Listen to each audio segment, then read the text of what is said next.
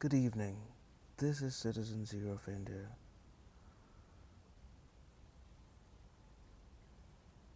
On this evening, the 4th of January 2024,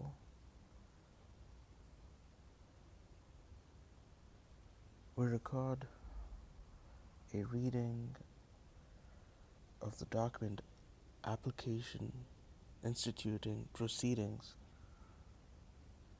against the crime of genocide by the State of Israel, as filed by the government of South Africa at the International Court of Justice. This document was obtained from the International Court of Justice website, and it can be found at https://192/128-APP-001-00-EN.PDF.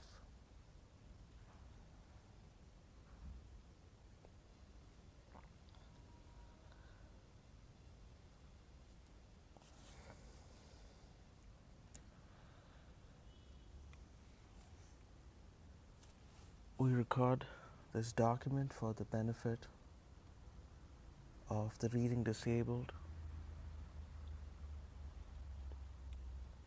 the blind, children of the world, and everyone else interested in our recordings and other book selections. Citizen Zero of India would like to thank the B.L. Hemavati Literary Arts Foundation for providing for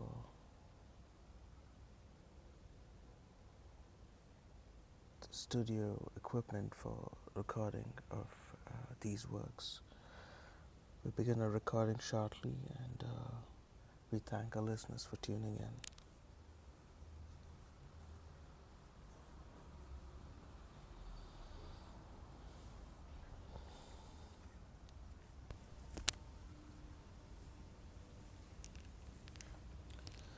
Application instituting proceedings. To the Registrar of the International Court of Justice, the undersigned, being duly authorized by the Government of the Republic of South Africa, state as follows. In accordance with Article 36, Clause 1 and 40 of the Statute of the Court and Article 38 of the Rules of the Court, I have the honor to submit this application instituting proceedings in the name of the Republic of South Africa, against the State of Israel, pursuant to Article 41 of the statute. The application includes a request that the court indicate provisional measures to protect the rights invoked herein from imminent and irreparable loss.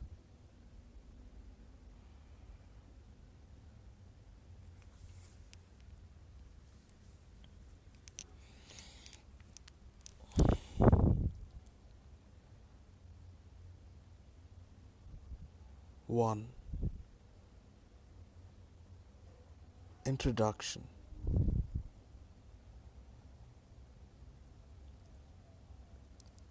One.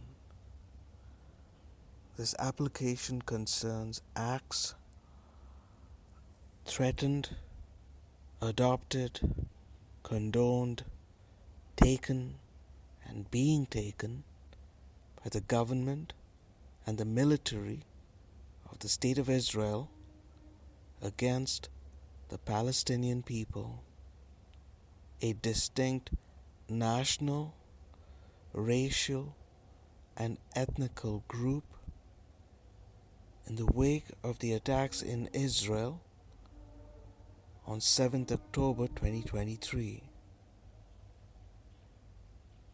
South Africa unequivocally condemns all violations of international law by all parties, including the direct targeting of Israeli civilians and other nationals, and hostage-taking by Hamas and other Palestinian armed groups.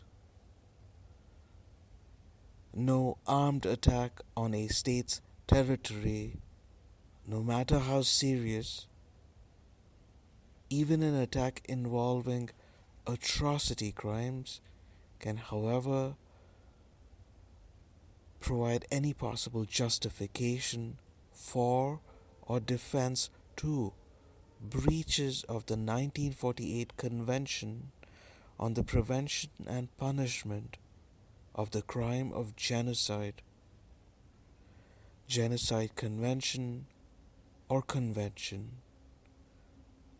whether as a matter of law or morality. The acts and omission by Israel complained of by South Africa, the acts and omission by Israel complained of by South Africa are genocidal in character because they are intended to bring about the destruction of a substantial part of the Palestinian national, racial, and ethnical group, that being the part of the Palestinian group in the Gaza Strip, Palestinians in Gaza. The acts in question include killing Palestinians in Gaza, causing them serious bodily and mental harm, and inflicting on them conditions of life calculated to bring about their physical destruction.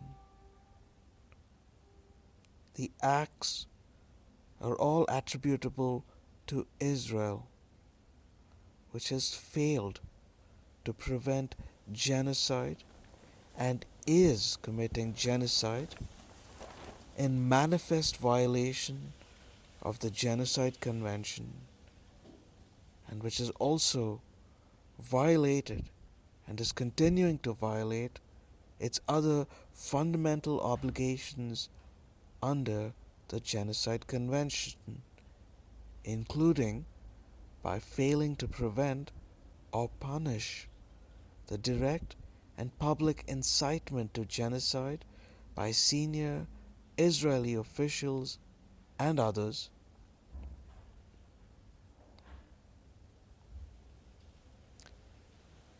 Two, in preparing this application, South Africa has paid close attention to the provisions of the Genocide Convention, to its interpretation, and to its application in the years following its entry into force on 12th January 1951, as well as to the jurisprudence of this court and that of other international courts and tribunals, including the International Criminal Tribunal for the former Yugoslavia, the International Criminal Tribunal for Rwanda, and the International Criminal Court. South Africa is highly cognizant of the fact that the acts of genocide are distinct from other violations of international law sanctioned or perpetrated by the Israeli government and military in Gaza, including intentionally directing attacks against the civilian population,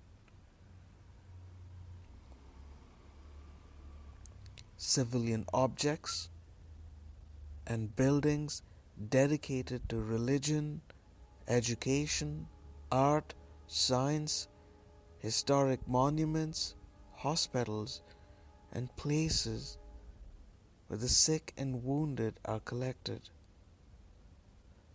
Torture, the starvation of civilians as a method of warfare, and other war crimes and crimes against humanity, though there is often a close connection between all such acts. South Africa is also aware that the acts of genocide inevitably form a part of a continuum, as Raphael Lemkin, who coined the term genocide himself, recognized. For this reason, it is important to place the acts of genocide in the broader context of Israel's conduct towards Palestinians during its 75-year-long apartheid, its 56-year-long belligerent occupation of Palestinian territory, and its 16-year-long blockade of Gaza, including the serious and ongoing violations of international law associated therewith, including grave breaches of the Fourth Geneva Convention and other war crimes and crimes against humanity. However, when referring in this application to acts and omission by Israel which are capable of amounting to other violations of international law, South Africa's case is that those acts and omissions are genocidal in character, as they are committed with the requisite specific intent, dolus specialis, to destroy Palestinians in Gaza as a part of the broader Palestinian national, racial, and ethnical groups.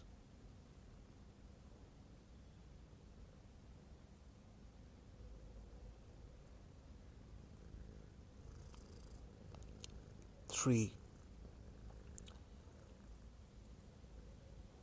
South Africa is acutely aware of the particular weight of responsibility in initiating proceedings against Israel for violations of the Geneva Convention.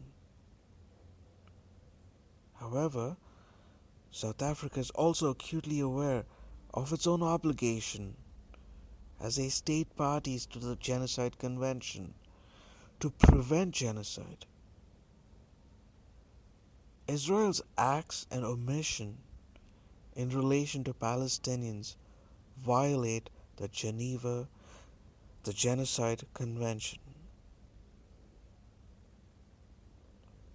Israel's acts and omission in relation to Palestinians violate the Genocide Convention.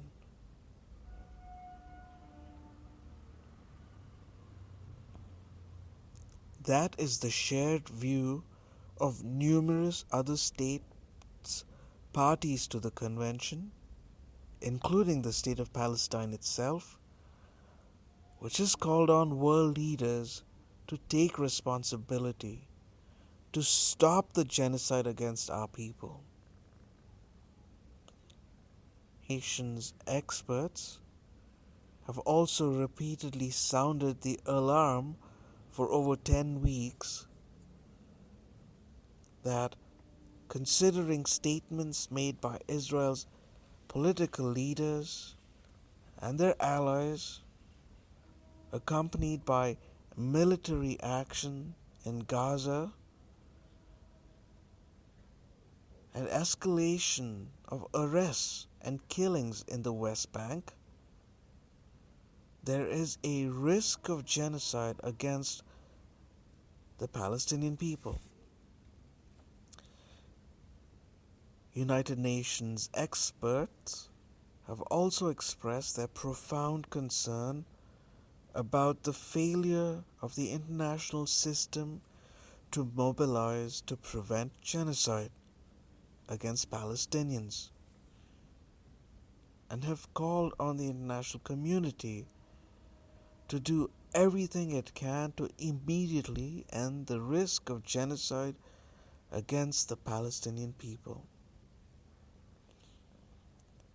The Committee on the Elimination of Racial Discrimination, CERD, acting under its early warning and urgent action procedure, has also called on all state parties to the Genocide Convention to fully respect their obligation to prevent genocide.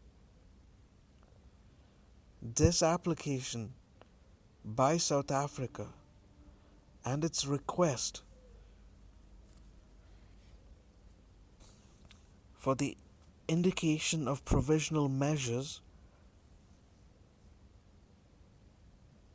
fall to be considered in that context, and in the light of those calls,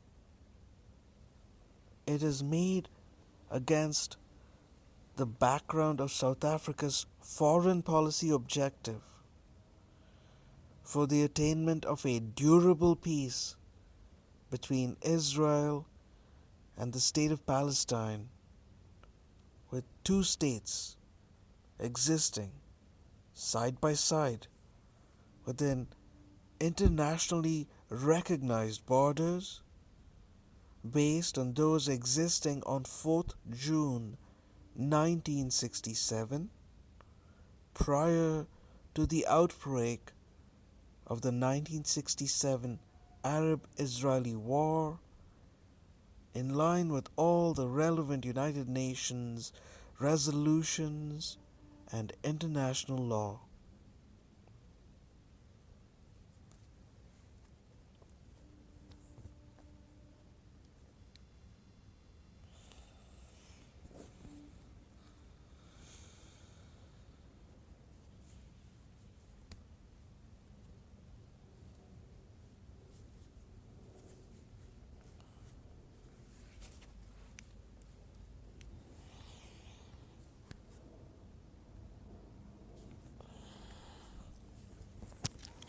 Four, the facts relied on by South Africa in this application and to be further developed in these proceedings establish that against a background of apartheid, expulsion, ethnic cleansing, annexation, occupation, discrimination, and the ongoing denial of the right of the Palestinian people to self-determination, Israel, since 7th October 2023 in particular, has failed to prevent genocide and has failed to prosecute the direct and public incitement to genocide. More gravely still, Israel has engaged in, is engaging in, and risks further engaging in genocidal acts against the Palestinian people in Gaza. Those acts include killing them, causing them serious mental and bodily harm, and deliberately inflicting on them conditions of life calculated to bring about their physical destruction as a group. Repeated statements by Israeli state representatives, including at the highest levels by the Israeli President, Prime Minister, Minister of Defense, express genocidal intent. That intent is also properly to be inferred from the nature and conduct of Israel's military operation in Gaza, having regard inter alia to Israel's failure to provide or ensure essential food, water, medicine, fuel, shelter, and other humanitarian assistance for the besieged and blockaded Palestinian people, which has pushed them to the brink of famine. It is also clear from the nature, scope, and extent of Israel's military attacks on Gaza, which have involved the sustained bombardment of more than 11 weeks of one of the most densely populated places in the world, forcing the evacuation of 1.9 million people, or 85% of the population of Gaza, from their homes and herding them into ever smaller areas without adequate shelter, in which they continue to be attacked, killed, and harmed. Israel has now killed in excess of 21,110 named Palestinians, including over 7,729 children, with over 7,780 others missing, presumed dead under the rubble, and has injured over 55,243 other Palestinians, causing them severe bodily and mental harm. Israel has also laid waste to the vast areas of Gaza, including entire neighborhoods, and has damaged or destroyed in excess of 355,000 Palestinian homes, alongside extensive tracts of agricultural land, bakeries, schools, universities, businesses, places of worship, cemeteries, cultural and archaeological sites, municipal and court buildings, and critical infrastructure, including water and sanitation facilities and electricity networks, while pursuing a relentless assault on the Palestinian medical and healthcare system. Israel has reduced and is continuing to reduce Gaza to rubble, killing, harming, and destroying its people, and creating conditions of life calculated to bring about their physical destruction as a group.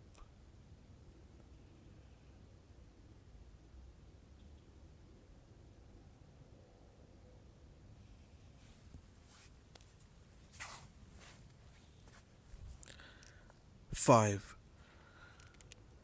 South Africa, mindful of the jus cogens character of the prohibition of genocide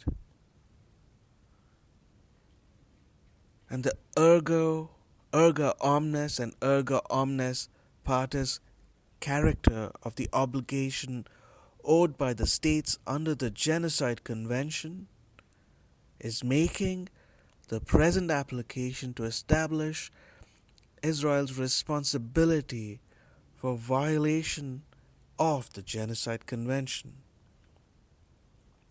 to hold it accountable under international law for those violations, and most immediately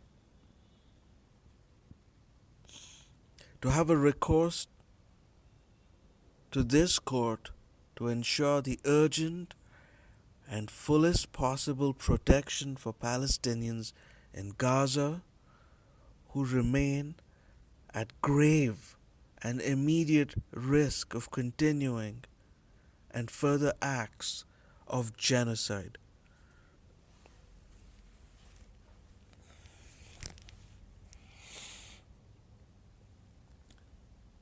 Six, in light of the extraordinary urgency of the situation, South Africa seeks an expedited hearing for its request for the indication of provisional measures. In addition, pursuant to Article 74, Clause 4 of the Rules of Court, South Africa requests the President of the Court to protect Palestinian people in Gaza by calling upon Israel immediately to halt all military attacks that constitute or give rise to the violations of the Genocide Convention, pending the holding of such hearing, so as to enable any order that the court may make on request for the indication of provisional measures to have its appropriate effects.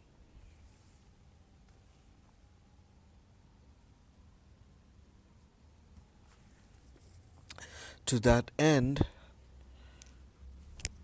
the court should order Israel to cease killing and causing serious mental and bodily harm to Palestinian people in Gaza, and to cease the deliberate infliction of conditions of life calculated to bring about their physical destruction as a group, to prevent and punish direct and public incitement to genocide, and to rescind related policies and practices, including regarding the restriction on aid and the issuing of evacuation directives.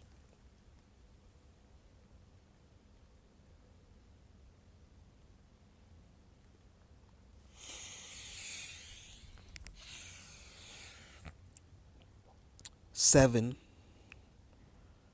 mindful of the court's important role and the exercise of its grave responsibility in circumstances in which the genocidal acts of which South Africa complains have occurred very recently and are ongoing, and have not otherwise been subject to judicial determination or detailed fact-finding, South Africa's application and request for provisional measures provide a more detailed factual account that might otherwise be usual.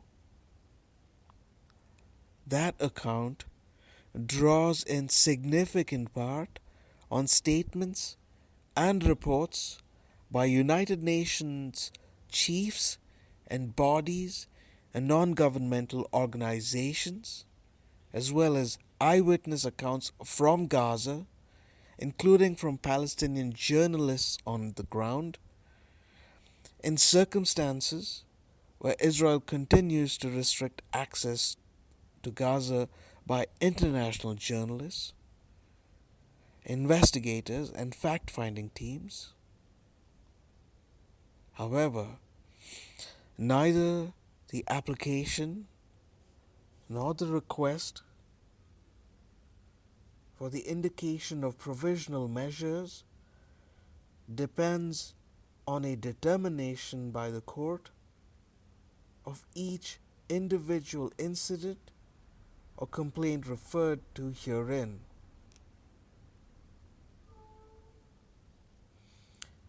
Notably, as the court's case law makes clear, what the court is required to do at the stage of making an order on provisional measures is to establish whether at least some of the acts alleged are capable of falling within the provisions of the Convention.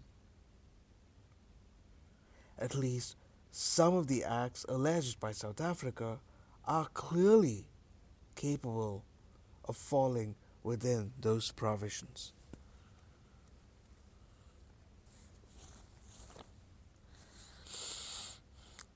Two, jurisdiction of the court. 8.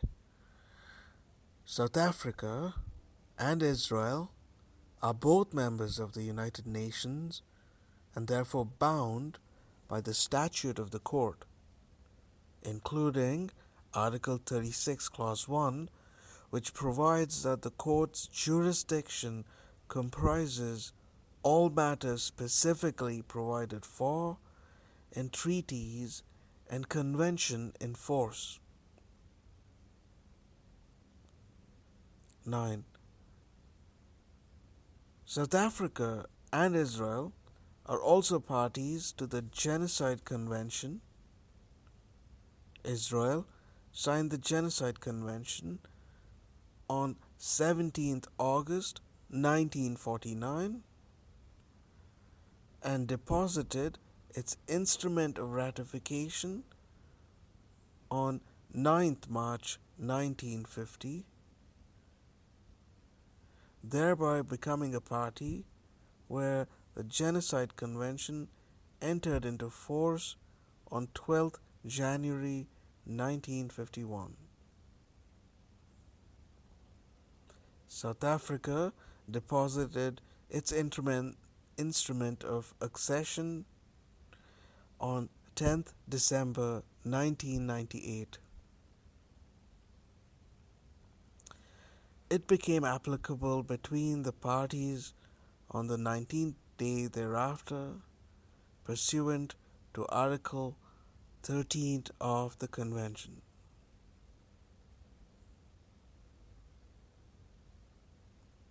10.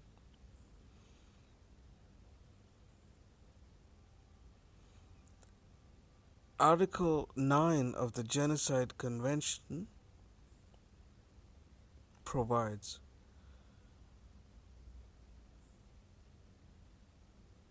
disputes between contracting parties relating to the interpretation, application, or fulfillment of the present convention, including those relating to the responsibility of a state for genocide or for any of the other acts enumerated in Article 3, shall be submitted to the International Court of Justice at the request of any of the parties to the dispute. 11. Neither South Africa nor Israel has entered any reservation to Article 9. 12. South Africa has repeatedly and urgently expressed its condition, its concern, and condemnation in respect of Israel's acts and omission which form the basis of this application. South Africa and other state parties to the Genocide Convention have, in particular, made clear that Israel's actions in Gaza constitute genocide against the Palestinian people. By the way of example, the presidents of Algeria, Bolivia, Brazil, Colombia, Cuba, Iran, Turkey, and Venezuela have all described Israel's actions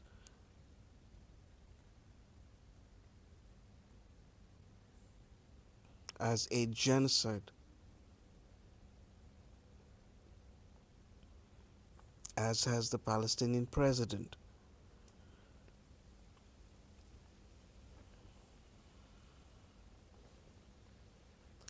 State officials and representatives from Bangladesh, Egypt, Honduras, Iraq, Jordan, Libya, Malaysia, Namibia, Pakistan, Syria,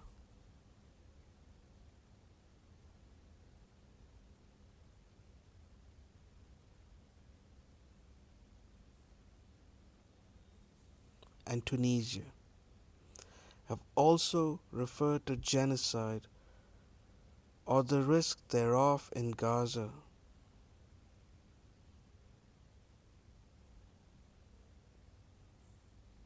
As have the heads of state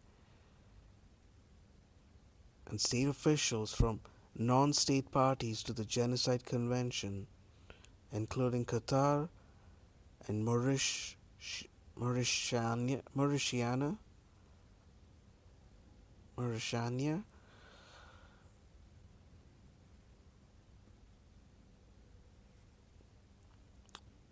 I repeat once again.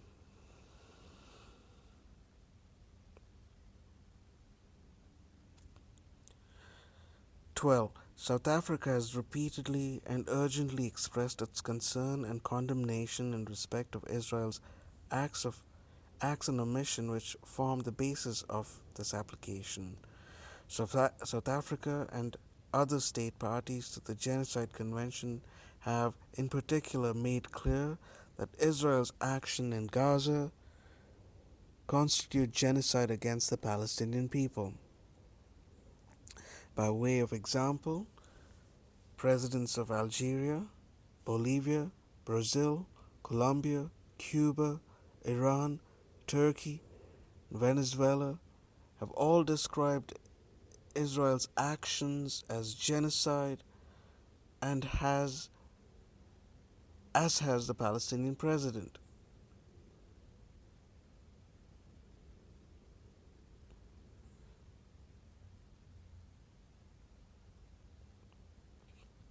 State officials and representatives from Bangladesh, Egypt, Honduras, Iraq, Jordan, Libya, Malaysia, Namibia, Pakistan, Syria, and Tunisia have also referred to genocide or the risk thereof in Gaza, as have the heads of state and state officials from non-state parties to the Genocide Convention, including Qatar and Mauritania.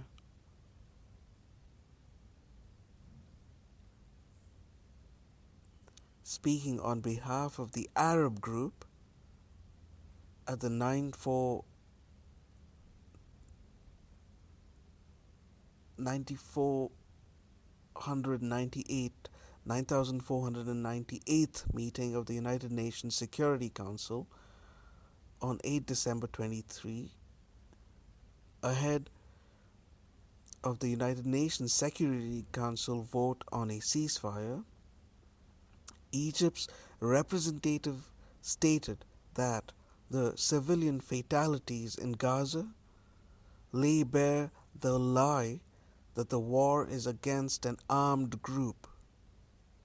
Rather, it is a collective punishment and genocide against the Palestinian people. Citing the extensive destruction of civilian infrastructure and the targeting of United Nations staff members, he stated that the forcible displacement of 85% of Gaza's people living in dire circumstances represents an effort to eliminate the Palestinian people.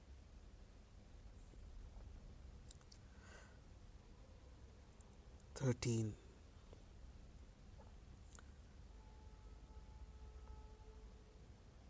Having regard to the fact that the prohibition of genocide has the character of a peremptory norm, and that the obligations under the Convention are owed erga omnes and erga omnes partes, Israel has been made fully aware of the grave concerns expressed by the international community, by state parties to the Genocide Convention, and by South Africa in particular, as to Israel's failure to seize, prevent, and punish the commission of genocide. South Africa's concern has been expressed inter alia as follows. On 30th October 2023, the South African Department of International Relations and Cooperation issued a statement calling on the international community to hold Israel accountable for breaches of international law, warning that the crime of genocide sadly looms large in Gaza. The statement recalled that President Lula da Silva of Brazil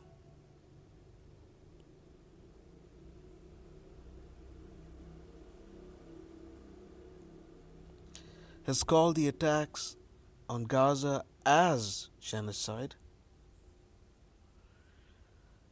The statement recalled that President Lula da Silva of Brazil has called the attacks on Gaza a genocide, and that the South African Minister of International Relations and Cooperation, Naledi Pandor, addressing the United Nations Security Council on 24th October 2023, had also reminded the international community not to stand idle while another genocide is unfolding.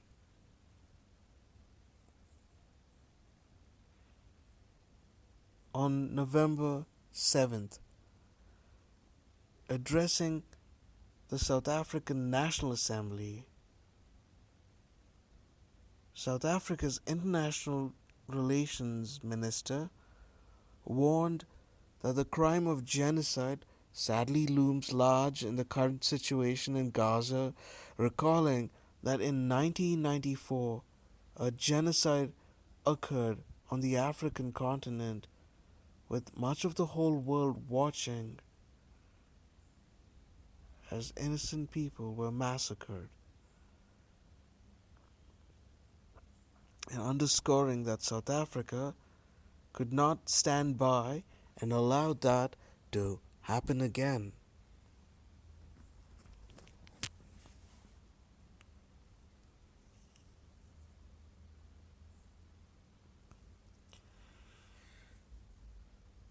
On 10th November 2023, the Director General of South Africa's Department of International Relations and Cooperation, DIRCO, conducted a formal diplomatic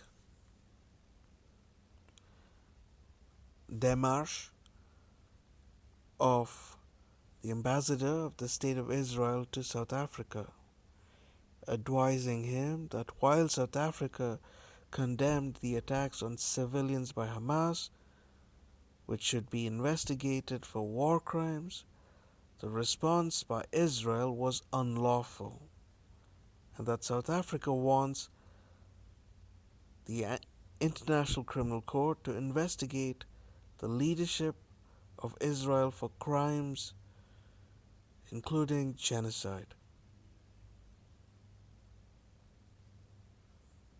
On 13th November 2023, at a meeting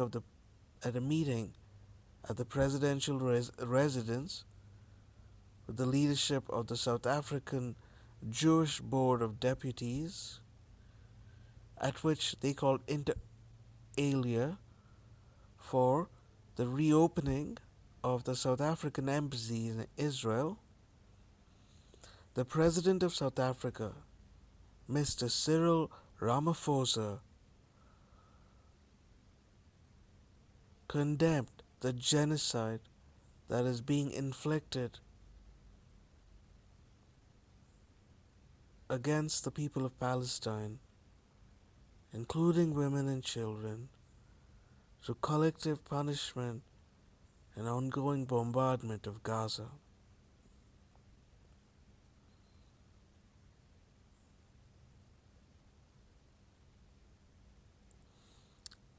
On 17th November 2023, during the course of a state visit to Qatar,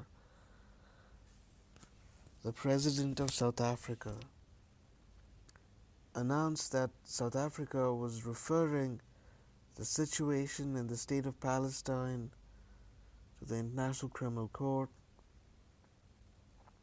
expressing his abhorrence for what is happening right now in Gaza, which has now turned into a concentration camp where genocide is taking place.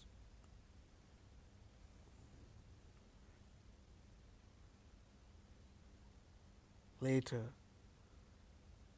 on 17th November 2023, the Embassy of South Africa in The Hague, acting on behalf of South Africa,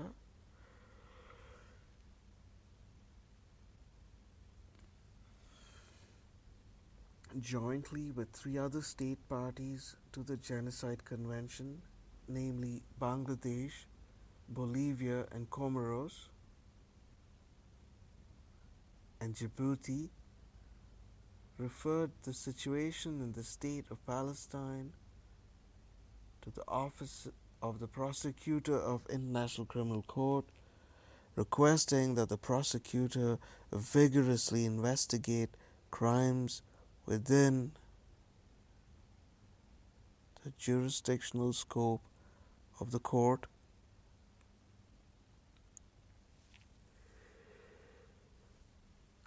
including the crime of genocide, as provided for in Article 6A, B, and C of the Rome Statute of the International Criminal Court, Rome Statute. On 21st November 2023,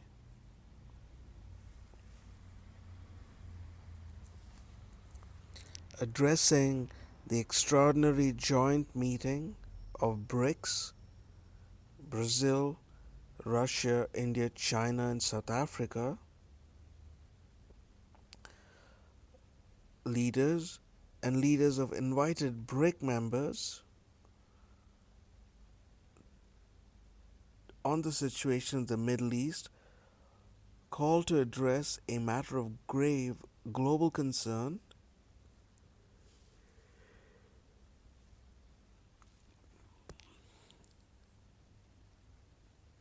In the Middle East, the President of South Africa asserted the deliberate denial of medicine, fuel, food, and water to the residents of Gaza is tantamount to genocide. I repeat, on 21st November 2023, addressing the extraordinary joint meeting of BRICS, Brazil, Russia, India, China, and South Africa leaders and leaders of the invited BRICS members on the situation in the Middle East called to address a matter of grave global concern in the Middle East. The President of South Africa asserted the deliberate denial of medicine, fuel, food, and water to the residents of Gaza is tantamount to genocide.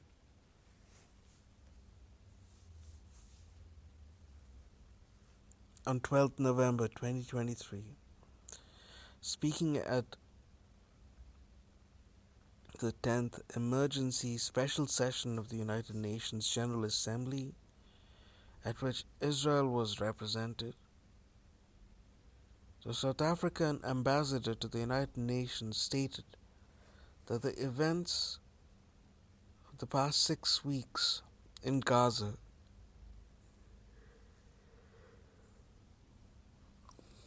have illustrated that Israel is acting contrary to its obligations in terms of the Genocide Convention.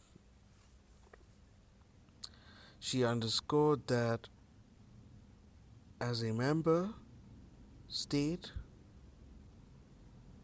owing to South Africa's painful past,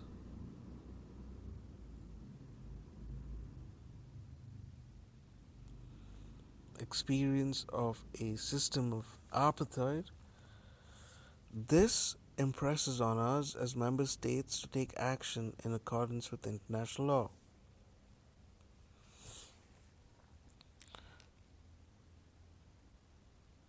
I repeat, on 12th December 2023, speaking at the 10th Emergency Special Session of the United Nations General Assembly, at which Israel was represented, the South African ambassador to the United Nations stated that the events of the past 6 weeks at Gaza have illustrated that Israel is acting contrary to its obligation in terms of the Genocide Convention.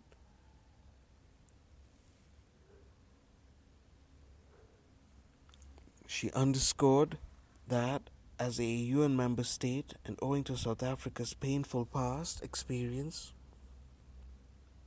of a system of apartheid, this impresses on us as member states to take action in accordance with international law.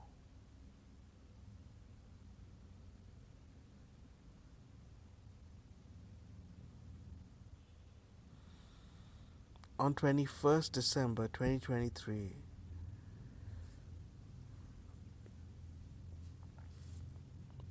South Africa sent a note verbal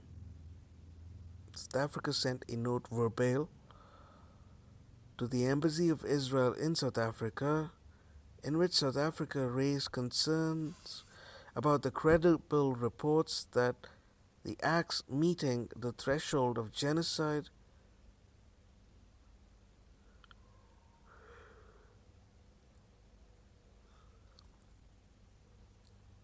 or related crimes as defined in the 1948 Convention on the Prevention and Punishment of Genocide have been and may still be committed in the context of the conflict in Gaza. The note verbal recalled that a state party to the convention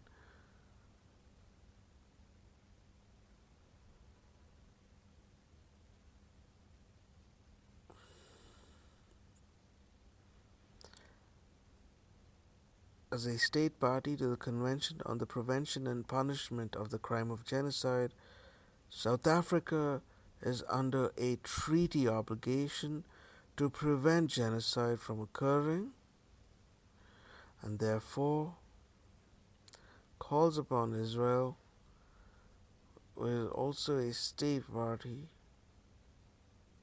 to the convention, to immediately cease hostilities in Gaza and to free and to refrain from conduct constituting or failing to prevent violation of its obligation under the Constitution,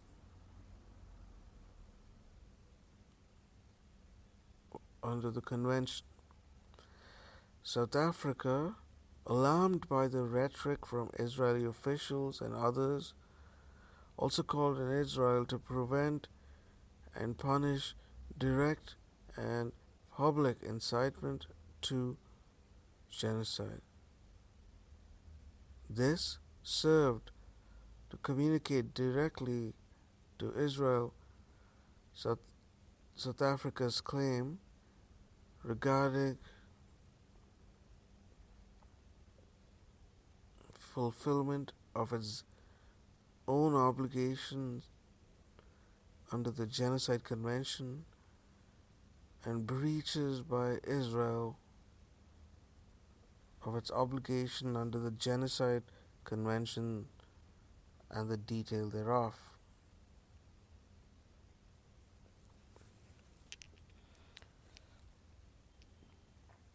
(14)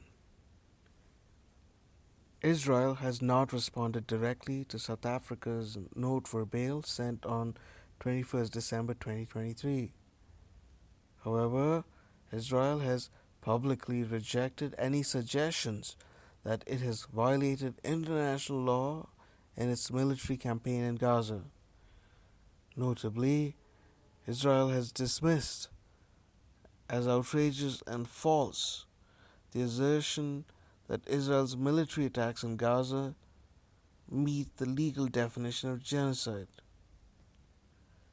and are aimed at not just simply killing of innocent people and the destruction of their livelihood, but a systematic effort to empty Gaza of its people.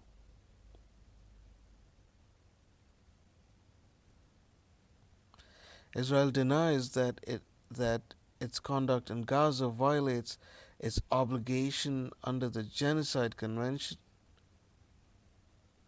asserting that the accusation of genocide against Israel is not only wholly unfounded,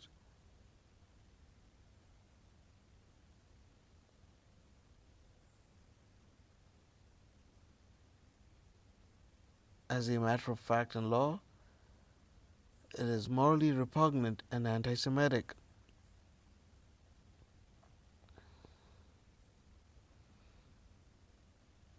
Moreover, Israel has engaged and continues to engage in acts and omission against Palestinian people in Gaza, which have been asserted to be genocidal, and by its attitude and conduct has refused any suggestion that its action in Gaza are constrained by its obligation under the Genocide Convention. Indeed, the Israeli Prime Minister asserted on 26 December 2023, "We are not stopping. We are continuing to fight, and we are deepening the fighting in the coming days. This will be a long battle, and it's not close to being over." Israel's own conduct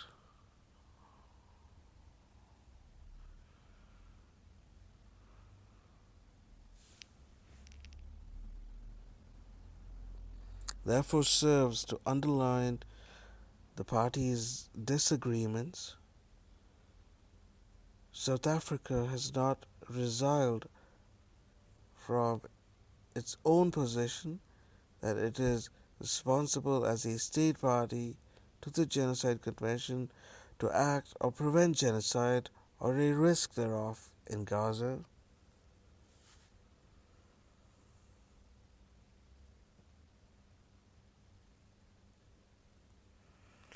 according to the established 15. According to the established case law of the court, a dispute is a disagreement on a point of law or a fact, a conflict of legal views or interests between parties. Such a disagreement or positive opposition of the claim by one party by the other need not necessarily be the exercise of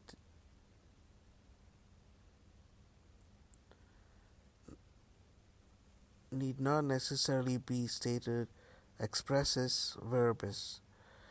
The position of the attitude of a party can be established by inference, whatever the professed views of the party. 16.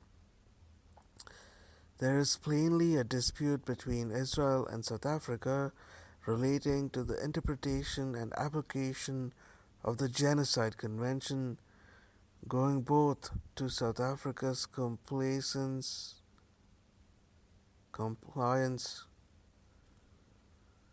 with its own obligation, my complacence, as I'm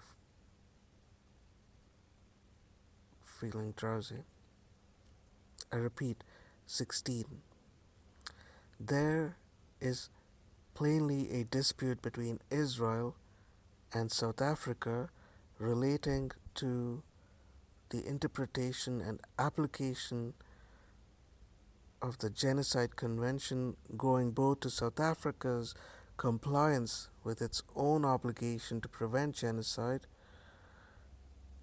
and to Israel's compliance with its obligation not to commit genocide and to prevent and punish genocide, including the direct and public incitement to genocide, and to make reparations to its victims and offer assurances and guarantees of non-repetition. Given that South Africa's claim concerns its own obligation as a state party to the Genocide Convention to act to prevent genocide, to which Israel's acts and omission give rise, South Africa plainly has standing in relation thereto. Moreover, given that any state party to the Genocide Convention, and not only a specially affected state, may invoke the responsibility of another state party with a view to ascertaining the alleged failure to comply with its obligation erga omnes partes, and to bring the failure to an end. South Africa has also a prima facie standing to submit to the court its dispute with Israel on the basis of the alleged violations of obligations under the Genocide Convention. 17.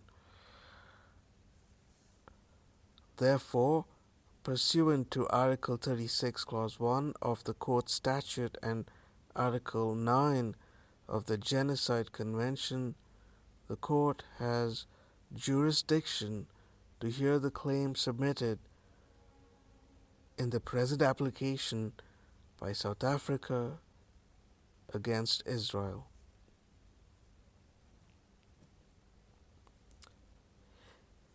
This ends part 2 of the document. This is Citizen Zero of India recording a reading of of this document of application instituting proceedings. I wish to inform our listeners that this is my second time reading the document, as I spent the earlier part of the day going through this document, and I had, after reading the astounding presentation of facts and the logic of this case, I felt compelled to make a recording for those who may not have the time to read this document, of which is 80 pages long. So this is my second time reading, and I beg your pardon that this has tired me out and has just as much depressed me to continue reading.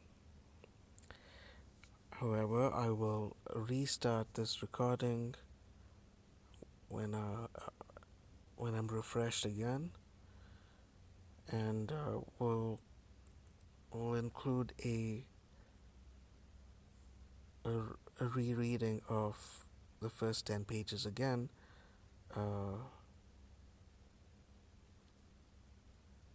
at the completion of this document. We thank our listeners for tuning in this evening on the 4th of January 2023. We encourage you to visit the website at the International Court of Justice mentioned in our introduction to download this document for yourselves. And we believe this is a historical moment for the world, and it is no small matter. It requires our keenest attention, and so I hope our readers can take part. I end this recording here, and we'll continue again tomorrow. Thanks, our listeners, for tuning in.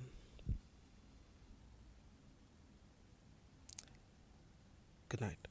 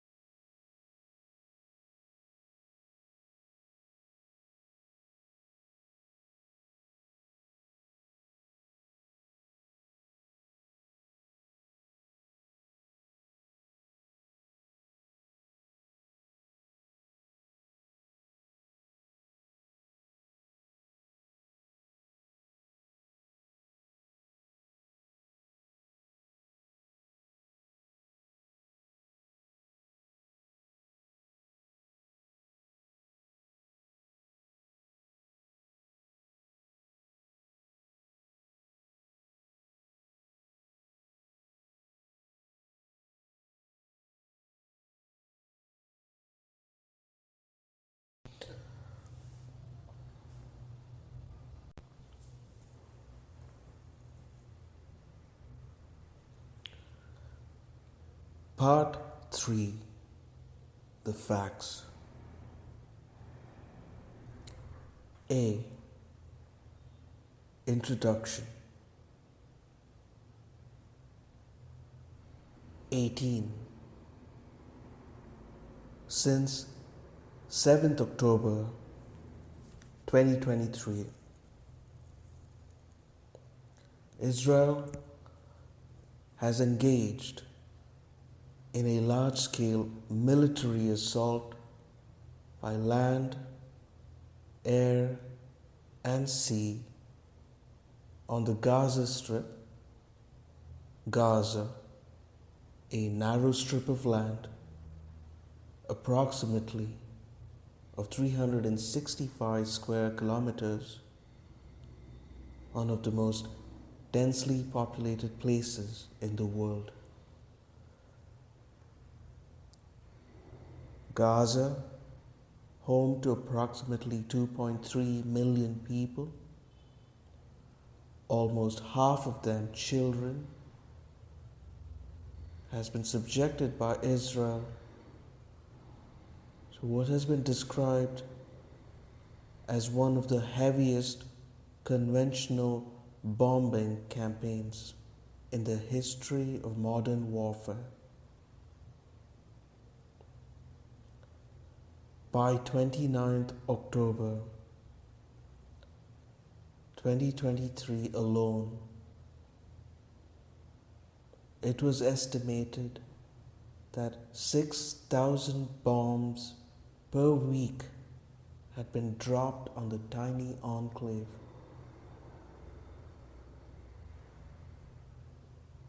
In just over 2 months, Israel's military attacks had wreaked more destruction than the razing of Syria's Aleppo between 2012 and 2016, Ukraine's Mariupol, or proportionally the Allied bombing of Germany in World War II.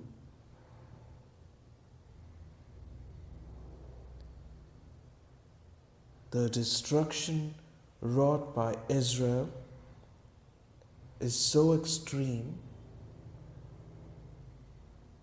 that Gaza is now a different color from space. It's a different texture. As stated by the United Nations Secretary General in a letter dated 6th December 2023 to the President of the United Nations Security Council, of which the United Nations General Assembly took express note in Resolution ESIO 22 of 12th December 2023 on the protection of civilians and upholding legal and humanitarian obligations.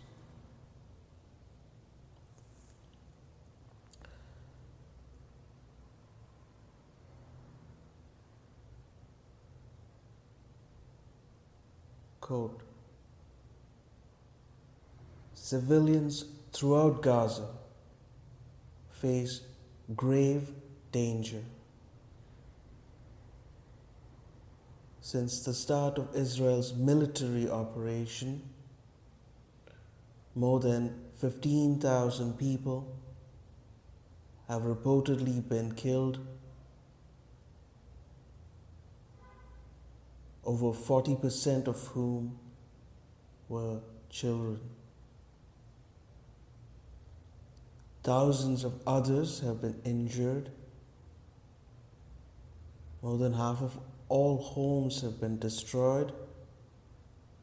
Some 80% of the population of 2.2 million have been forcibly displaced into increasingly smaller areas.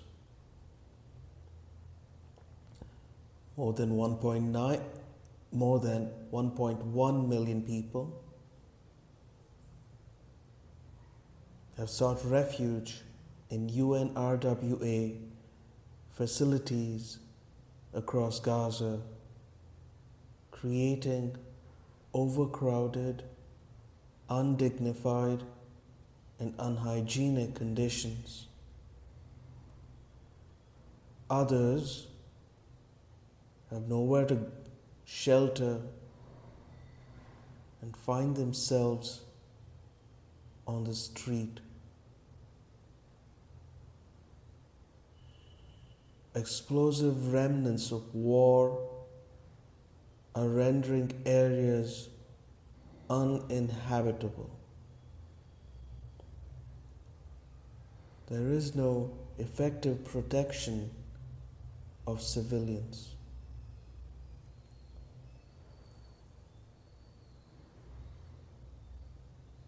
The healthcare system in Gaza is collapsing. Hospitals have turned into battlegrounds. Only 14 hospitals out of 36 facilities are even partially functional. 2 major hospitals in South Gaza are operating at 3 times their bed capacity and are running out of basic supplies and fuel. They are also sheltering thousands of displaced persons. Under these conditions, under these circumstances, more people will die untreated in the coming days and weeks.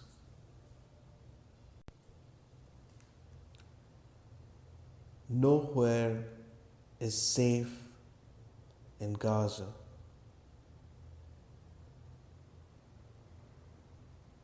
Amid constant bombardment by the Israel Defense Forces and without shelter or the essentials to survive, I expect public order to completely break down soon due to the desperate conditions, rendering even limited humanitarian assistance impossible. An even worse situation could unfold, including epidemic diseases and increased pressure for mass displacement into neighboring countries.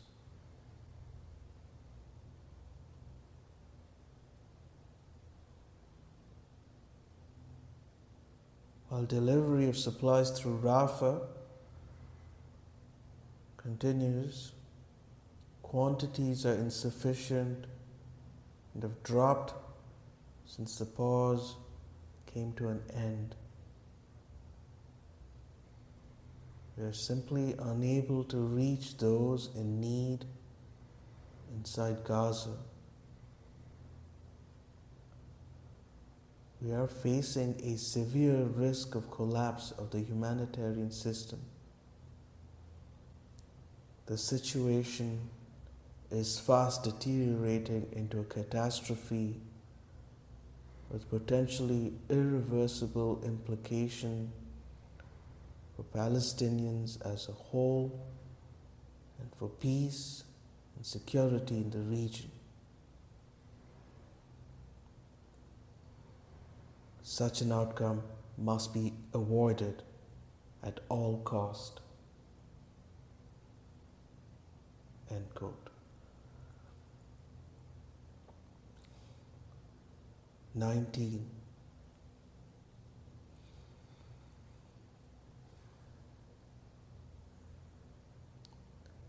Since that letter was written, the numbers have risen even more starkly. At least 21,110 Palestinians in Gaza have been killed, and over 55,243 other Palestinians have been wounded, many severely. The death toll includes over 7,729 children, not including the 4,700 women and children still missing and presumed dead under the rubble.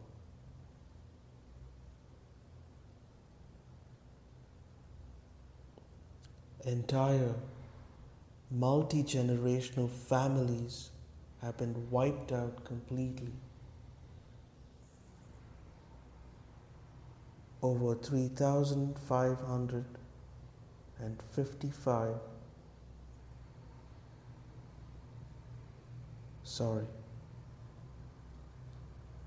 over 355,000 homes,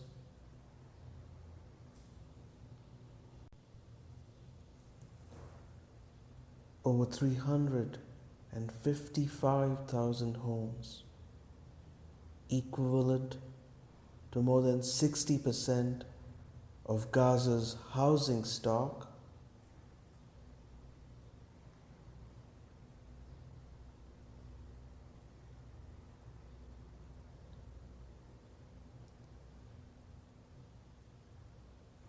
in Gaza has been damaged or destroyed.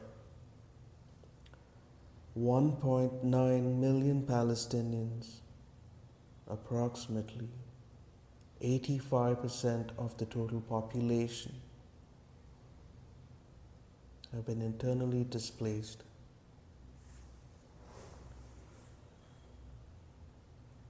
Many fled the north of the territory to the south, having been ordered to do so by Israel,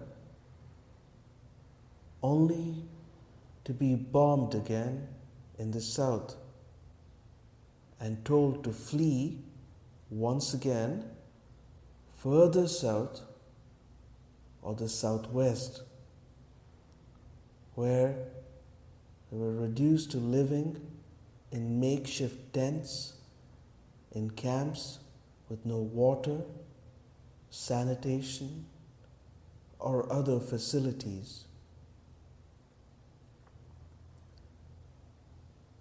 Israel has bombed, shelled, and besieged Gaza's hospitals, with only 13 out of 36 hospitals partially functional and no fully functioning hospital left in North Gaza.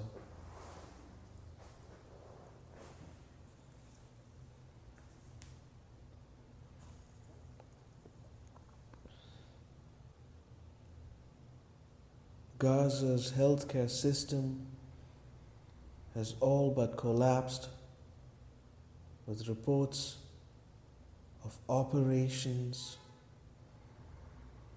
including amputations and cesarean sections,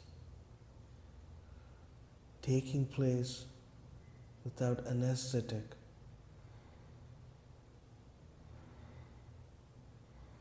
A significant proportion of the wounded and sick are unable to access any or adequate care. Contagious and epidemic diseases are rife amongst the displaced Palestinian population, with experts warning of the risk of meningitis, cholera, and other outbreaks. The entire population in Gaza is at imminent risk of famine, whereas the proportion of households affected by acute food insecurity is the largest ever recorded, according to the Integrated Food Security Phase Classification (IPC). Experts warn that silent, slow deaths caused by hunger and thirst risk surpassing those violent deaths already caused by Israeli bombs and missiles.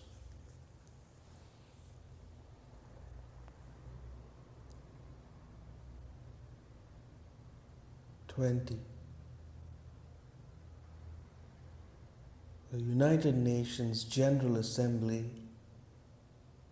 has expressed grave concern over the catastrophic humanitarian situation in the Gaza Strip and the suffering of Palestinian civilian population, with the United Nations Security Council noting in particular the disproportionate effect on children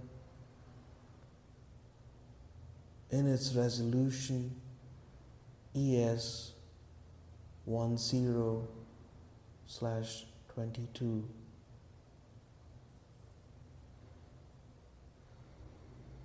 Of 12th December 2023.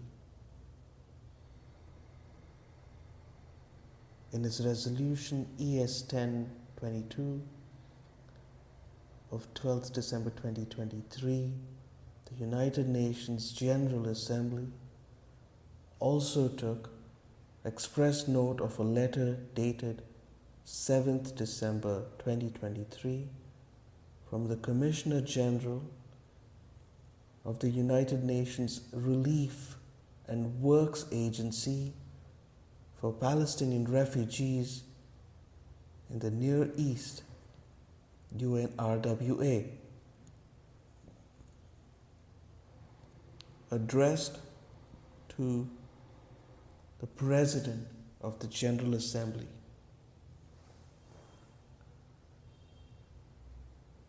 In the unprecedented letter, the Commissioner General predicts the collapse of the mandate he is expected to fulfill and calls for an end to the decimation of Gaza and its people.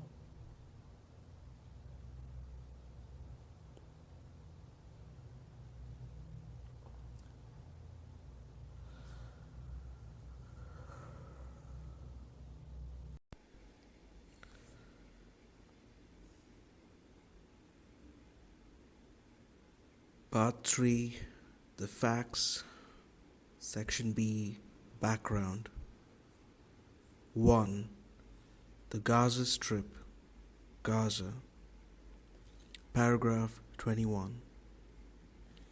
Gaza is a narrow strip of land bordered to the west by the Mediterranean Sea, to the south by Egypt, and to the north and east by Israel, together with the West Bank, including East Jerusalem.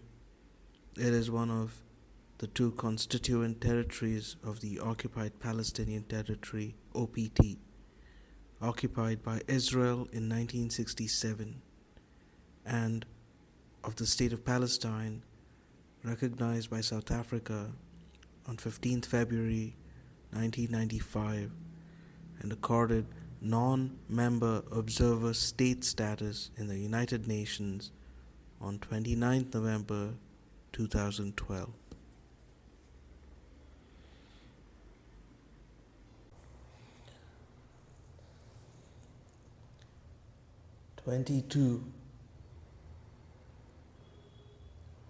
The population of Gaza consists of approximately 2.3 million people, over half of whom are children. 80% of Palestinians in Gaza are refugees, and their descendants from towns and villages in what is now the State of Israel, expelled or forced to flee during the mass displacement of over 750,000 Palestinians, or Nakba, during the establishment of the State of Israel. The Nakba and the mass displacement associated with it, therefore, features prominently in the history and consciousness of Palestinians in Gaza, as it does for the wider Palestinian people. Palestinians in Gaza form a substantial part of the Palestinian national, racial, and ethnical group.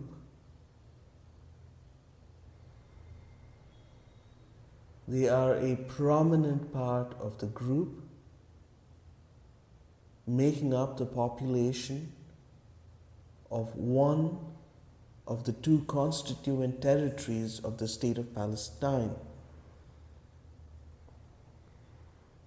They are also a quantitatively substantial part of the Palestinian population of the State of Palestine under occupation, which counts approximately 5.48 million people.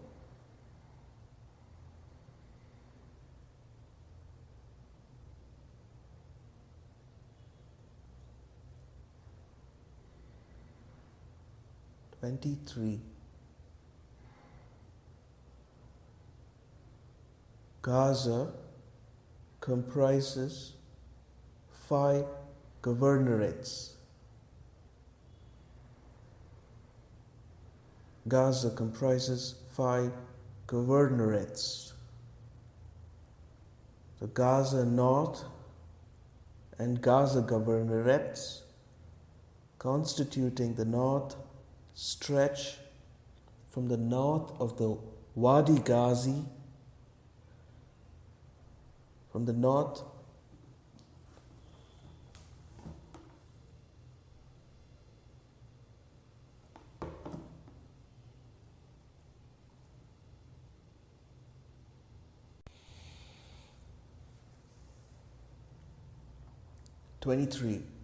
Gaza comprises 5 governorates.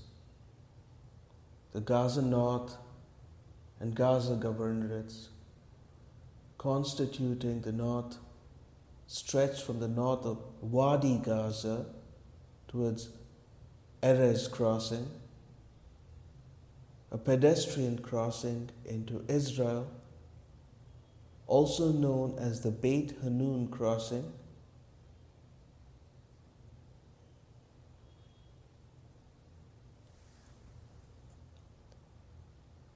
The north is ordinarily home to approximately 1.1 million Palestinians, many concentrated in Gaza City, approximately 713,488 inhabitants, as well as in Beit Lahia and Beit Hanun, and in the beach and Jabalia refugee camps.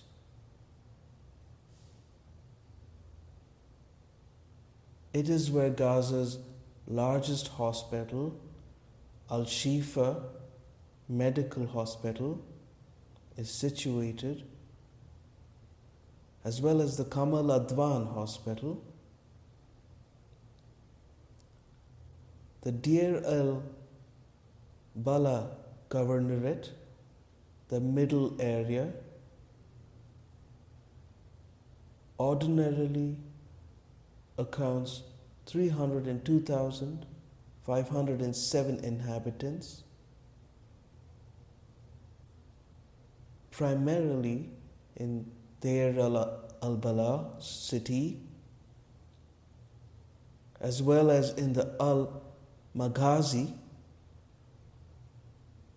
An-Nusayrat, Al-Burej, and Deir al-Bala refugee camps. It is where Gaza's only power plant is located.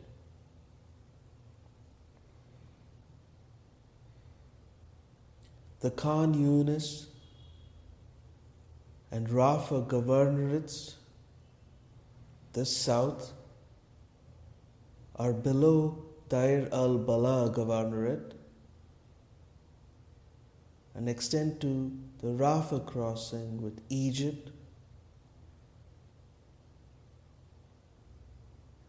The major population centers in the south are Khan Yunis and Rafah,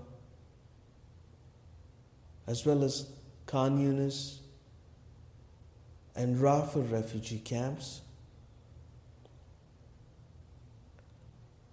The Karem Shalom crossing, also known as Karem Abu Salem crossing, the Karem Shalom crossing, also known as Karem Abu Salem crossing, is located 4 kilometers west of Rafah. The south is where the Nasser Hospital is located. The South's pre-October 2023 population stood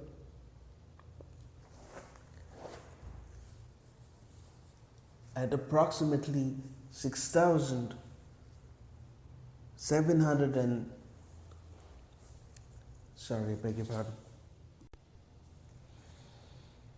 The South's pre-October 2023 population stood at approximately 673,844 inhabitants.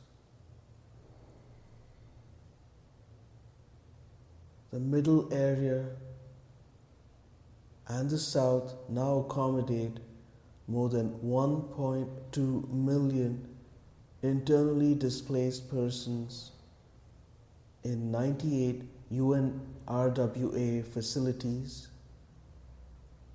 and tens of thousands in makeshift tents in Al-Mawasi area, a Bedouin Palestinian town in a small strip of mostly undeveloped sand along Gaza's Mediterranean coast, identified by Israel on the resumption of hostilities in the first week of December 2023 as a purportedly safe zone.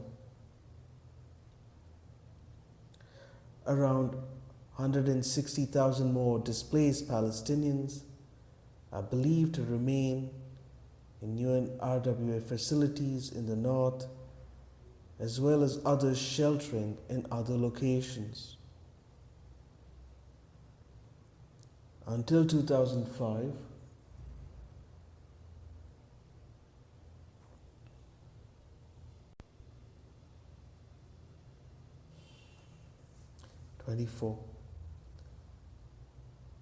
Until 2005, Gaza,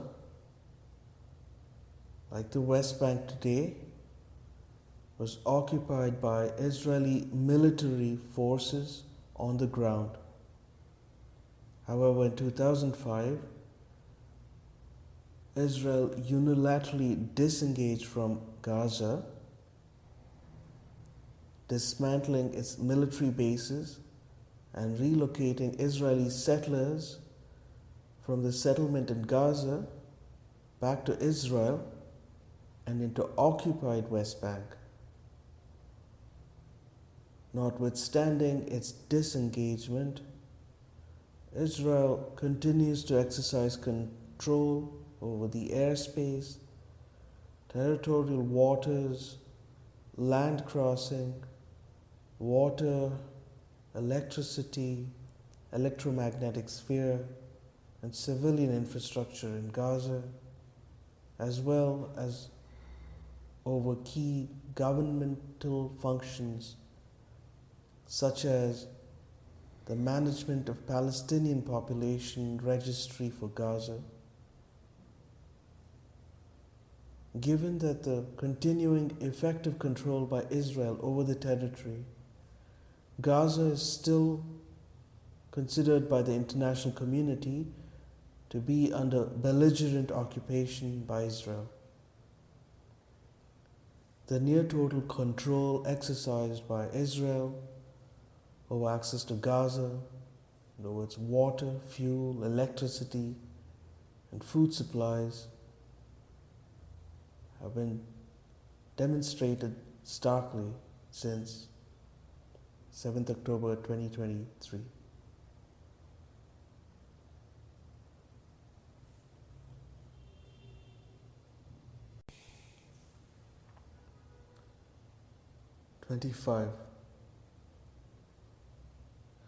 Entry and exit by air and sea to Gaza has been prohibited since the early 90s, with Israel operating only two crossing points, Erez, pedestrian, and Kerem Shalom, goods, through which Palestinians in Gaza could access the West Bank, including Jerusalem, including East Jerusalem, for business, trade, healthcare, and social and family functions. However, Israel imposed a stringent blockade of Gaza following Hamas's electoral victory in 2006 that was followed by inter-Palestinian violence, declaring the entire territory to be a hostile territory.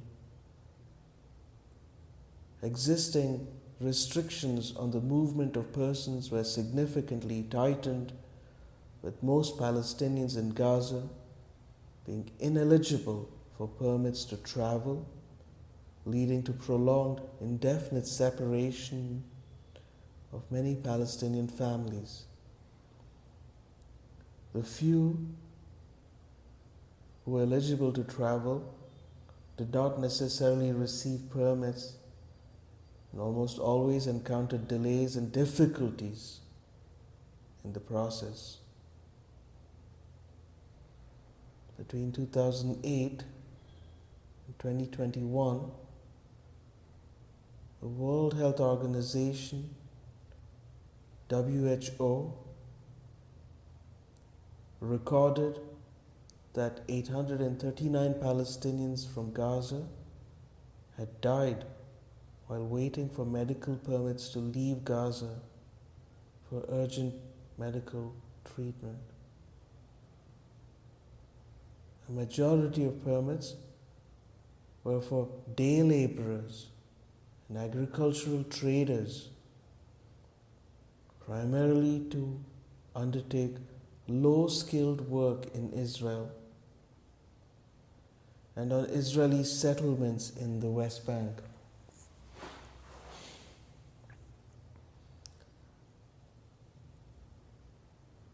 Between 2007 and 2010, Israel regulated food imports into Gaza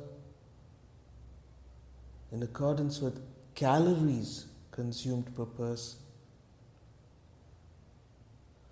to limit the transfers of food to a humanitarian minimum without causing hunger or malnutrition. Israel thereafter applied a dual-use system to imports into Gaza, severely restricting the entry of goods by prohibiting goods considered to be capable of having a dual civilian and military use.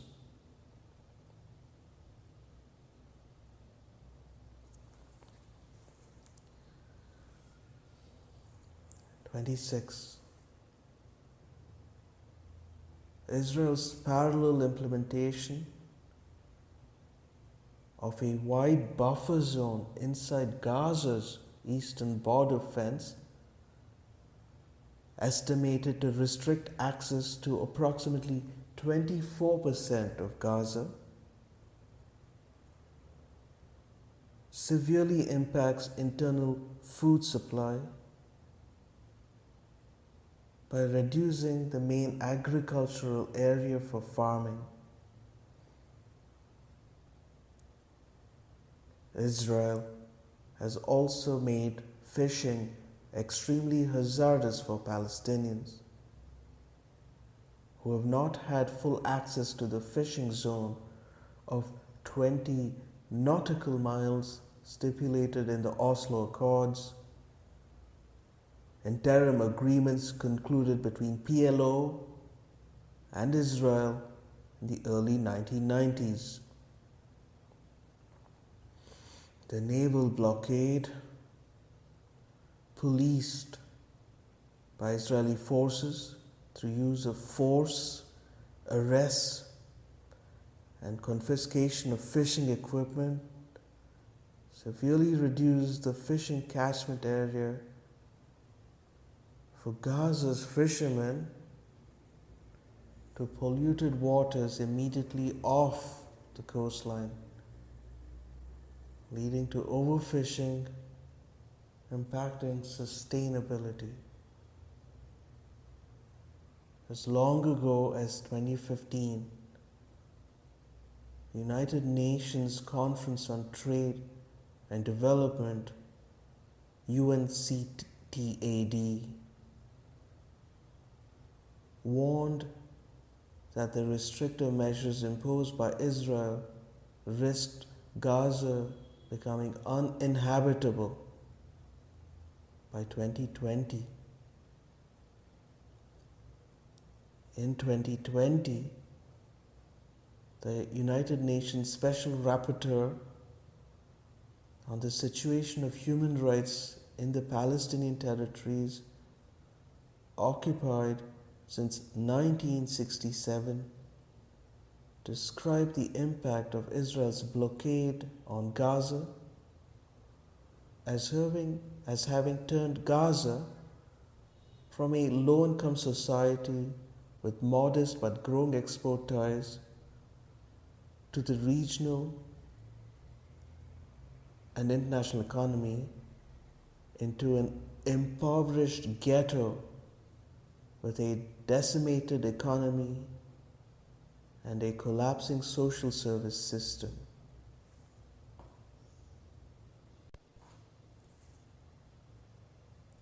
In 2022, he described the situation as follows, quote, "In Gaza, the apparent strategy of Israel is the indefinite warehousing of an unwanted population of 2 million Palestinians, whom it has confined to a narrow strip of land through its comprehensive 15-year-old air, land and sea blockade, with further restrictions by Egypt on the southern border of Gaza. Ban Ki-moon has called this political quarantining of the population a collective punishment, which is a serious breach of international law. The World Bank reported in 2021 that Gaza had undergone a multi-decade process of development, of de-development and deindustrialization, resulting in a 45% unemployment rate and a 60% poverty rate, with 80% of the population dependent on some form of international assistance, in significant part because of the hermetic sealing of the access of Gaza to the outside world.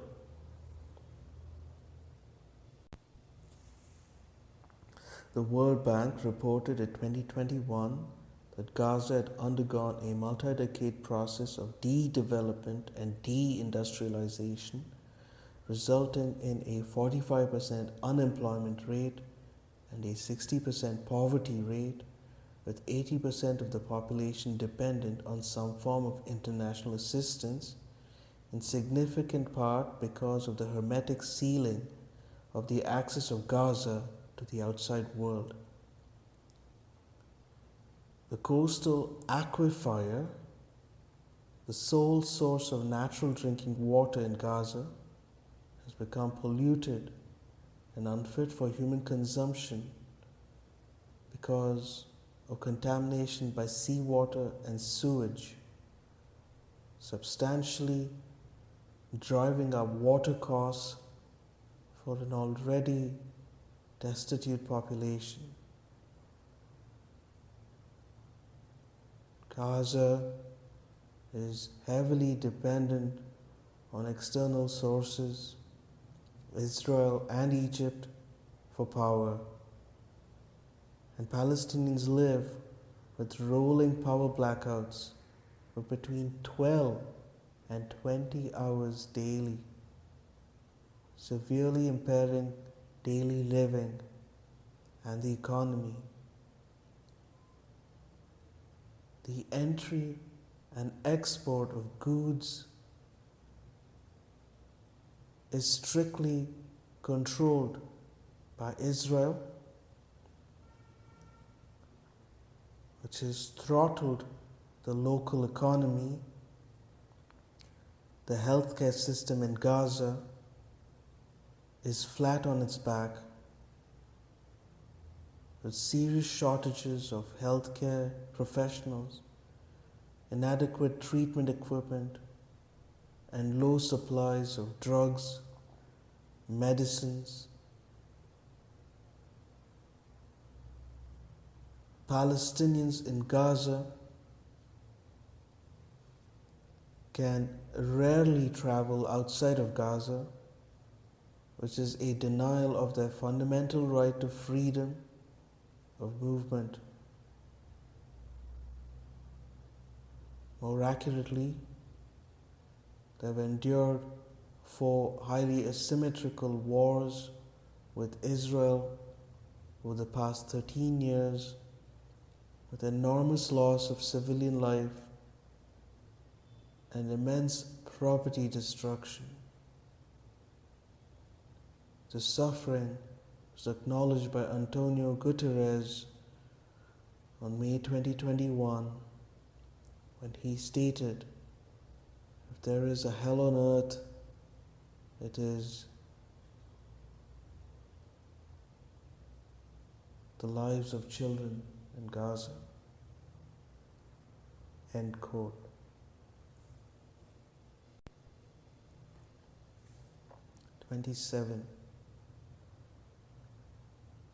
Between 29th September 2000 and 7th October 2023, approximately 7,569 Palestinians, including 1,699 children, were killed in those four asymmetric wars, as well as other smaller military assaults, with tens of thousands of others injured. 27.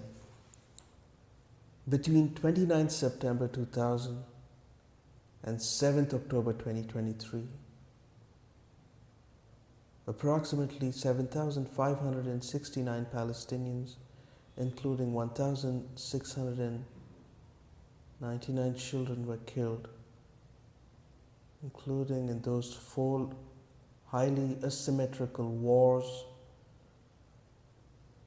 as well as other smaller military assaults, with tens of thousands of others injured. A further 214 Palestinians, including 46 children, were killed during the Great March of Return, a large-scale, peaceful protest along the separation fence between Gaza and Israel, in which thousands of Palestinians participated every Friday for over 18 months, demanding the blockade imposed on Gaza be lifted and the return of Palestinian refugees to their homes and villages in Israel. On one particular lethal day alone, Israel killed 60 Palestinian protesters, as determined by the Independent Commission of Inquiry on the Protest in the Occupied Palestinian Territory Commission,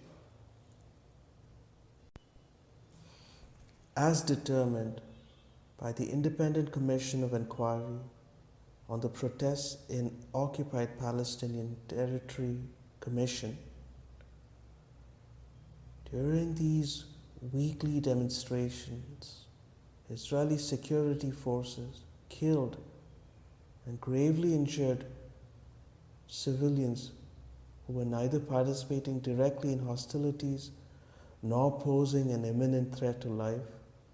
Among those shot were children, paramedics, journalists, and persons with disabilities. End quote. 28. Those killed by Israeli soldiers firing from behind the separation fence included 3 medics and 2 journalists. A total of over 36,100 Palestinians, including nearly 8,800 children, were injured by Israel, including 4,903 people who were shot in the lower limbs, many while standing hundreds of meters away from the snipers unarmed. 156 of them had to have at least one limb amputated, and over 1,200 required specialized limb reconstruction treatment.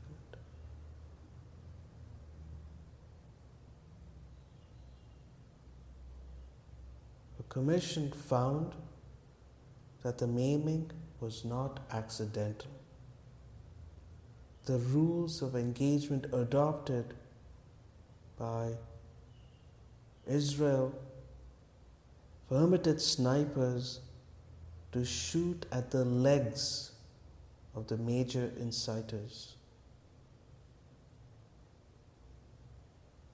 One Israeli soldier admitted that he shot 42 knees in one day.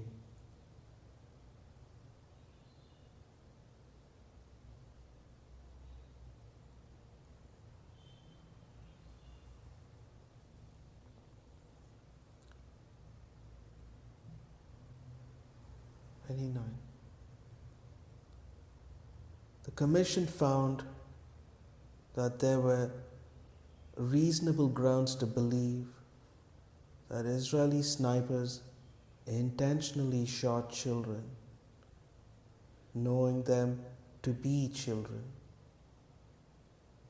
And they also intentionally shot health workers and journalists, despite seeing that they were clearly marked as such.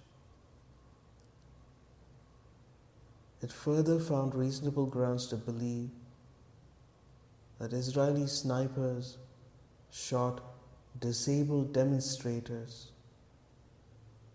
intentionally, despite seeing that they had visible disabilities, despite them not presenting an imminent threat.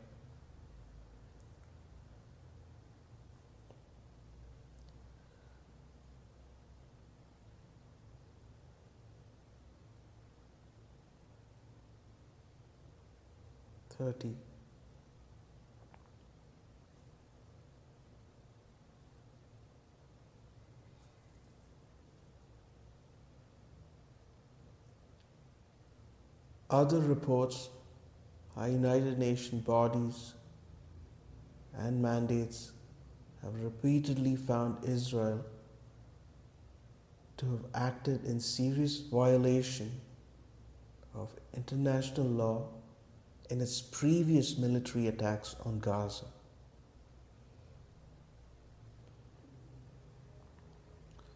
By way of example, report of the Human Rights Inquiry Commission established pursuant to the Commission Resolution S51 of 19th October 2000, 16th March 2001.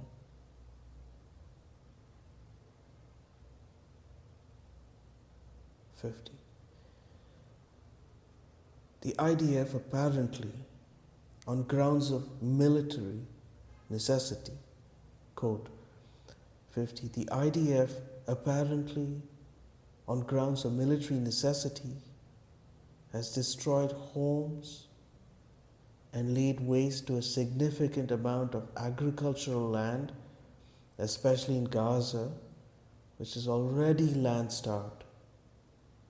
Statistics show that 94 homes have been demolished and 7,024 dunams of agricultural land bulldozed in Gaza.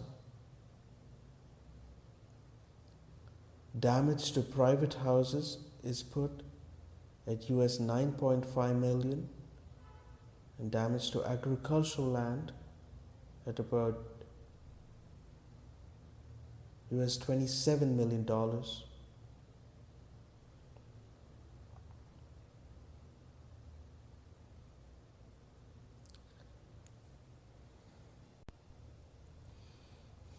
Damage to private houses is put at 9.5 million US dollars and damage to agricultural land at about 27 million US dollars. Houses situated on this land had been destroyed and families compelled to live in tents.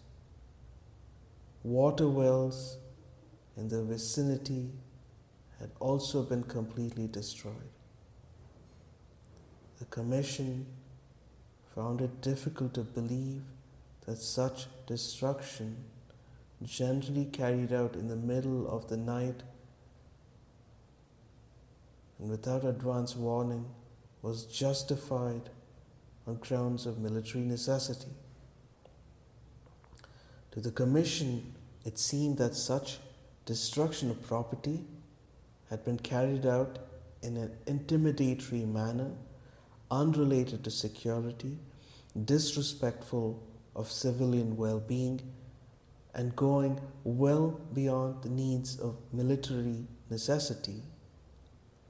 The evidence suggested the destruction of property and the demolition of houses have been replicated elsewhere in the West Bank and Gaza, Palestinians, like other people, are deeply attached to their homes and agricultural land.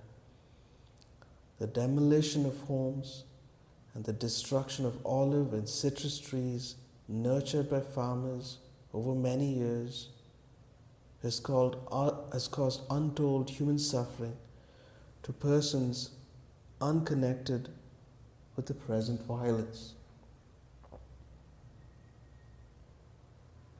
51. The Commission concludes that the IDF has engaged in excessive use of force at the expense of life and property in Palestine. End quote.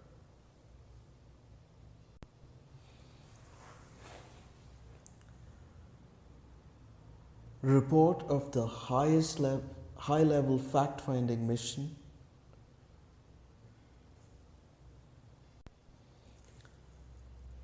Report of the high-level fact-finding mission to Beit Hanun, established under Council Resolution S-3/1, 1st September 2008, Archbishop Desmond Tutu and Professor Christine Schinken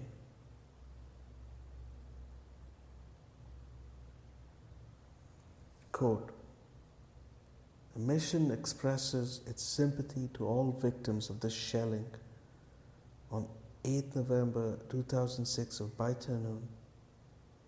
The attack took lives and inflicted horrendous physical and mental injuries, tore families apart, destroyed homes, took away livelihoods, and traumatized a population. Its aftermath compounded those ills." 75. The absence of a well-founded explanation from the Israeli military, who is in sole possession of the relevant facts, the mission must conclude that there is a possibility that the shelling of Beit Hanun constituted a war crime as defined in the Rome Statute of International Criminal Code. 76. One victim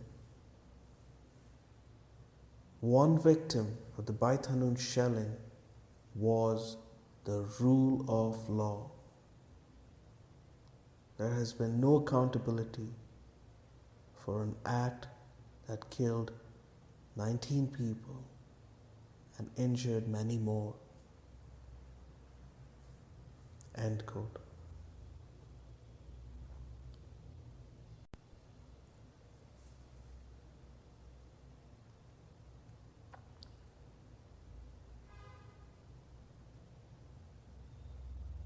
Report of the United Nations fact-finding mission on Gaza conflict, established pursuant to the Human Rights Council Resolution S-9/1 of 12th January 2009 to 25th September 2009.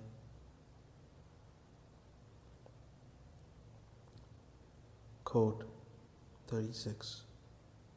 The mission did not find any evidence to support the allegations that hospital facilities were used by Gaza authorities or by Palestinian armed groups to shield military activities, or that ambulances were used to transport combatants or for the other military purposes. On the basis of its own investigations and statements by United Nations officials, the mission excludes that Palestinian armed groups engaged in combat activities from United Nations facilities that were used as shelters during the military operations. 55. The mission investigated 4 incidents in which Israeli armed forces coerced Palestinian civilian men at gunpoint to take part in house searches during the military operations.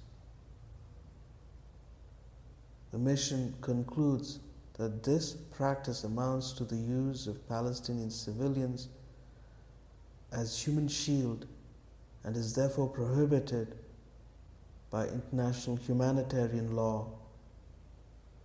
The Palestinian men used as human shields were questioned under threat of death or injury to extract information about Hamas, Palestinian combatants, and tunnels. This constitutes a further violation of international humanitarian law. 60. In addition to arbitrary deprivation of liberty and violation of due process rights, the case of the detained Palestinian civilians highlight a common thread of the interaction between Israeli soldiers and Palestinian civilians, which also emerged clearly in many cases discussed elsewhere in the report. Continuous and systematic abuse, outrages on personal dignity, humiliating and degrading treatment contrary to fundamental principles of international humanitarian law and human rights law. The mission concludes that this treatment constitutes the infliction of a collective penalty on these civilians and amounts to measures of intimidation and terror. 382. In assessing the Israeli strikes against the Legislative Council building and the main prison, the mission first of all notes that Hamas is an organization with distinct political, military, and social welfare components. 391. The mission rejects the analysis of present and former senior Israeli officials that because of the alleged nature of Hamas government in Gaza, the distinction between civilian and military parts of the government infrastructure is no longer relevant in relation to Israel's conflict with Hamas. 392. The mission is of the view that this is a dangerous argument that should be vigorously rejected as incompatible with the cardinal principles of distinction. International humanitarian law prohibits attacks against targets that do not make an effective contribution to military action. Attacks that are not directed against military or dual-use objectives are violation of the laws of war, no matter how promising the attacker considers them from a strategic or a political point of view. 522. The warning to go to city centers came at the start of the ground invasion. In the mission's view, it was unreasonable to assume in the circumstances that civilians would indeed leave their homes as a consequence. As a consequence, the conclusion that allegedly formed part of the logic of soldiers on the ground, that those who had stayed put had to be combatants, was wholly unwarranted.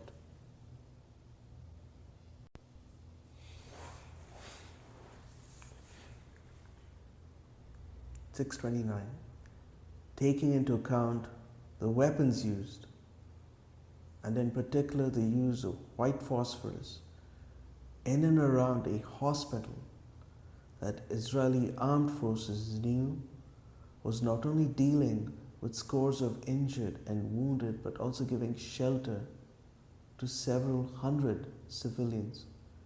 The mission finds, based on all the information available to it, that in directly striking the hospital and the ambulance depot, the Israeli armed forces in these circumstances violated Article 18 of the Fourth Geneva Convention and violated customary international law in relation to proportionality.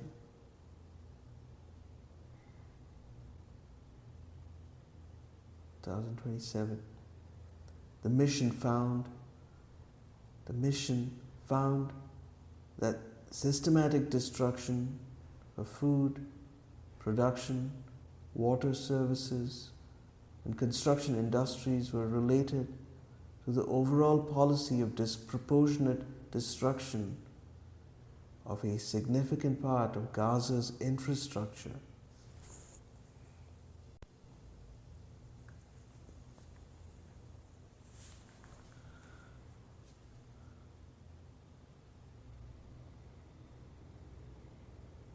Through its overly broad framing of the supporting infrastructure, the Israeli armed forces have sought to construct a scope for the activities that, in the mission's view, was designed to have inevitably dire consequences for the non-combatants in Gaza.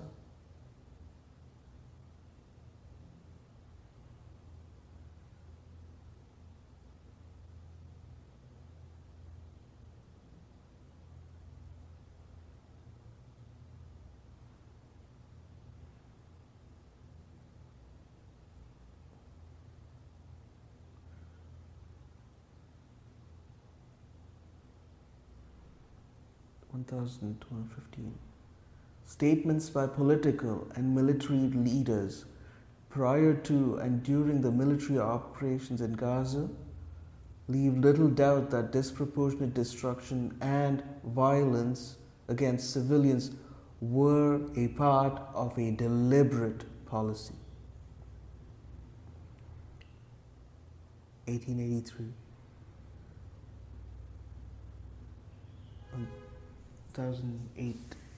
183.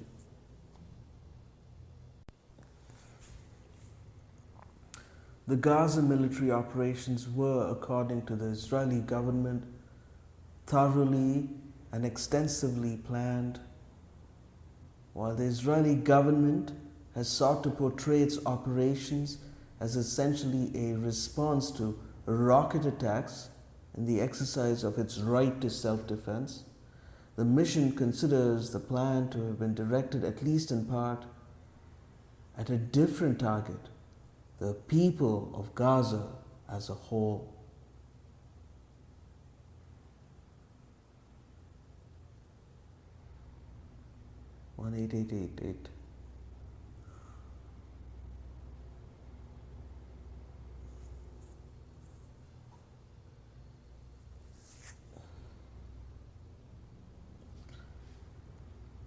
The mission recognizes fully that the Israeli armed forces, like any army attempting to act within the parameters of international law, must avoid taking undue risks with their soldiers' lives, but neither can they transfer that risk onto the lives of civilian men, women, and children.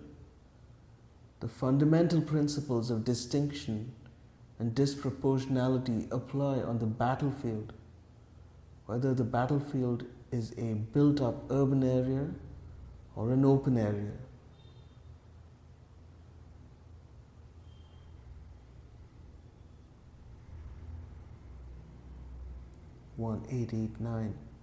The repeated failure to distinguish between combatants and civilians appears to the mission to have been the result of deliberate guidance issued to soldiers, as described by some of them, and not the result of occasional lapses.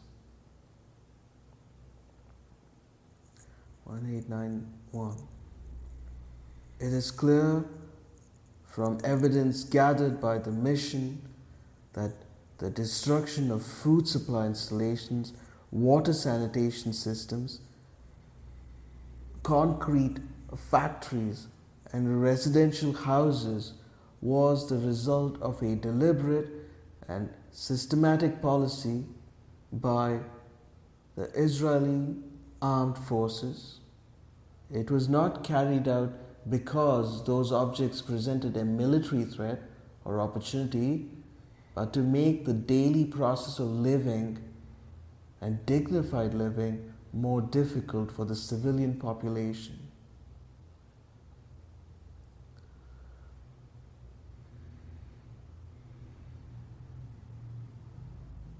On 1892.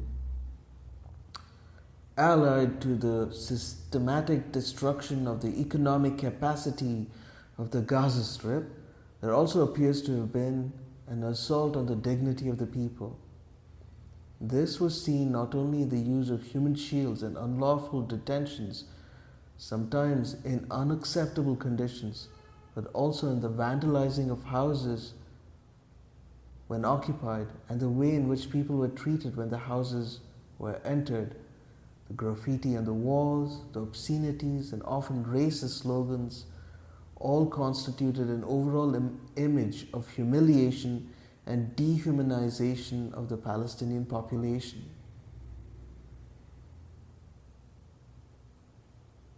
On 1893. The operations were carefully planned in all their phases. Legal opinions and advice were given throughout the planning stages and at certain operational levels during the campaign. There were almost no mistakes made according to the government of Israel.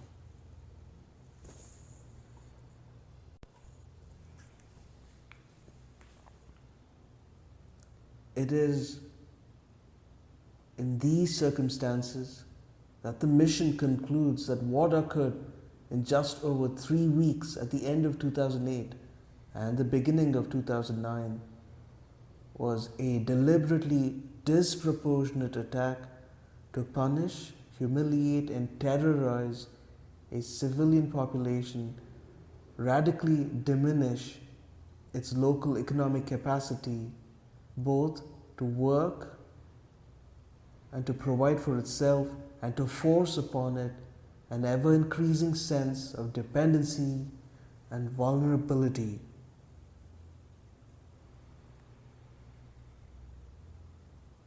In 1927, the mission found that the Israeli armed forces in Gaza rounded up and detained large group of persons protected under the Fourth Geneva Convention.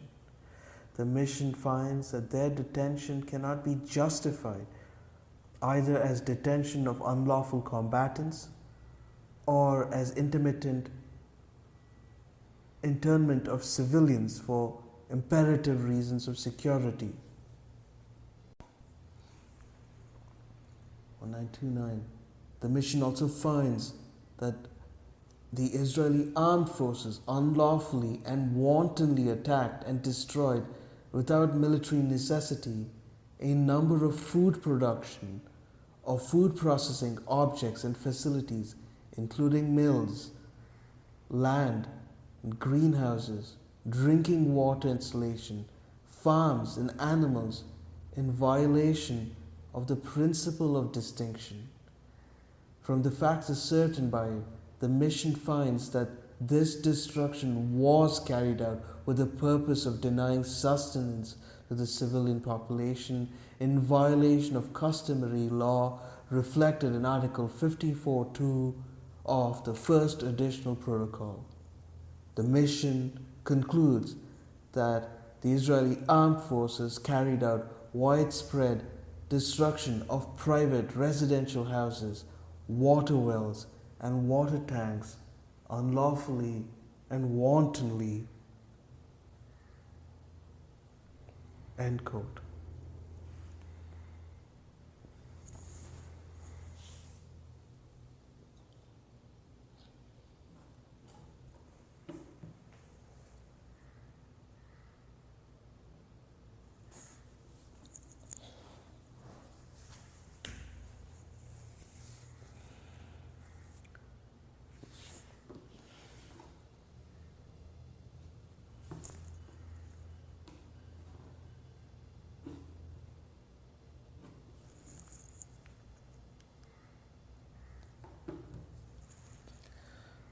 Report of the Independent Commission of Inquiry established pursuant to Human Rights Council Resolution S-21/1, 24th June 2015.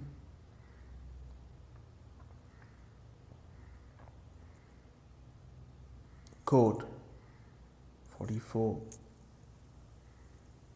The large number of targeted attacks against residential buildings and the fact that such attacks continued throughout the operation even after the dire impact of these attacks on civilians and civilian objects became apparent raised concern that the strikes may have constituted military tactics reflective of a broader policy approved at least tactically by decision makers at the highest levels of the government of Israel. 51. The fact that the Israel Defense Forces did not modify the manner in which they conducted their operations after initial episodes of shelling resulted in a large number of civilian deaths indicates that their policies governing the use of artillery in a densely populated area may not be in conformity with international humanitarian law.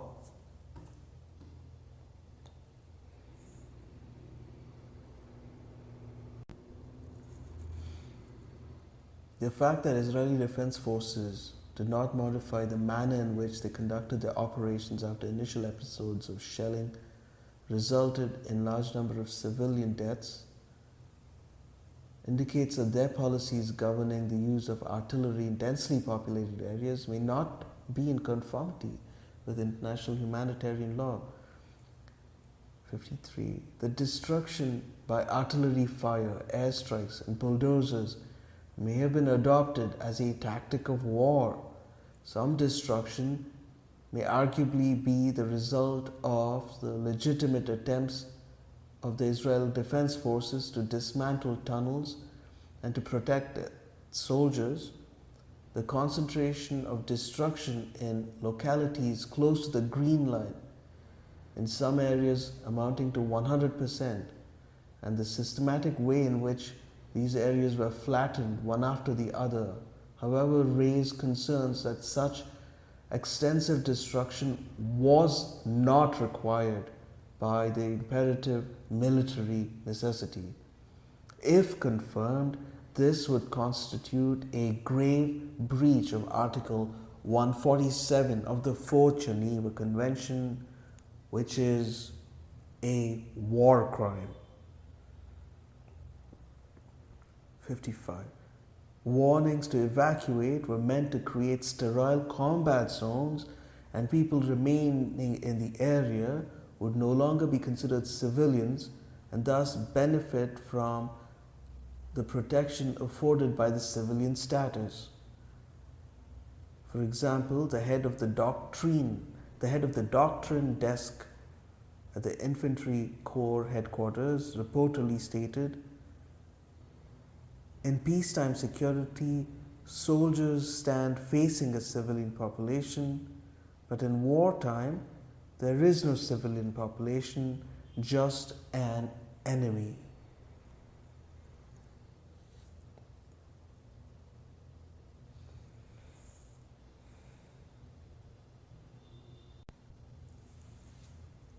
(56) Inferring that anyone remaining in an area that has been the object of a warning is an enemy or a person engaging in terrorist activities or issuing instructions to this effect contributes to creating an environment conducive to attacks against civilians. Those civilians choosing not to heed a warning do not lose the protection granted by their status. The only way in which civilians lose the protection from attack is by directly participating in the hostilities Merely issuing a warning does not absolve the Israel Defense Forces of their legal obligations to protect civilian life. D7.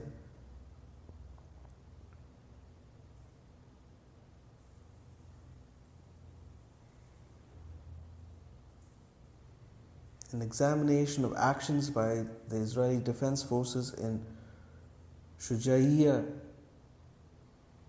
in July and Rafah on August 1st indicates that the protection of Israeli soldiers significantly influenced the conduct of Israeli Defense Forces in these operations, at times overriding any concern for minimizing civilian casualties.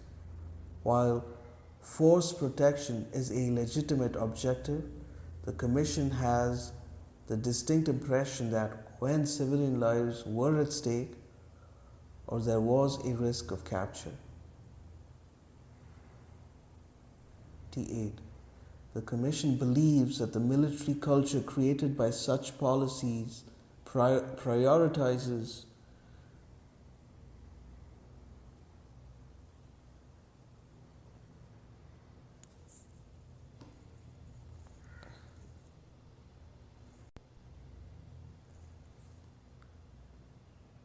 The Commission believes that the military culture created by such policy priorities may have been a factor contributing to the decision to unleash massive firepower in Rafah and Shujaiya in utter disregard of its devastating impact on the civilian population.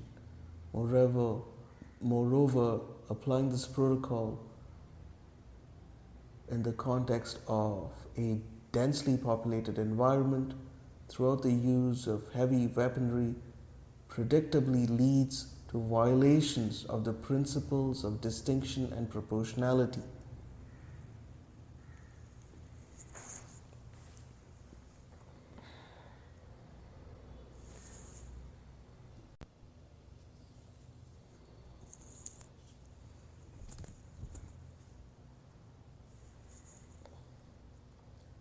Report of the detailed findings of the Independent Commission of Inquiry established pursuant to Human Rights Resolution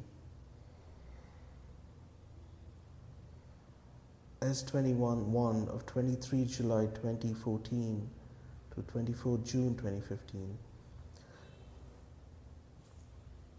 Report of the detailed findings of the Independent Commission of Inquiry established pursuant to the Human Rights Council Resolution S21-1 of 23 July 2014 to 24 June 2015.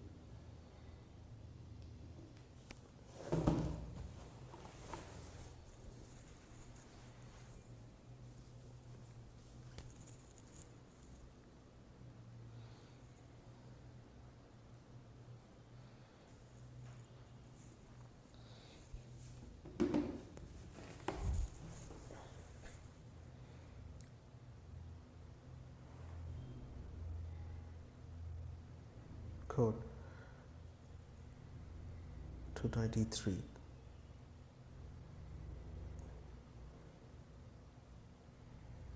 The sheer number of shells fired, as well as the reported dropping of over 100 one-ton bombs in a short period of time in a densely populated area, together with the reported use of an artillery barrage, raises questions as to the respect by the IDF of the rules of distinction, precautions, and proportionality.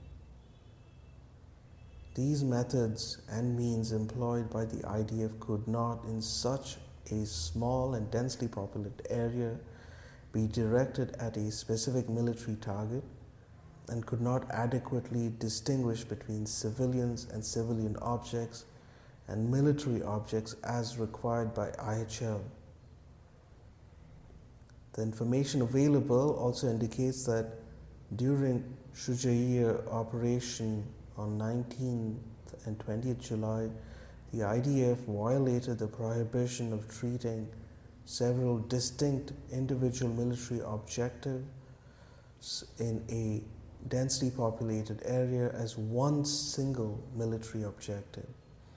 Therefore, there are strong indications that IDF's Shujaiya operations on 19th and 20th July was conducted in violation of the prohibition of indiscriminate attacks and may amount to a war crime. 94. The Shujaiya operation also raises concerns that the IDF did not conform with its obligation to take precautionary measures in attack. The choice of the methods and means used by the IDF cannot be reconciled with the obligation to take constant care to spare civilians and civilian objects, or at the very least to minimize the incidental loss of civilian life and damage to civilian objects in a densely populated area. 340. The extensive devastation carried out by the IDF in Gaza, in particular the razing of entire areas of the town by artillery fire, airstrikes and bulldozers, indicates that the IDF carried out destructions that were not required by military necessity.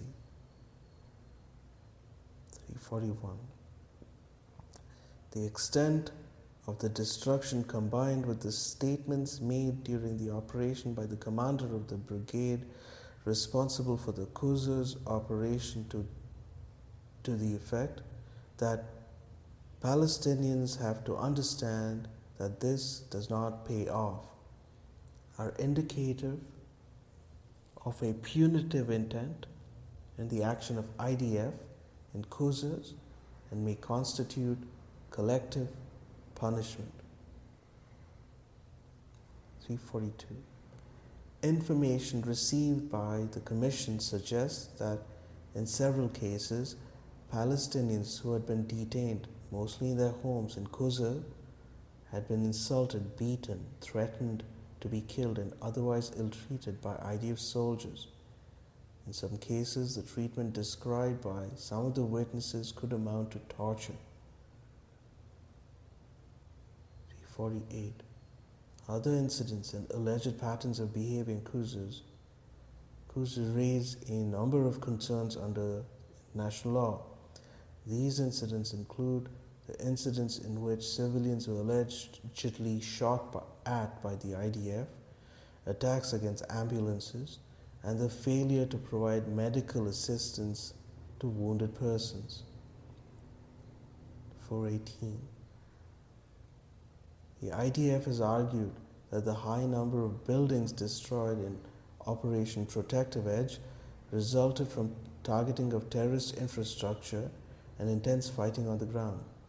However, the evidence gathered by the Commission, including the assessment of the episodes above, video and photo materials, observations by UNITAR and UNOSAT, and anecdotal testimonies by IDF soldiers indicate that the vast scale of destruction may have been adopted as tactics of war. 576. Alongside the toll on civilian lives, there was enormous destruction of civilian properties in Gaza. 18,000 housing units were destroyed in whole or in part. Having a home has an emotional dimension, the place where memories are stored, and often many other items to which inhabitants' memories relate. Having one's home destroyed or severely damaged means being deprived of more than a physical structure. It also directly impacts on the very essence of one's existence. 671. Questions arise regarding the role of senior officials who set military policies in several areas examined by the Commission, such as in the attacks of the Israel Defense Forces on residential buildings, the use of artillery and other explosive weapons with wide area effects in densely populated areas, the destruction of entire neighborhoods in Gaza, and the regular resort to live ammunition by Israeli Defense Forces, notably in crowd control situations in the West Bank. In many cases, the individual soldiers may have been following agreed military policy, but it may be that the policy itself violates the laws of war.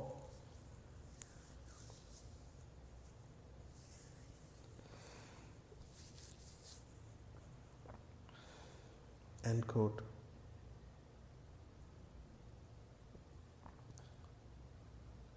Report of the Special Rapporteur on the situation of human rights in the Palestinian territories occupied since 1967 on 22nd October 2021. The Special Rapporteur remarked that, regrettably, the international community's remarkable tolerance for Israeli exceptionalism in its conduct of the occupation has allowed realpolitik to trump rights, power to supplant justice, and impunity to undercut accountability. End quote. Report of the Special Rapporteur on the situation of human rights in the Palestinian territories occupied since 1967. 22nd December 2020, the Special Rapporteur found that the actions of Israel towards the protected population of Gaza amount to collective punishment under international law. 2 million Palestinians of Gaza are not responsible for the deeds of Hamas and other militant groups, and yet they have endured a substantial share of the punishment, intentionally so. End quote.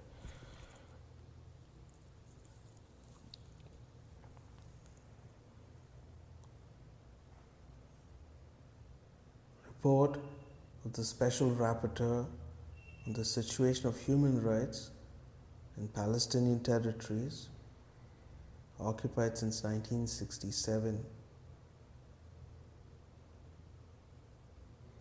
On 28 August 2023, as regards the treatment by Israel of Palestinian detainees, the Special Rapporteur found instances of torture and cruel, inhumane, or degrading treatment, including sexual assaults, being hooded and blindfolded, forced to stand for long hours, tied to a chair in painful positions, deprived of sleep and food, or exposed to loud music for long hours, and being punished with solitary confinement.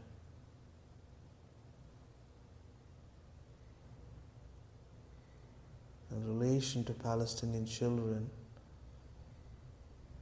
in particular, the Special Rapporteur determined that they endure severe ill treatment during interrogation. End quote. 31. In 2019, the then prosecutor of the International Criminal Court, ICC, held that there is a reasonable basis to believe that the Israeli army committed war crimes in the context of the 2014 hostilities in Gaza. In particular, recently, in October 2023, the prosecutor has confirmed that his office has an ongoing investigation with the jurisdiction over Palestine, and this includes jurisdiction over current events in Gaza and also current events in the West Bank. The prosecutor noted that Israel's impending relief supplies may constitute a crime within the court's jurisdiction.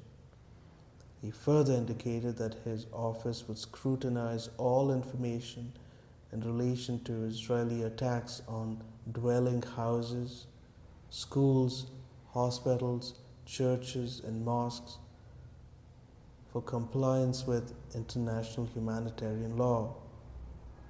The prosecutor has not given any more recent indication as to the state of progress of any investigation in relation to the situation in the state of Palestine, including in response to the request of 17th November 2023 by South Africa and other states that the ICC investigate inter alia the crime of genocide. End quote.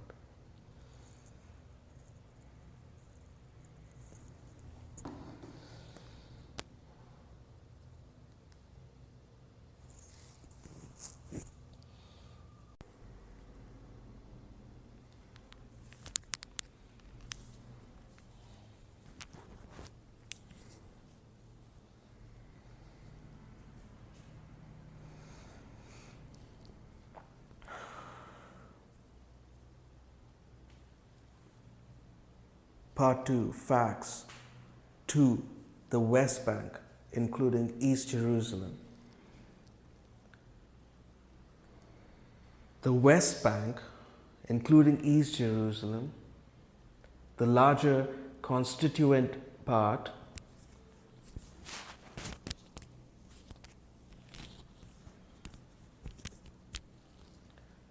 of the occupied Palestinian territory, comprises 5,655 kilometers square with a population of 2.9 million Palestinians, is geographically separated from Gaza and fragmented by Israeli settlements.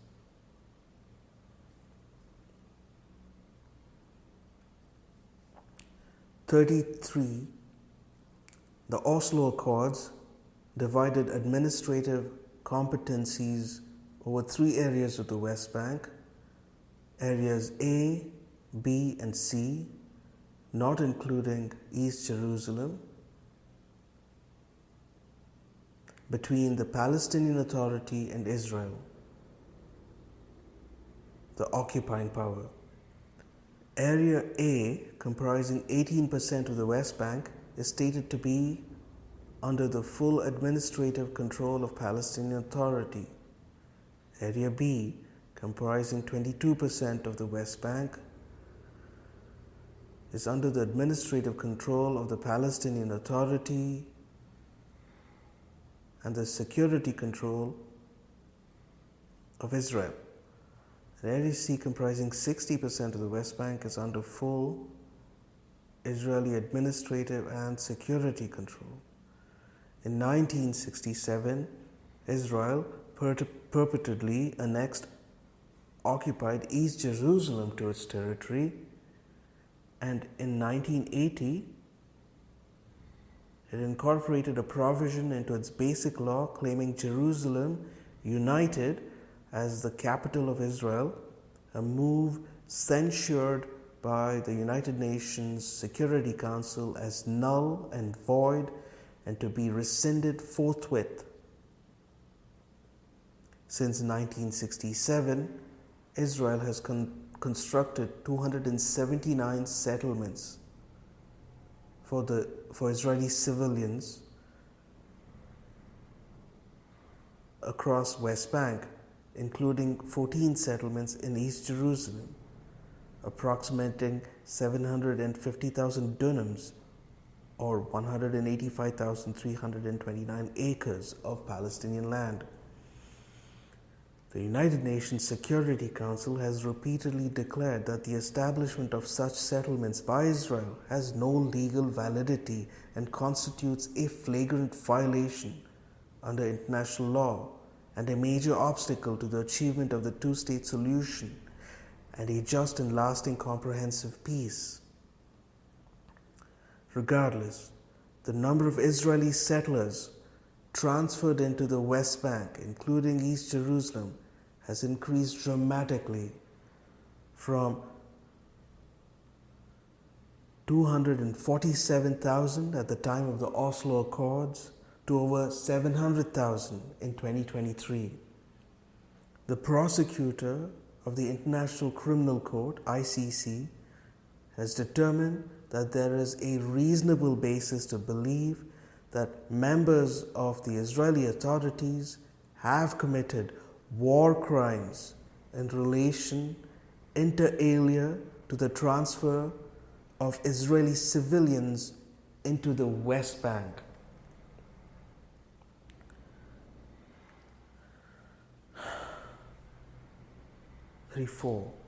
The United Nations Special Rapporteur on the situation of human rights in the Palestinian territories occupied since 1967 described the situation in West Bank as follows. Quote, 53. There, the Palestinians are subject to harsh and arbitrary legal system quite unequal to that enjoyed by the Israeli settlers. Much of the West Bank is off limits to Palestinians, and they regularly endure significant restrictions on their freedom of movement through closures, roadblocks, and the need for hard to obtain travel permits. Access to natural resources of the occupied territory, especially to water, is disproportionately allocated to Israel and the settlers. Similarly, the planning system administered by the occupying power for housing and commercial development throughout the West Bank, including East Jerusalem, is a deeply discriminatory in favor of settlement construction, while imposing significant barriers on Palestinians, including ongoing land confiscation, home demolitions, and the denial of building permits.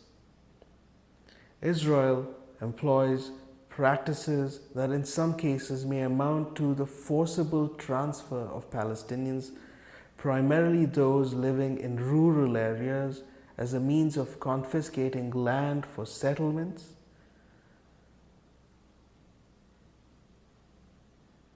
military weapons training areas, and other uses exclusive to the occupying power that have little or nothing to do with its legitimate security requirements. 55. As for East Jerusalem, the occupation has increasingly detached it from its traditional national, economic, cultural, and family connections with the West Bank because of the wall, the growing ring of settlements and related checkpoints, and the discriminatory permit regime. It is neglected by the municipality in terms of services and infrastructure. The occupation has depleted its economy, and the Palestinians have only a small land area in which to build housing. End quote.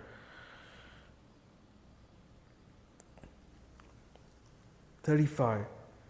The institutionalized regime of discriminatory laws, policies, and practice applied by Israel subjects Palestinians to what constitutes an apartheid regime. Palestinians in the West Bank are contained behind a segregating wall, subjected to discriminatory land zoning and planning policies, punitive and administrative house demolitions, violent Israeli army incursions into Palestinian villages, towns, cities, refugee camps, including Area A, routine violent Israeli raids on their houses, arbitrary arrests, and indefinitely renewable administrative detentions, internment without trial, and a dual legal system pursuant to which Palestinians are tried under Israeli military legislation in Israeli military courts without basic protections of international humanitarian and human rights law, while Israeli settlers living in the same territory are subject to a different legal regime and tried in Israeli civilian courts with full due process.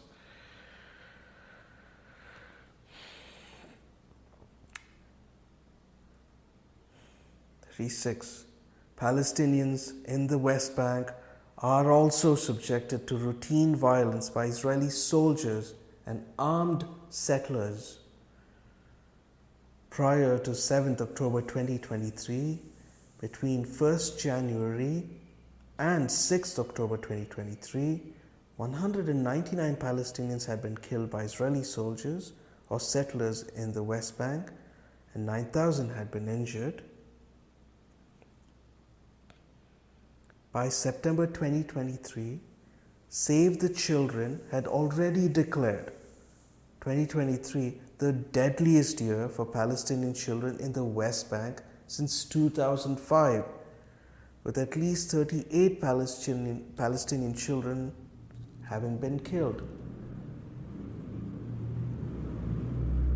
Since October 7th, 2023, a further 295 Palestinians, including 77 children, have been killed by Israeli soldiers and settlers, and a further 3,803, including 576 children, wounded, many seriously. A total of 495 Palestinians have been killed in the West Bank, making it the deadliest year for Palestinians since 2005. 37. In a wave of arbitrary mass arrests, Israel has detained more than 3,000 Palestinians from the West Bank and East Jerusalem, including for social media posts relating to the situation in Gaza. Israel significantly increased the number of Palestinians held in administrative detention without charge or trial to 2,070.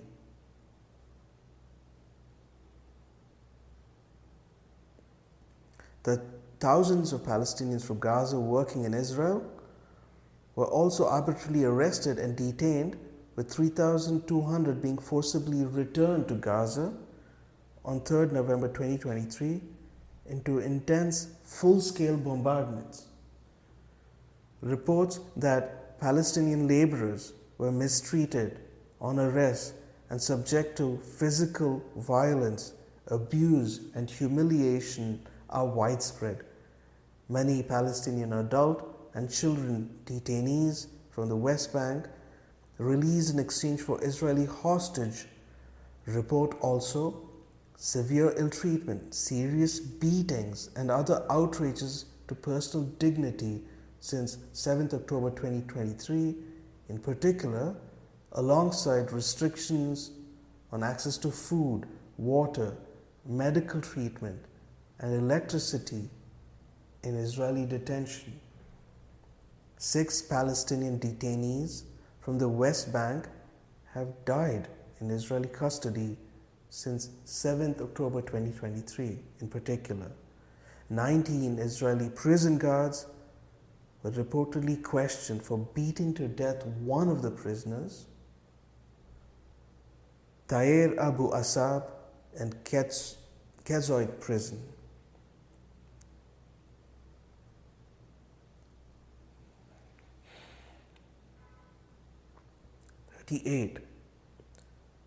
Since 7th October 2023, Israeli forces have carried out airstrikes and military raids on refugee camps in the West Bank, killing many Palestinians, bulldozing roads, and imposing severe restrictions on movement.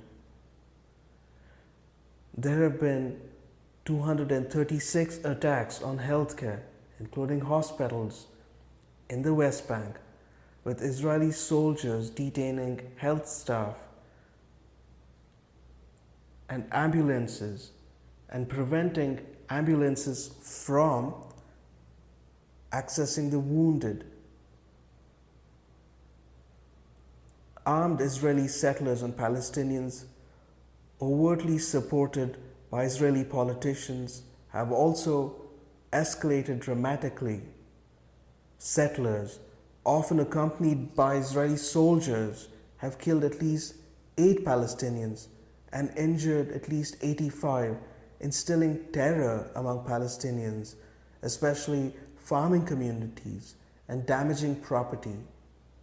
2,186 Palestinians in the West Bank, including 1,058 children, have been internally displaced since 7th October 2023 as a result of extreme Israeli settler violence, alongside punitive or administrative house demolitions carried out by the Israeli army and damage caused to the homes during Israeli military raids and operations.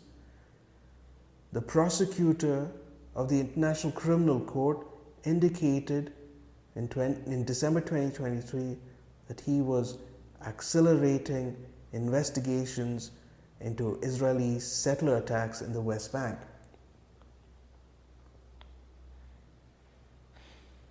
39.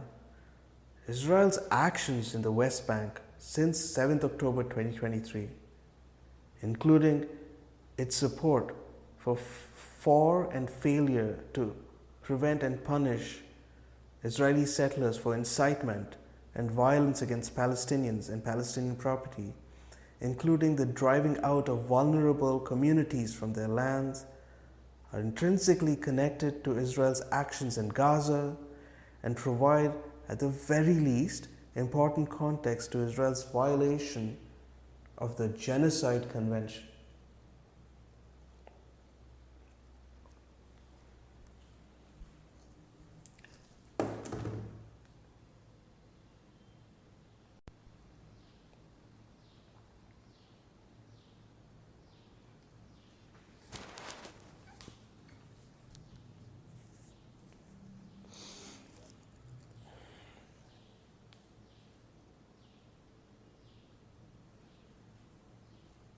Part 2, Facts. 3.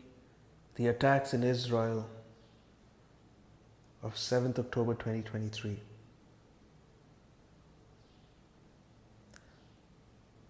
40.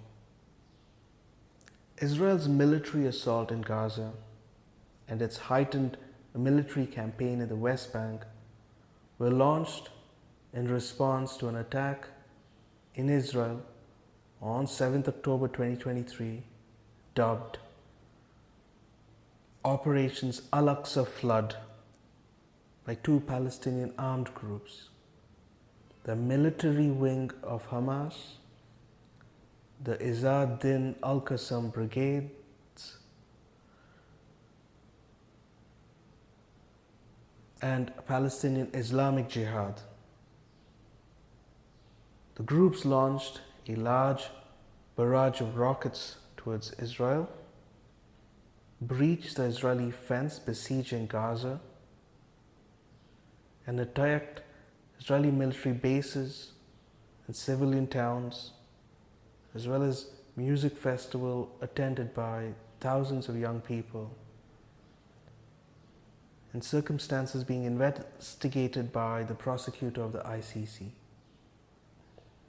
South Africa unequivocally condemns the targeting of Israeli and foreign national civilians by Hamas and other Palestinian armed groups, and the taking of hostages on 7th October 2023, has expressly recorded in its note verbale to Israel of 21st December 2023. 41.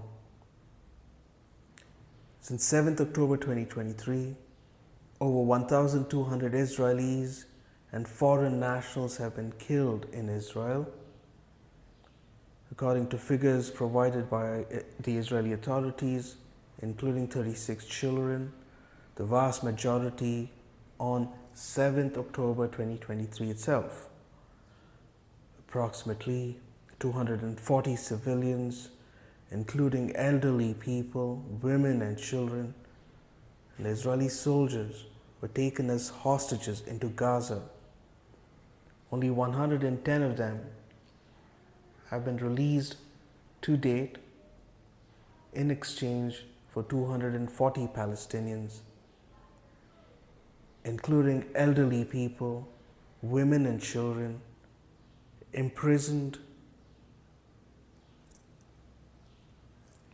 or administratively detained by Israel. 57 hostages are reported to have been killed in Israeli bombardment of Gaza. A further 3 hostages were confirmed to have been shot dead by Israeli soldiers in Gaza. Rockets continue to be fired from Gaza into Israeli territory, leading to the ongoing evacuation of tens of thousands of Israelis, particularly from communities bordering security fences with Gaza and Lebanon. The ICC prosecutor has warned that the hostage-taking represents a grave breach to the Geneva Convention, and the taking and holding of children is an egregious breach of fundamental principles of humanity.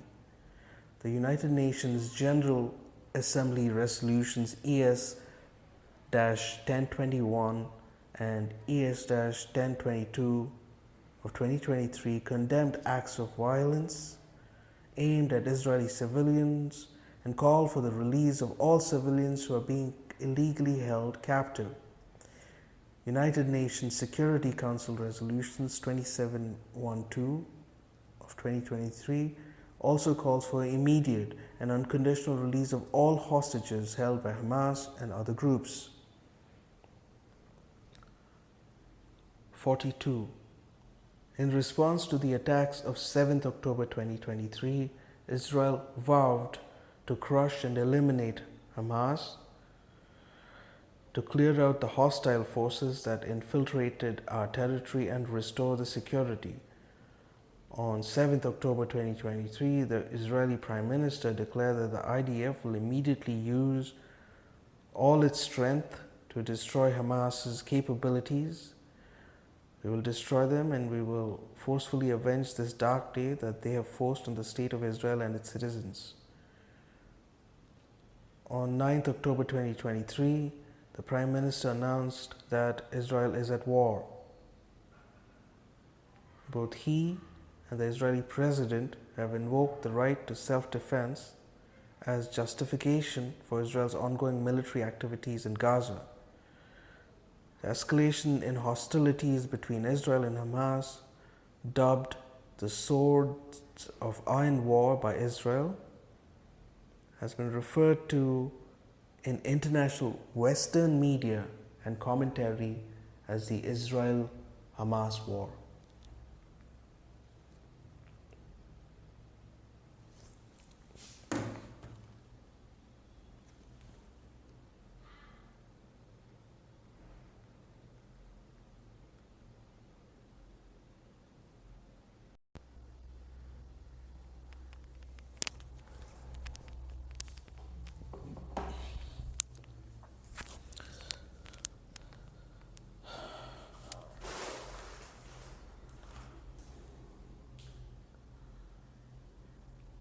Part 3, Facts, Section C, Genocidal Acts committed against the Palestinian people.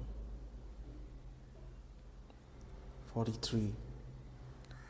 This section provides an overview of the acts in which Israel is engaged that are genocidal in character.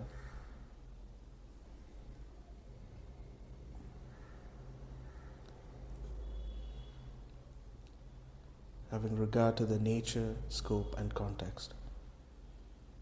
These acts are ongoing and ongoing in a conflict context where Israel is deliberately imposing telecommunications blackouts on Gaza and restricting access by fact-finding bodies and the international media.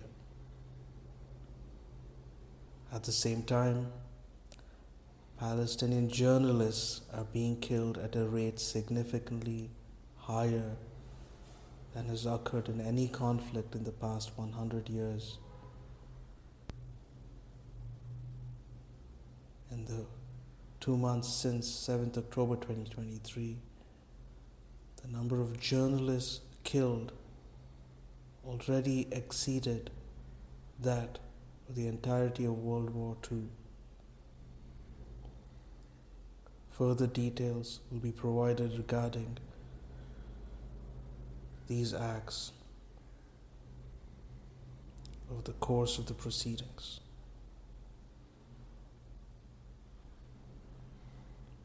However, such information as is available establishes that Israel, 1, is engaged in killing Palestinians in Gaza, including Palestinian children, in large numbers. 2, is causing serious bodily and mental harm to Palestinians in Gaza, including Palestinian children, and then inflicting on them conditions of life intended to bring about their destruction as a group.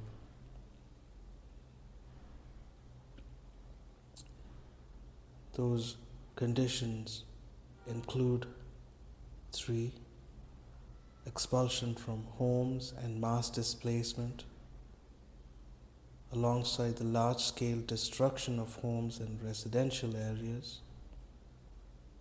4, deprivation of access to adequate food and water. 5,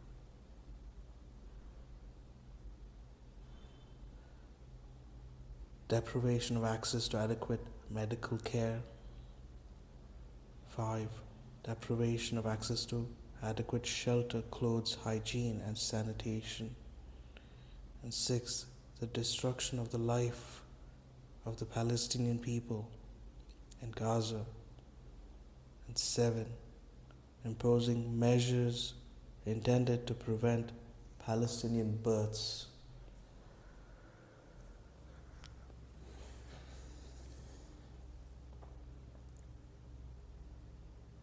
"44. The United Nations chiefs and the International Committee of the Red Cross, ICRC, no strangers to conflict situations, have called what is unfolding in Gaza a crisis of humanity. Humanitarian veterans who have served in war zones and disasters around the world, people who have seen everything, say they have seen nothing like what they see in Gaza today. United Nations Secretary General. This is a moral failure causing intolerable suffering. ICRC President. This is an apocalyptic situation now, because these are the remnants of a nation being driven into a pocket in the south. Under Secretary General of Humanitarian Affairs and Emergency Relief Coordinator at the United Nations, they describe Palestinians in Gaza as living in utter, deepening horror as they continue to be relentlessly bombed by Israel, suffering death, siege, destruction, and deprivation of the most essential human needs such as water, food, life-saving medical supplies, and other essentials on a massive scale, it is apocalyptic. United Nations High Commissioner for Human Rights. The entire population is besieged and under attack, denied access to the essentials for survival, bombed in their homes, shelters, hospitals, places of worship. Principles of the United Nations Interagency Standing Committee. Gaza is the most dangerous place in the world to be a child. United Nations International Children's Emergency Fund, UNICEF Executive Director. It is a living hell. It is a war of all the superlative. Everything is unprecedented. And we are out of words to describe what is going on. UNRWA Commissioner General.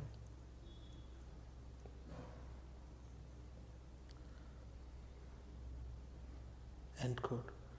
1. Killing Palestinians in Gaza. 45. Over 21,110 Palestinians are reported to have been killed since Israel began its military assault on Gaza, according to the Palestinian Health Ministry. At least 70% of whom are believed to be women and children. An additional estimated 7,780 people, including at least 4,700 women and children, are reported missing, presumed dead under the rubble of destroyed buildings, dying slow deaths or decomposing in the streets where they were killed.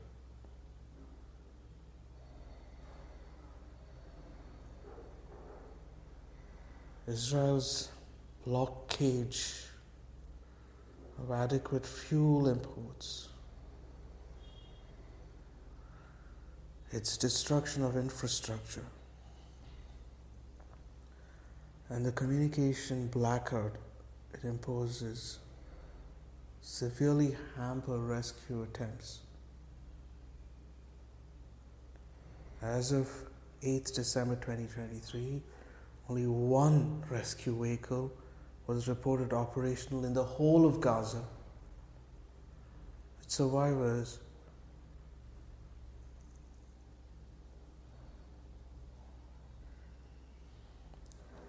forced to dig for survivors with their bare hands.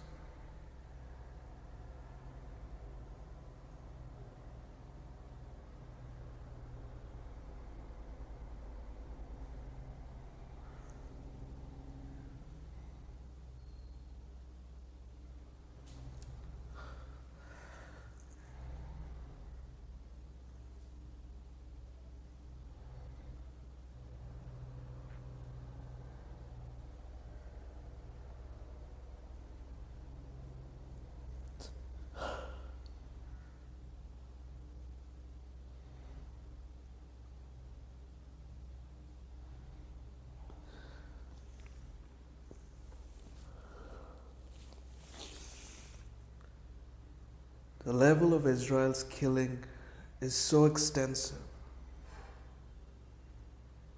that the bodies are being buried in mass graves, often unidentified.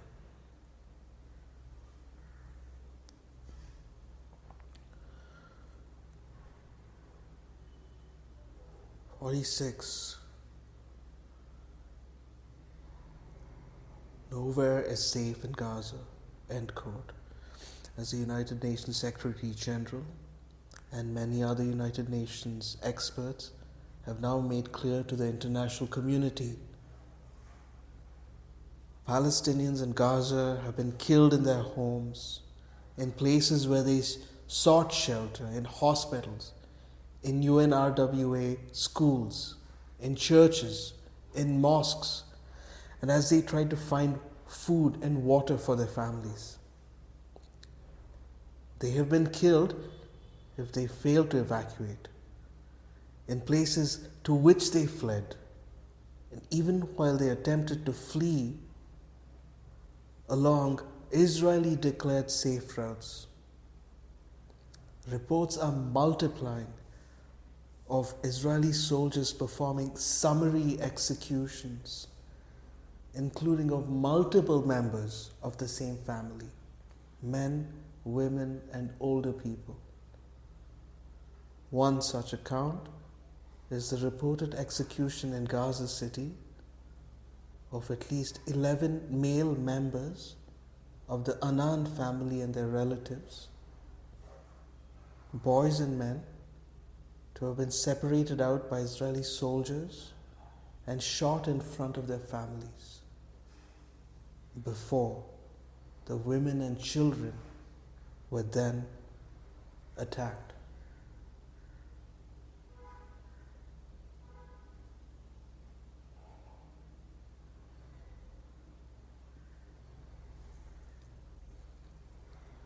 There are also reports of unarmed people, including Israeli hostages, being shot dead on sight, posing no threat, including while waving white flags.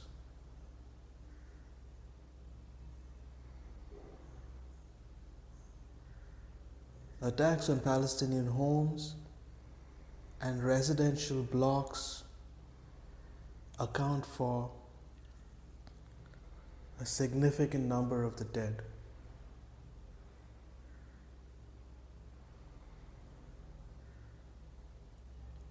With Israel reportedly using artificial intelligence, AI, to generate up to 100 bombing targets per day.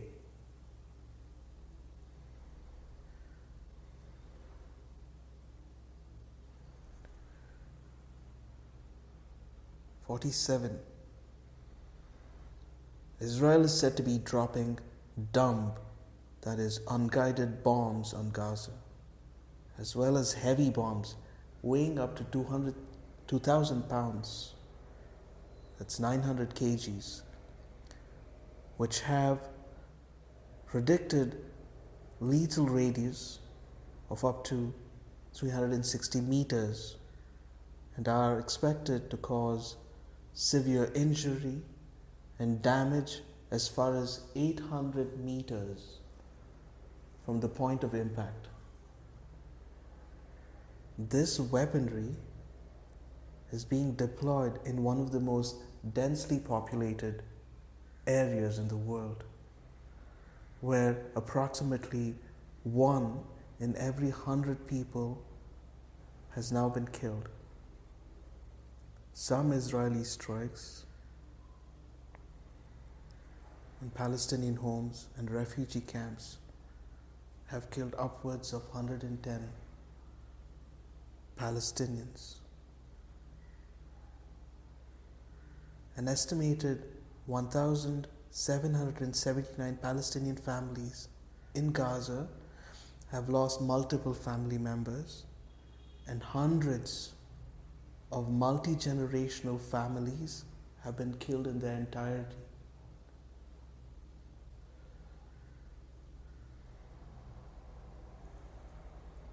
With no remaining survivors, mothers, fathers, children, siblings, grandparents, aunts,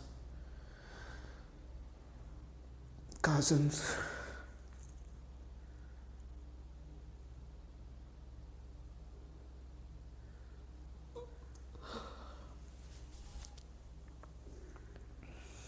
often all killed together.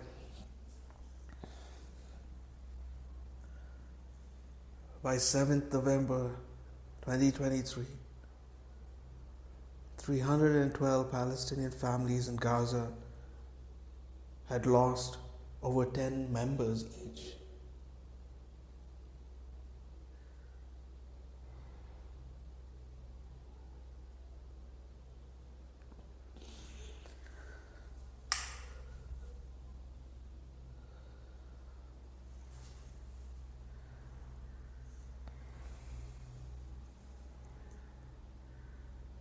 Numerous Palestinian families have lost upwards of 70 members each.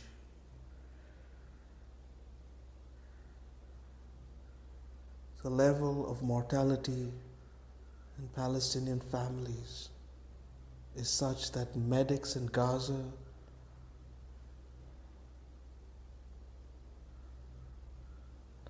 have had to coin a new acronym, WCNSF.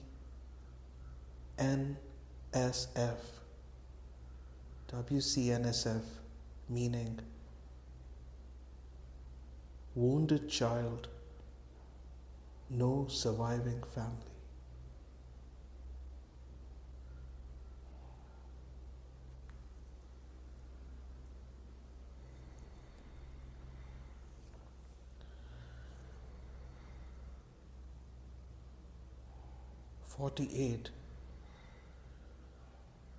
For Palestinian children in particular, death is everywhere and nowhere is safe. A total of over 7,729 Palestinian children have been killed in Gaza to date. Over 115 Palestinian children in Gaza are killed every day.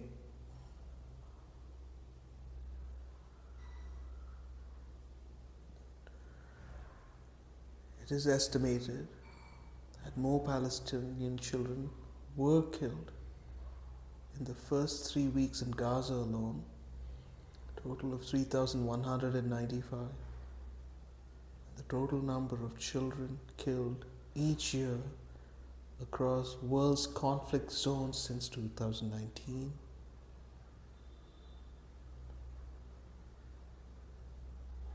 The scale of Palestinian child killings in Gaza is such that United Nations chiefs have described it as a graveyard for children. Indeed, an unprecedented rate of Palestinian child casualties has prompted UNICEF spokesperson to call Israel's attacks on Gaza a war on children.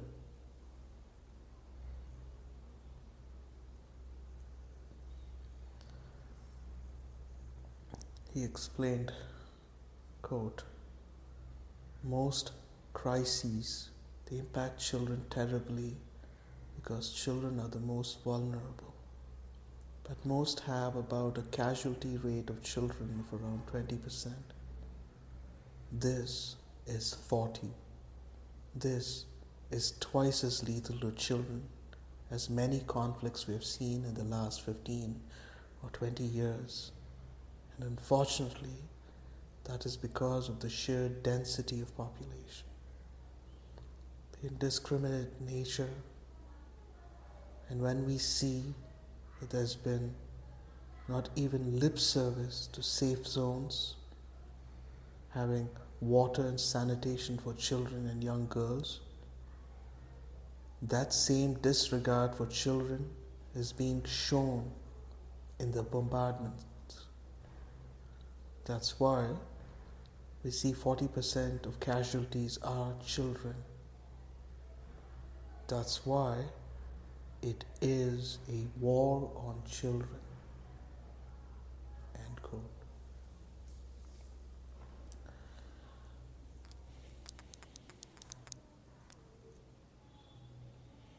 Doctors, journalists, academics, and other professionals are also being killed at wholly unprecedented rates.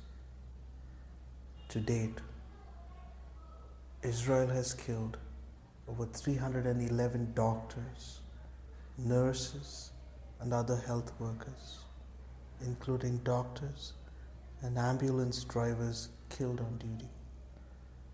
103 journalists, amounting to over one per day, and more than 73% of the total number of journalists and media workers killed globally in 2023. 40 civil defense workers responsible for helping to dig victims out of the rubble killed while on duty. Over 209 teachers and educational staff, 144 United Nations employees have also been killed. The highest number of aid workers killed in UN history in such a short time.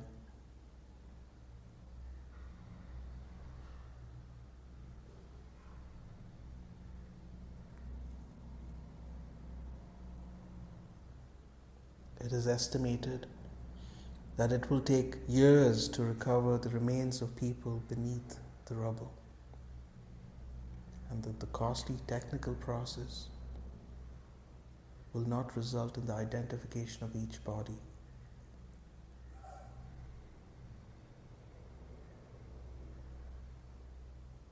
In addition to being killed by Israeli weaponry, Palestinians in Gaza are also at immediate risk of death by starvation, dehydration, and disease as a result of the ongoing siege by Israel. Insufficient aid being allowed through to the Palestinian population, and the extreme difficulties in distributing such limited aid that is permitted to enter the territory, and due to the decimation of Gaza's infrastructure in Israel's military attacks.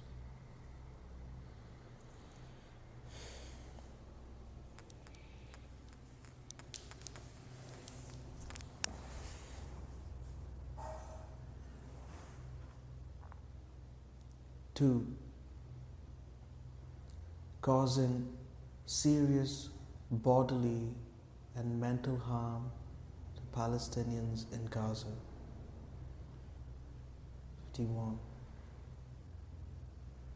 Over 55,243 Palestinians have been wounded in Israel's military attacks on Gaza since 7th October 2023. The majority of them women and children. Burns and amputations are typical injuries, with an estimated 1,000 children having lost one or both legs. There are reports of Israeli forces using white phosphorus in densely populated areas in Gaza. As the World Health Organization describes, even small amounts of white phosphorus can cause deep and severe burns, penetrating even through the bone and capable of reigniting after initial treatment. There are no functioning hospitals in the north of Gaza, in particular, such that injured persons are reduced to waiting to die, unable to seek surgery or medical treatment beyond first aid, dying slowly, agonizing deaths from their injuries or from resultant infections.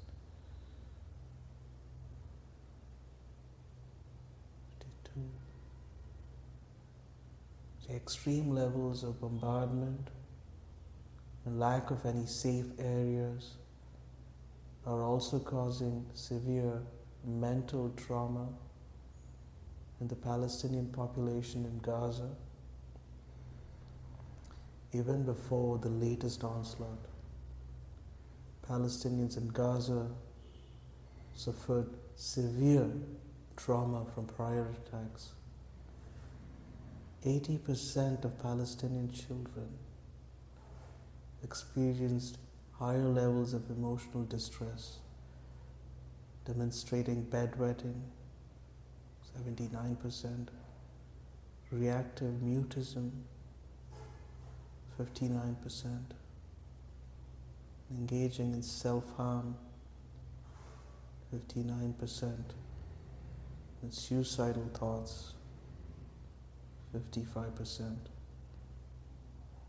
11 weeks of relentless bombardment and displacement and loss will necessarily have led to a further increase in those figures, particularly for the estimated tens of thousands of Palestinian children who have lost at least one parent,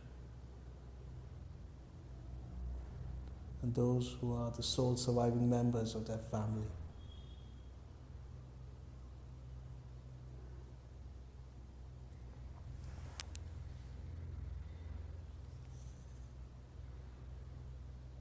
The families who remain intact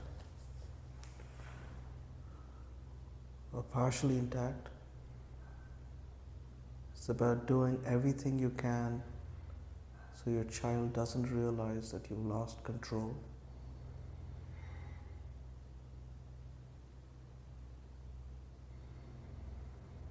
It is already known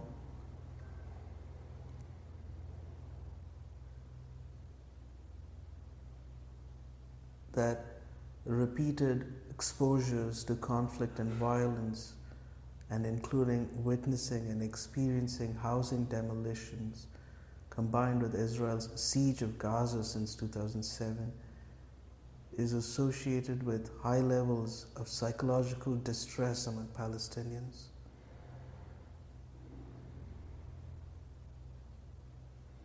Indeed, the United Nations Security Council in Resolution 2712-2023 expressed its deep concern that the disruption of access to education has a dramatic impact on children, and the conflict has lifelong effects on their physical and mental health.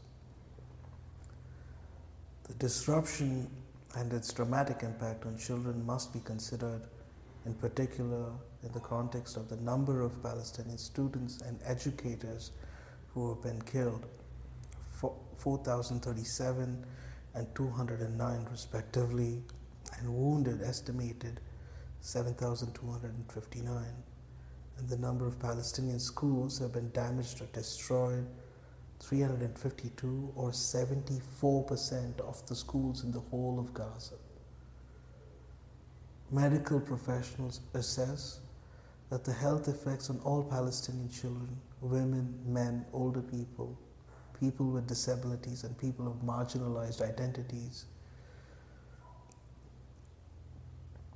are immense. An emergency coordinator for Médecins Sans Frontières, interviewed on her return from 5 weeks in Gaza, described, "It's even worse than it looks." Quote, "It's the amount of suffering. It's just something incomparable. It's really unbearable. I'm speechless when I try and think of the future of these children. There's generations of children who will be handicapped, who will be traumatized. The very children in our mental health program are telling us they would rather die than continue living in Gaza now." End quote. 54. Alongside its military campaign, Israel has engaged in the dehumanization and cruel, inhumane, and degrading treatment of members of Palestinians in Gaza. Large number of Palestinian civilians, including children, have reportedly been arrested, blindfolded, forced to undress and remain outside in the cold weather before being forced onto trucks and taken to unknown locations. Medics and the first responders in particular have been repeatedly detained by Israeli forces, with many being detained incommunicado at unknown locations. Videos published by Israeli media on Christmas Day appeared to show hundreds of Palestinians are rounded up inside Al Yarmouk football stadium in Gaza City, including children, older people, and persons with disabilities, being forced to strip to their underwear in degrading conditions.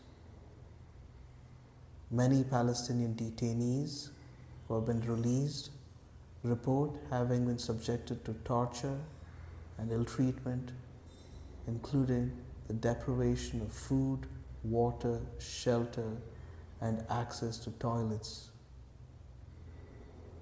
The United Nations Office for the Coordination of Humanitarian Affairs, OCHA, reports video footage showing bruises and burns on the bodies of detainees. Images of mutilated and burned corpses, alongside videos of armed attacks by Israeli soldiers, billed as exclusive content from the Gaza Strip, as reportedly circulated in Israel via social media telegram channel called 72 Virgins Uncensored. End quote.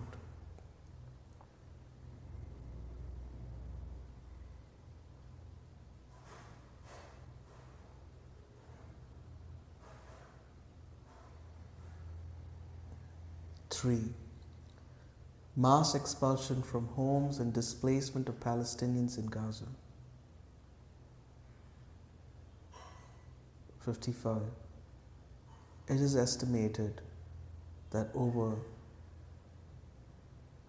1.9 million Palestinians out of Gaza's population of 2.3 million people, approximately 85% of the population, have been forced from their homes. There is nowhere safe for them to flee. Those who cannot leave or refuse to be displaced have been killed or at extreme risk of being killed in their homes. 56. Israel is repeatedly using evacuation orders demanding that Palestinian civilians in certain areas of Gaza leave their homes for other areas. The first such order, issued on 13th October 2023, demanded that 1.1 million Palestinians living or otherwise present in the north of Gaza, including Gaza City, move to the south of Gaza within a 24-hour window. The International Committee of Red Cross warned that evacuation directives impacting approximately 36% of Gaza's territory, combined with the complete siege of Gaza, was not compatible with international humanitarian law. The World Health Organization warned that it could be tantamount to a death sentence for hospital patients. The evacuation was, however, maintained and has been reissued on a number of occasions, including on 28th October 2023, ahead of Israeli announcement of ground operations in northern Gaza. And again, thereafter, Israel has also issued more specific evacuation notices ordering people in certain parts of Gaza City to evacuate to other parts. Many of those who are unwilling or unable to evacuate are then bombed in their homes.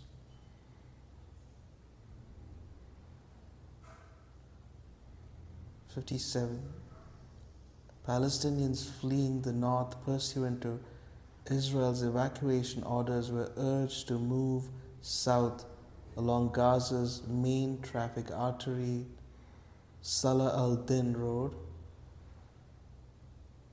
On certain days, during certain designated hours, however, there were numerous reported instances of shelling along the routes and of other violences by Israeli forces against evacuating Palestinian civilians, including inhuman and degrading treatment, arbitrary arrests, unlawful detention, and killings. Israel has also continued bombing south of Wadi Gaza throughout this time, killing many Palestinians who evacuated, initially prompting many Palestinian families to seek to return north to at least risk being bombed in the familiar surrounding of their homes.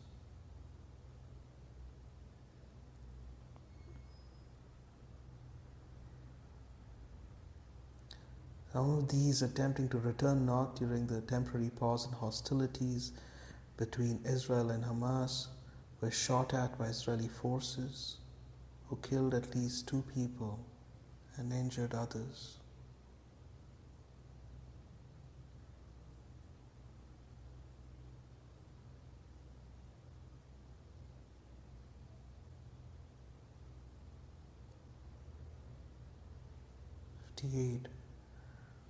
On 1st December 2023, the end of the 8-day temporary truce between Israel and Hamas, Israel began dropping leaflets urging Palestinians to leave areas in the south to which they had previously been told to flee, an area constituting approximately 30% of Gaza. As stated by the United Nations Special Rapporteur on Human Rights of Internally Displaced Persons, Israel has reneged on the promises of safety made to those who complied with its orders to evacuate northern Gaza 2 months ago. Now they have been forcibly displaced again alongside the population of southern Gaza. Israel has also published a detailed map online dividing the Gaza Strip into hundreds of small areas. The map was ostensibly intended to provide notice of Israeli orders to evacuate individual areas ahead of planned airstrikes. However, as noted by OCHA, the publication does not specify where people should evacuate to. Moreover, after months of bombardment amidst ongoing electricity blackouts imposed by Israel since October 11, 2023 and regular telecommunications blackouts, most Palestinians in Gaza have little access to electricity to charge phones or other devices, and no reliable way of accessing the map. The United Nations Secretary General has remarked that the people of Gaza are being told to move like human pinballs, ricocheting between even smaller slivers of the south without any of the basics for survival. 59. Palestinians are not safe. Even in these small slivers, as United Nations chiefs keep reiterating, no place is safe, there is nowhere to go. The director of UNRWA Affairs in Gaza has pleaded that people in Gaza are people, they are not pieces on a checkerboard. Many have already been displaced several times. The Israeli army just orders people to move into areas where there are ongoing airstrikes. This is creating terror. The increased population density as a result of evacuation orders is also rendering Israeli airstrikes more lethal. On Christmas Eve itself, the Israeli army bombed Al-Maghazi refugee camp in the middle area, an area to which tens of thousands of Palestinians had fled from the north, killing an estimated 86 people, including many women and children, injuring many others. A spokesperson for the OHCHR stated they were gravely concerned that this latest intense bombardment comes after Israeli forces ordered residents from the south of Wadi Gaza to move to Middle Gaza.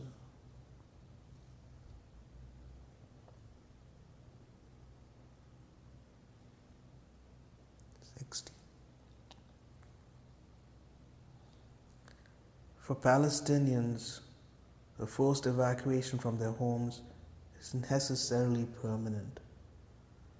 Israel has now damaged or destroyed an estimated 355,000 homes.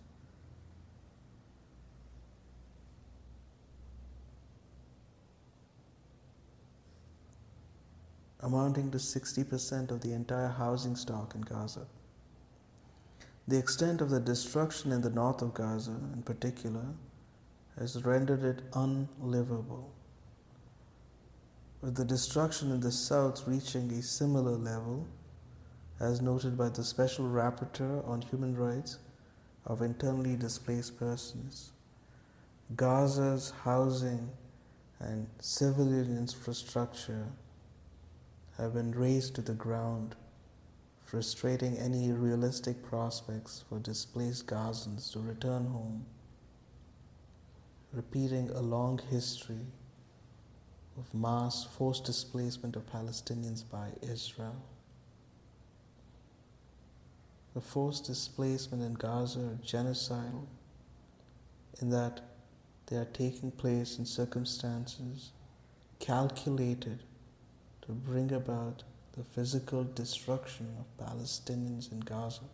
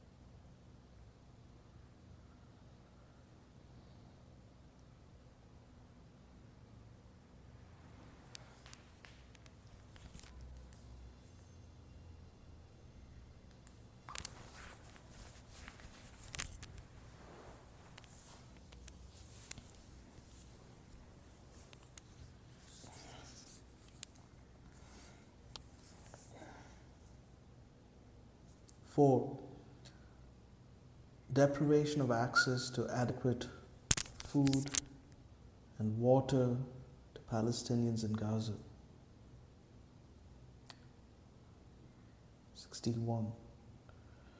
On 9th October 2023, Israel declared a complete siege on Gaza, allowing no electricity, no food, no water, and no fuel to enter the strip.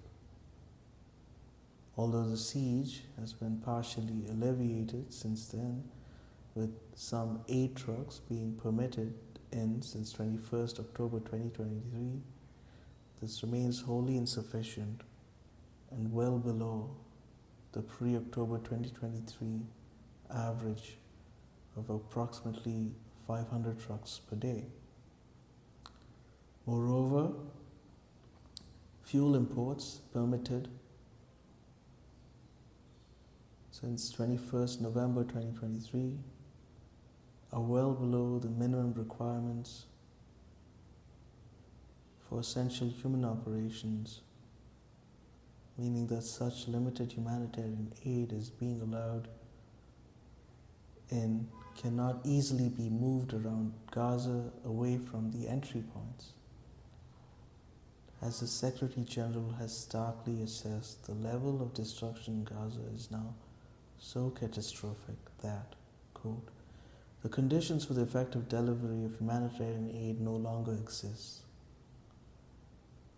But even if sufficient supplies were permitted into Gaza, intense bombardment and hostilities, Israel's restriction on movement, fuel shortage, and interrupted communications make it impossible for UN agencies and their partners to reach most of the people in need, end quote.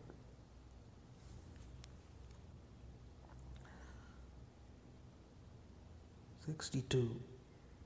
In light of that, the United Nations Security Council resolutions 2720 of 22nd December 2023 is widely slated to be ineffectual, despite demanding that the parties to the conflict allow and facilitate the use of available routes to and throughout the entire Gaza Strip, including border crossings, and requesting that the coordinator expeditiously establish a United Nations mechanism for accelerating the provision of humanitarian relief consignments.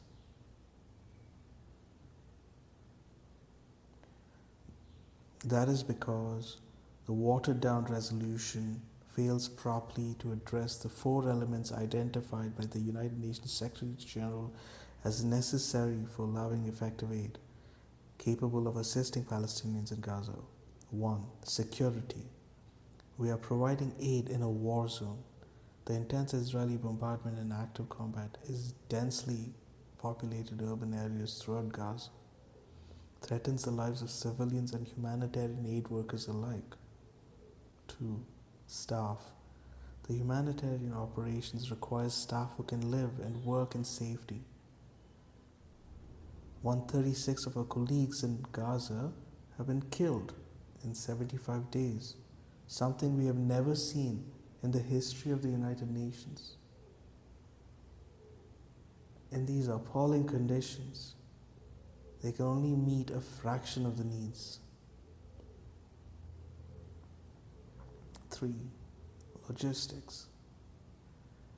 Many of our vehicles and trucks were destroyed or left behind following our forced and hurried evacuation from the north. But the Israeli authorities have not allowed any additional trucks to operate in Gaza. This is massively hampering the aid operation.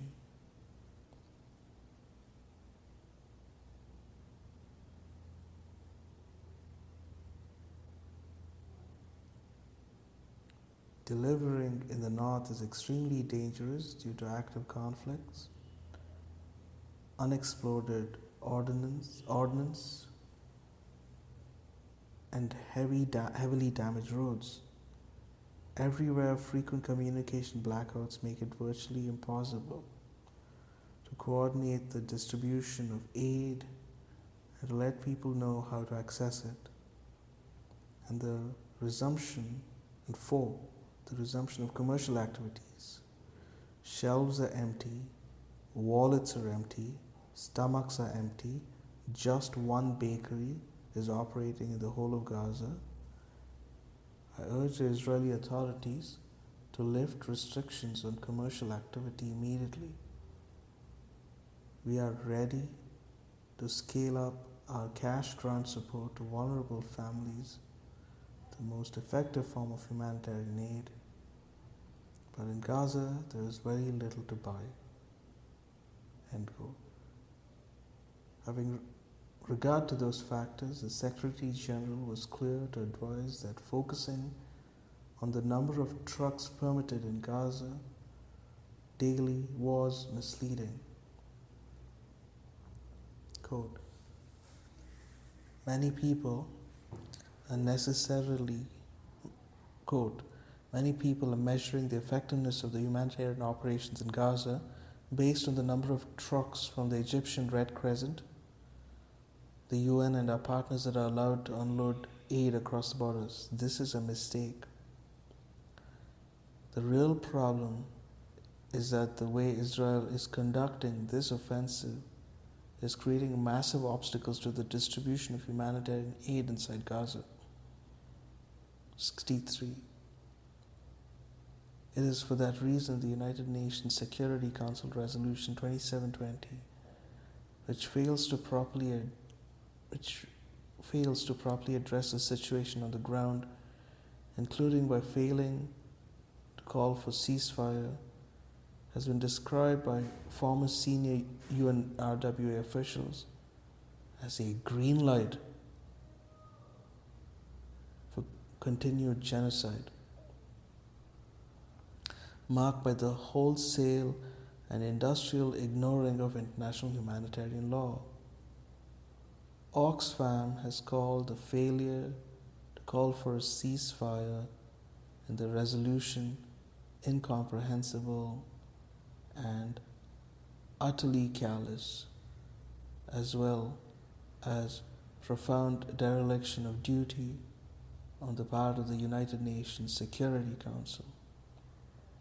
Having regard to the extreme seriousness of the situation in Gaza,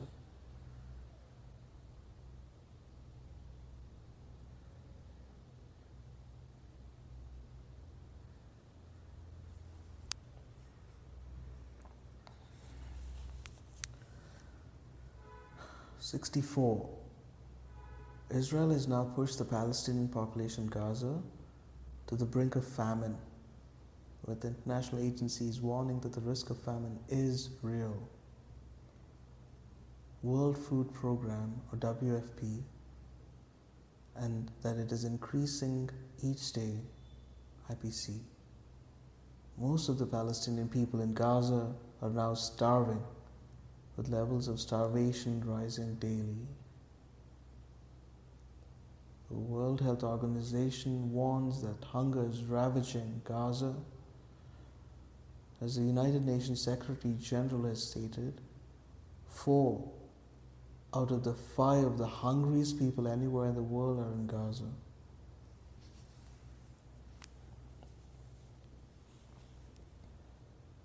With Palestinians in Gaza facing the highest levels of acute food insecurity ever classified by IPC. UNRWA's Commissioner General describes desperate, hungry, and terrified people who are now stopping 8 trucks, taking the food and eating it right away. The World Health Organization stated that an unprecedented 93% of the population in Gaza is facing crisis levels of hunger, with insufficient food and high levels of malnutrition. They say that at least 1 in 4 households are facing catastrophic conditions, experiencing an extreme lack of food and starvation, and having resorted to selling off their possessions and other extreme measures to afford a simple meal. The caution that starvation, destitution, and death are evident, calling Israel's action in cutting off Gaza from food, water, anything which is necessary for any sort of life, a cruel campaign brought against the whole population of Gaza. Their emergency medical team's coordinators explained that every single person he speaks to is hungry. Everywhere we go, people are asking us for food, even in the hospital. I walked around in the emergency department, somebody with an open bleeding wound, an open fracture. They asked for food. If that's not an indicator of the desperation, I don't know what is. The situation is such that the United Nations High Commissioner for Human Rights has felt the need to caution starvation must never be the means or the result of warfare. Oxfam and Human Rights Watch have gone even further in expressly accusing Israel of using starvation as a weapon of war against Palestinian people in Gaza.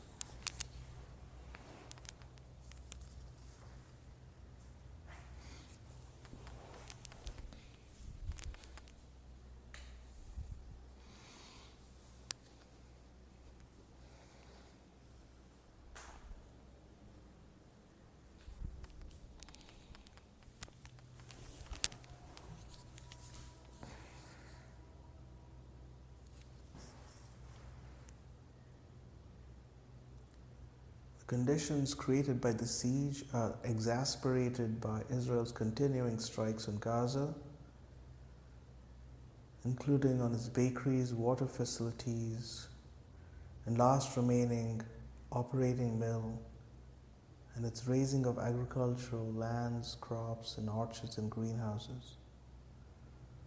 By 16th November 2023, the food infrastructure in Gaza was already considered no longer functional, given shop and market closures, lack of essential food items, and the inflated price of the scarce food available.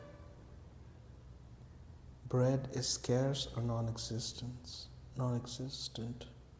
with food scarcity leading to the significant price hikes, and the price of flour increasing by 65% at one stage.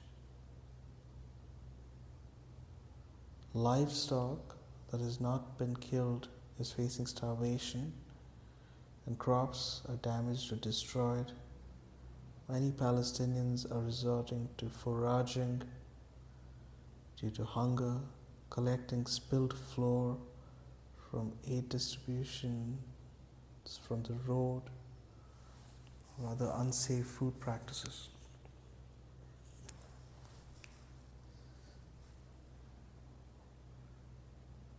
Water is also severely depleted. Israel continues to cut off piped water from the north of Gaza, and the north's water desalination plant is non-functioning. From 15th October 2023, Israel began piping a small amount of water to the south, in part to push the civilian population to the southern part of the strip. The damage from Israeli airstrikes and shelling has also rendered most of the water systems inoperable. The World Food Programme has reported that there is only 1.5 to 1.8 liters of clean water available per person per day for all uses: drinking, washing, food preparation, sanitation, and hygiene. This is far below the emergency threshold of 15 liters per day for war or famine-like condition, or the survival threshold of 3 liters per day. The World Health Organization Emergency Medical Teams Coordinator described the scene at Al-Ali Arab Hospital.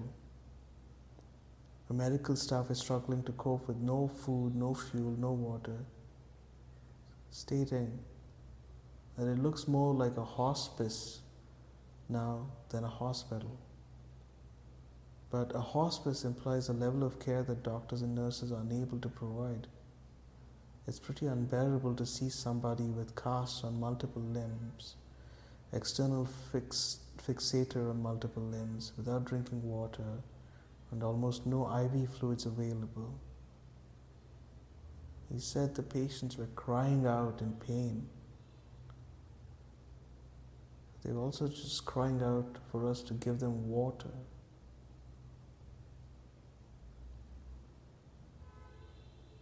He urged that the time is now. We're dealing with starving people now, adults, children. It's unbearable. End quote. Lack of water is severely impacting lactating women,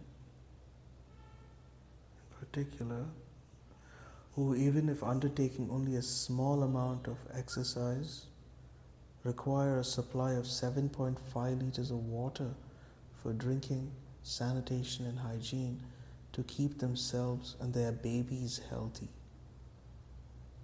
Young mothers, unable to breastfeed for the lack of proper nutrition arising from the food security, have been forced to use contaminated water to prepare formula where available, risking disease to vulnerable babies. In parallel, chronic unavailability of formula is also risking the lives of newborn babies who are already reportedly dying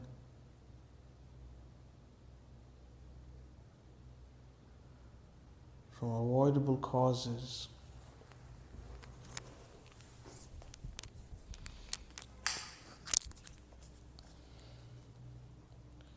Due to the absence of medical care,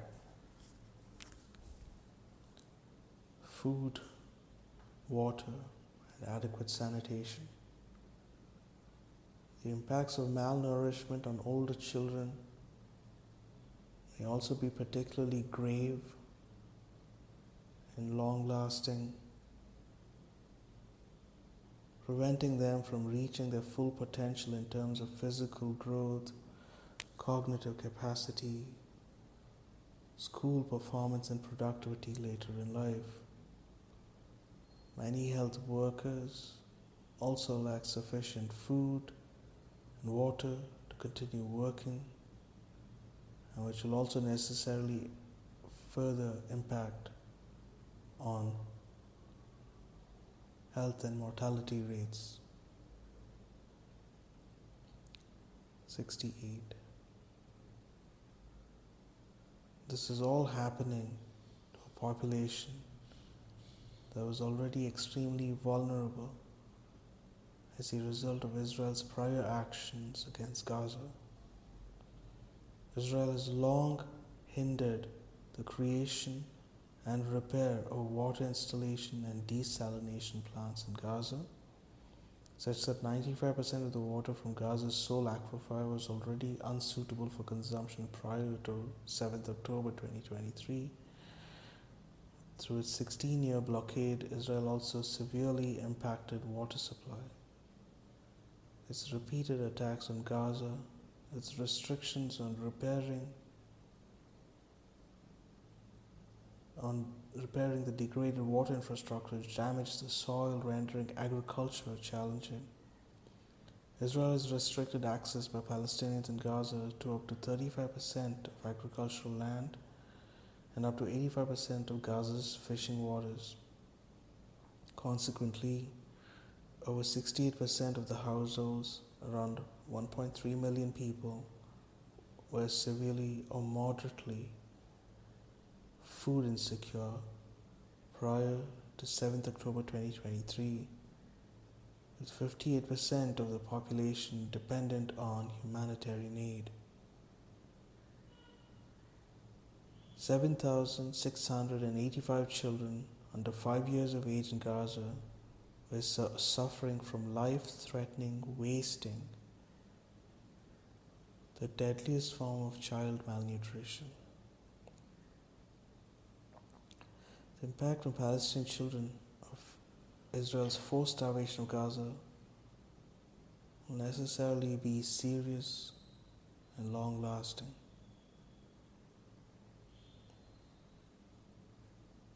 69. Recent reports of Israeli plans to flood tunnels in Gaza with seawater is of extreme concern given the risks it would pose of further degradation and collapse of Gaza's water and sewage infrastructure and of long-lasting contamination of Gaza's aquifer and soil. Environmental experts have warned that the strategy risks causing an ecological catastrophe that would leave Gaza with no drinking water, devastate what little agriculture is possible, and ruin the conditions of life of everyone in Gaza. The United Nations Special Rapporteur for Rights to Water is reported to have compared the plan to the mythical Roman salting of the fields of Carthage to prevent crop growth and render the territory uninhabitable.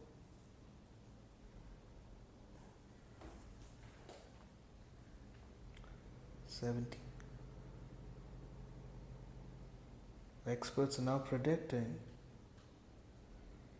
that more Palestinians in Gaza may die from starvation and disease than airstrikes. And yet Israel is intensifying its bombing campaigns, precluding the effective delivery of humanitarian assistance to Palestinians. It is clear that Israel is, through its actions and policies in Gaza, deliberately inflicting on Palestinian conditions of life calculated to bring about their destruction.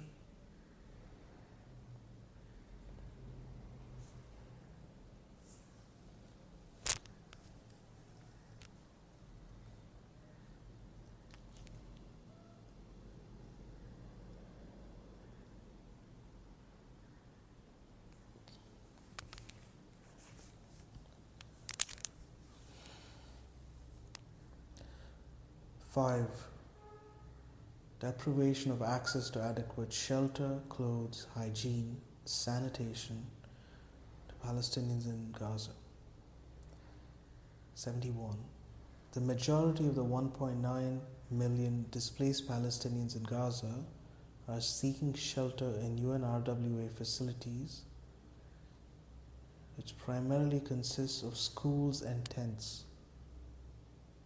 These locations are themselves not safe to date, and despite Israel having been provided with the coordinates of all United Nations facilities, Israel has killed hundreds of Palestinian men and women and children seeking shelter in UNRWA facilities and injured over 1,000.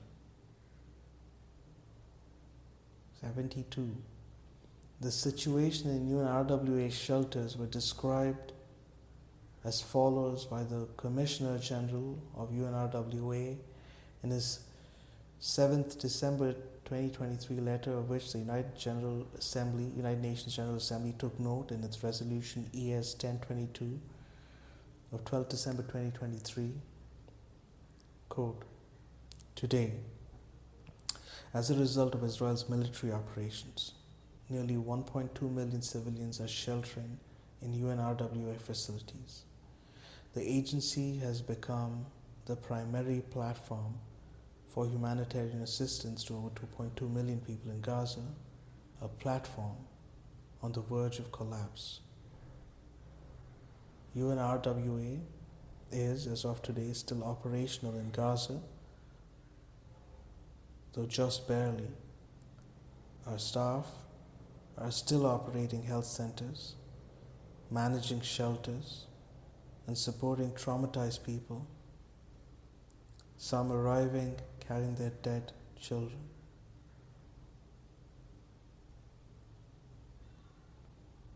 We are still distributing food,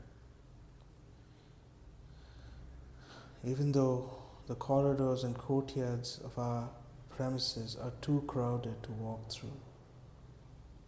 Our staff take their children to work so they know they can be safe or can die together.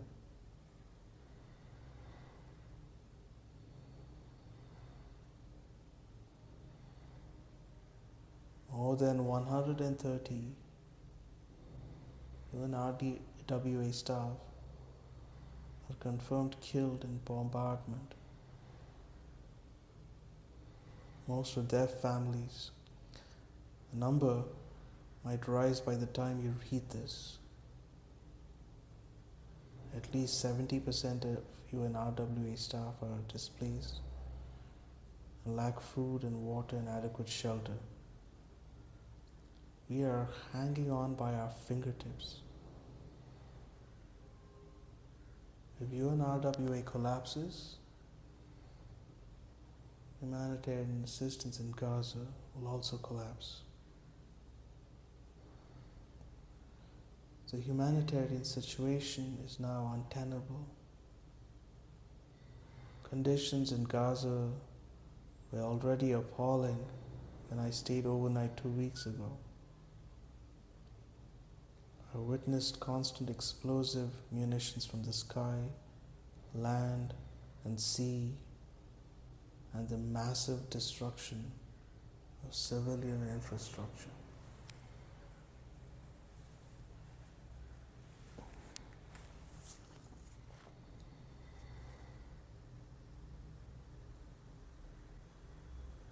This week, the Israeli military forces have instructed people to move further south, forcing Gaza's population into an ever-shrinking space. The shelters are shockingly overcrowded, with high risk of epidemic illness, and these overall unsanitary spaces, more than 700 people use a single toilet. Women give birth an average of 25 per day. People nurse open wounds. Tens of thousands sleep in courtyards and streets. People burn plastic to stay warm. Nearly 90 UNRWA premises, including schools, have been hit or impacted by munitions, killing over 270 internally displaced people. Many this week. In Gaza as a whole, over 16,000 people, 2/3 of whom are women and children, are reported killed during bombardment. Large swaths of Gaza are destroyed and uninhabitable.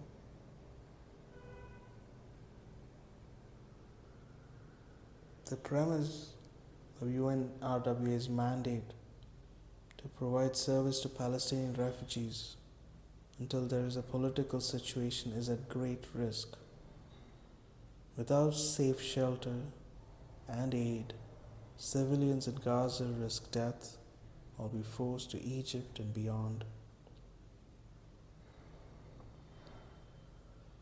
Forced displacement of Gaza may end prospects for a political solution that is intrinsic to the UNRWA's mandate, with grave risk for regional peace and security.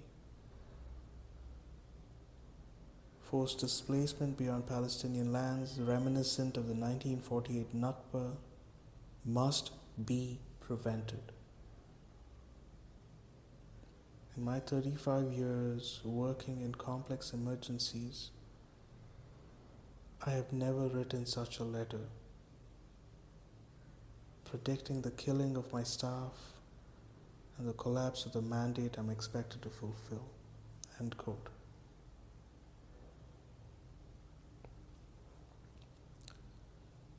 '73.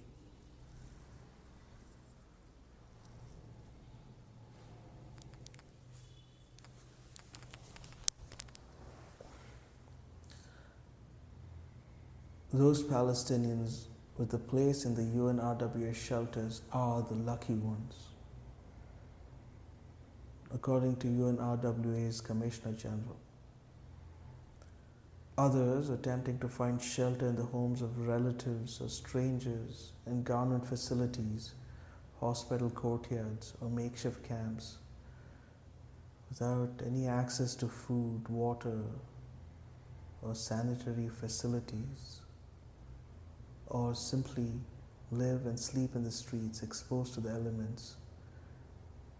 UNRW shelters now have an average 486 people using a single toilet, while other locations where people are seeking to shelter have often no toilets at all.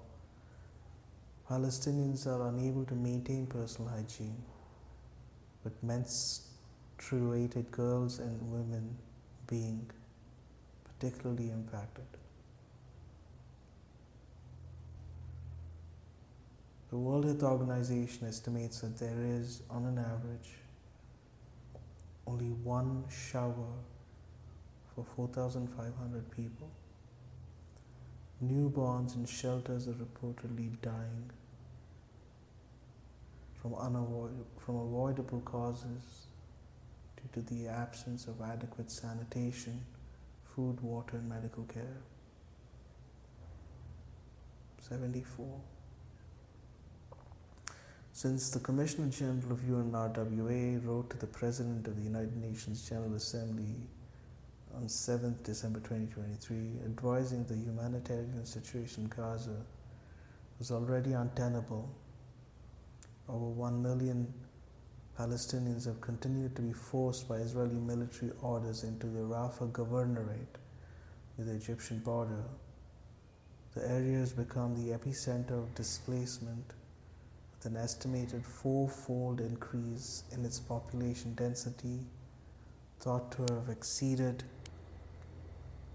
12,000 people per kilometer square. OCHA is warning that there is no empty space left for people to shelter, not even in the streets and other open areas. Al-Mawasi, a sandy, barren strip of approximately 14 square kilometers along the Mediterranean Sea, without aid, provisions, food, water, or sanitation, the so-called safe zone to which Israel has told Palestinians in Gaza to flee, is anything but safe. As UNRWA has underscored, unilaterally declared safe zones are not safe at all. Nowhere in Gaza is safe. The head of humanitarian policy at Save the Children International has warned people are in overcrowded shelters in makeshift tents. There is no access to clean water. There are crumbling sanitation facilities. We have heard of children starving in the so-called safe zone of Al-Mawasi. 75. Throughout Gaza, there are acute shortages in warm clothes, bedding, blankets, and critical non-food items, with people heavily dependent on salvaged wood and waste for cooking and warmth, raising the risk of respiratory diseases. There is also an acute shortage of clean water, severely impacting not just the ability to hydrate, but to wash, clean, and cook. The siege and infrastructure damage from bombing continue to prevent adequate water treatment and distribution and sewage management, with flooding exponentially increasing the risks of the spread of infectious diseases amongst the displaced Palestinians. On 20th December 2023, the Director General of the World Health Organization warned that Gaza is already experiencing soaring rates of infectious disease outbreaks, diarrhea cases among children, aged under 5 and 25 are aged under 5 are 25 times. Diarrhea cases among children aged under 5 are 25 times what they were before the conflict. Such illnesses can be lethal for malnourished children, and more so in the absence of functioning health services. Sewage is flowing onto the streets where Palestinians are living as it can no longer be managed. Everywhere you look is congested with makeshift shelters. Everywhere you go, people are desperate, hungry, and terrified. These conditions, deliberately inflicted by Israel, are calculated to bring about the destruction of Palestinian group in Gaza.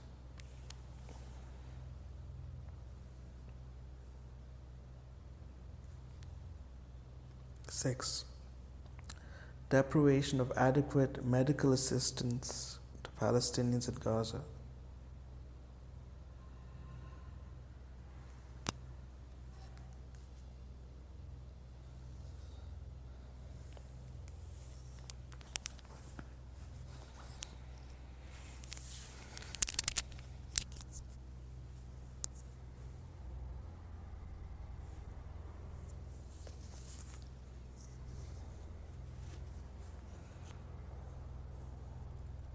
'76.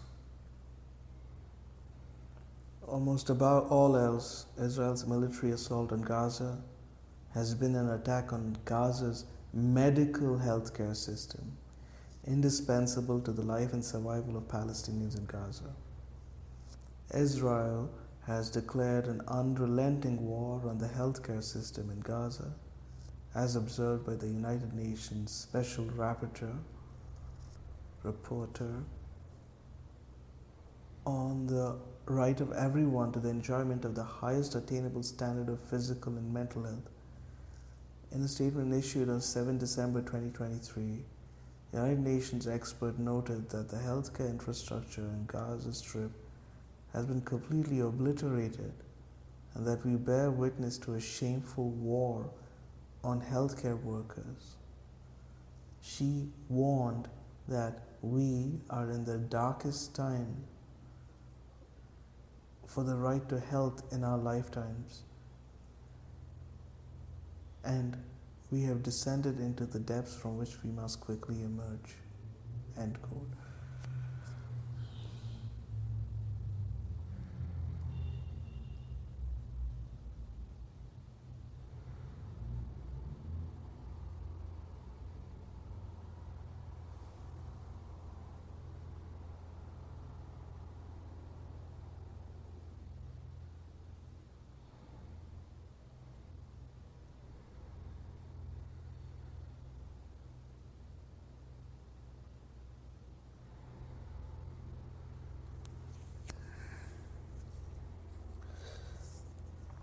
'77.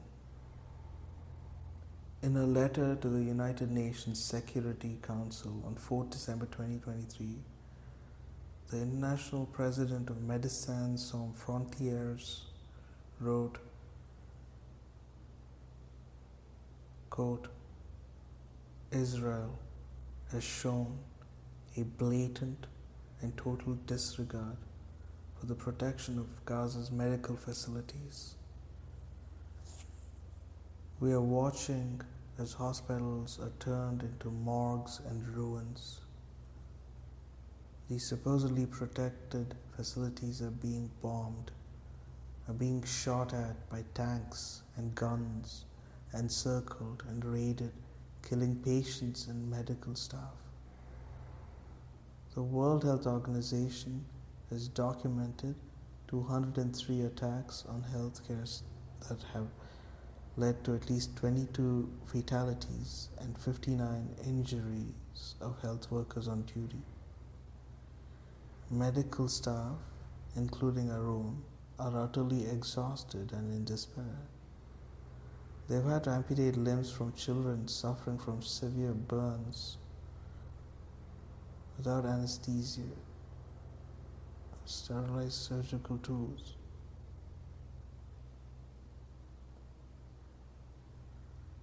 Due to forcible evacuations by Israeli soldiers, Some doctors have had to leave patients behind after facing the unimaginable choice between their lives or those of their patients. There is no justification for the atrocious attacks on the healthcare.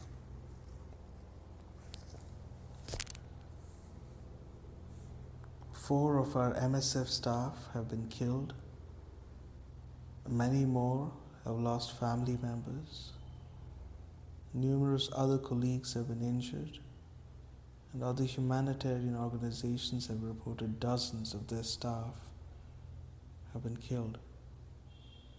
Northern Gaza is being erased from the map. Health system has collapsed. Our emergency team in Khan Yunis in southern Gaza has reported massive influxes of wounded after intense bombing. Last Sunday, 60 dead and 213 injured people arrived at the emergency room of Al-Aqsa Hospital. These strikes are also hitting overcrowded, squalid refugee camps, where people are barely surviving on the sparse humanitarian aid available. If the bombs do not get them, infectious disease and starvation will. We did what we could. Remember us. These are the words of Dr. Mahmoud Abu Nujaila, who has since been killed in the hospital strike, wrote on Gaza hospital whiteboard normally used for planning surgeries. And the guns fall silent, and the true scale of devastation is revealed. Will the council and its members be able to say the same?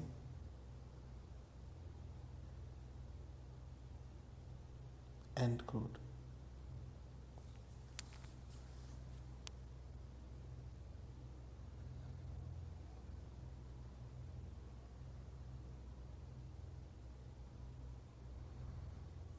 '78.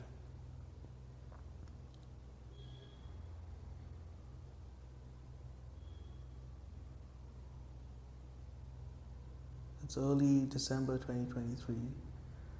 Israeli army attacks on Palestinian hospitals have increased only. The Israeli army has continued to attack and besiege hospitals and healthcare systems to deprive them of electricity and fuel crucial to maintain effective functioning and equipment, to obstruct them from receiving medical supplies, food and water, to force their evacuation and closure, and effectively to destroy them. The north of Gaza, without any functioning hospital for a week, has only 4 severely challenged, partially functioning hospitals available now. Israel has transformed Palestinian hospitals in Gaza from a place of healing into a death zone, into death zones and scenes of bloodbath, death, devastation and despair. Many hospitals have now become mere places where people are waiting to die. World Health Organization describes this situation as unconscionable and beyond belief. End quote.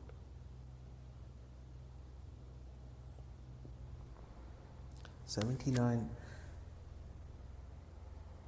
There have now been more than 238 attacks on healthcare in Gaza, in which over 61 hospitals and other healthcare facilities have been damaged or destroyed. Only 13 out of the 36 hospitals and 18 out of the 72 healthcare centers are still functioning, some of them barely, despite the overwhelming number of people injured in Israeli attacks. The Israeli army has targeted hospital generators, hospital solar panels, and other life-saving equipment such as oxygen stations and water tanks, It has also targeted ambulances, medical convoys, and first responders. 311 health workers have been killed, on an average 4 killed per day, including at least 22 health workers killed on duty. Those killed include some of Gaza's most experienced and skilled doctors, including Dr. Hani al-Haytham, head of emergency section at Al-Shifa Hospital, with his wife, Dr. Samira Girafi, and their children. Dr. Mohammed Dabour, head of pathology at Al-Shifa Hospital, reportedly killed with his son and father while attempting to flee Gaza City. Dr. Medad Saidam, plastic reconstructive burn surgeon at Al-Shifa Hospital, and Dr. Hamam Aloha, nephrologist at Al-Shifa Hospital, were killed in attacks on their family houses. Interviewed shortly before his death, Dr. Aloha responded as follows when asked why he was not fleeing the north and south. If I go, who would treat my patients? We are not animals. We have the right to receive proper health care. I think I went to medical school and my postgraduate degree for a total of 14 years, so I think only about my life and not my patients. End quote. The systematic destruction of Palestinian hospitals and the killing of specialty Palestinian doctors is not only impacting the care of Palestinians in Gaza at present, it is undermining the prospect of a future Palestinian healthcare system in Gaza, destroying its capacity to rebuild and to care effectively for the Palestinian people in Gaza.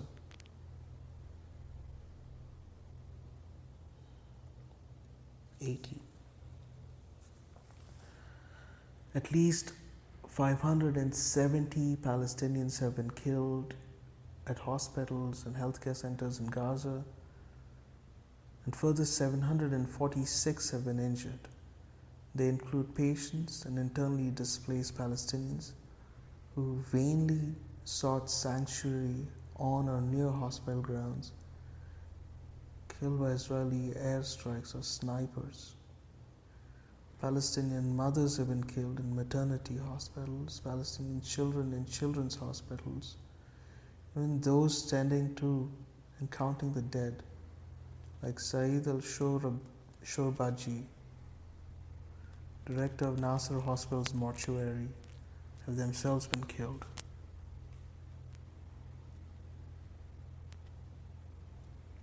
Some have been victims of Israeli attacks multiple times over, like 12-year-old Dina Abu Moshin, interviewed by UNICEF after losing her parents, 2 siblings, and her leg in an Israeli strike on her home.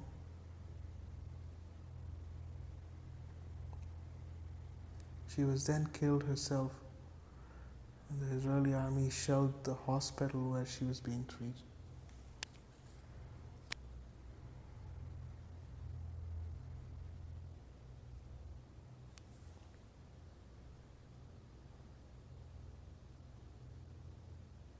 So 81 Palestinians have died as a direct result of Israel cutting off electricity and fuel to hospitals. They include 5 premature babies,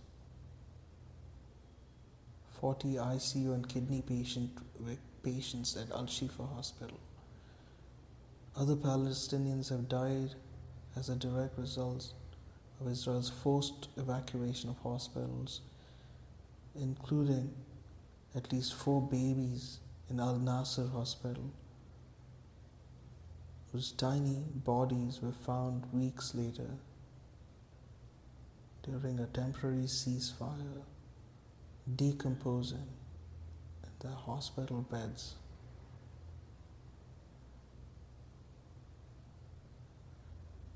Hospital courtyards have been turned into sites of mass graves.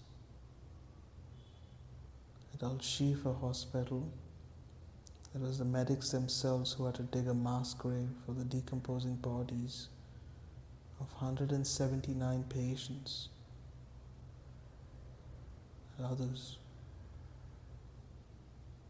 Israel's bulldozers excavated and exhumed a hospital mass grave in the besieged Kamal Adwan Hospital on 16 December,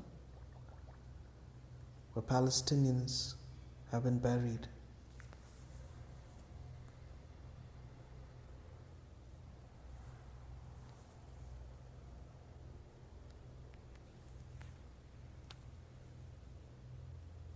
Speaking to CNN, Hossam Abu Safia, head of pediatric services at Kamal Adwan Hospital, stated that soldiers dug up the graves this morning and dragged the bodies with bulldozers and then crushed the bodies with bulldozers.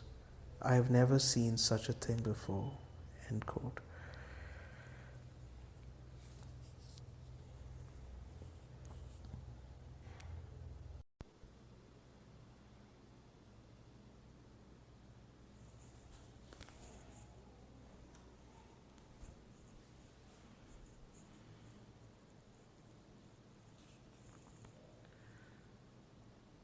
'82. United Nations General Assembly Resolution ES 1021 of 27th October 2023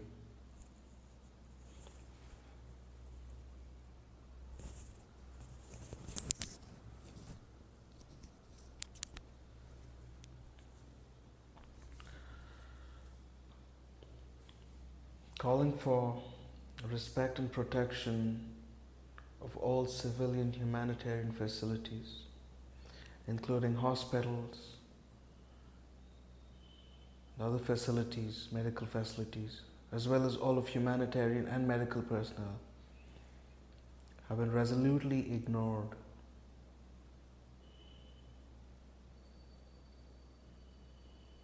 Doctors and medics have continued not only to be killed, but also to be rounded up and disappeared by the Israeli authorities. They include the General Director, the Al-Shifa, and his staff, seized and held in incommunicado since 23rd November 2023.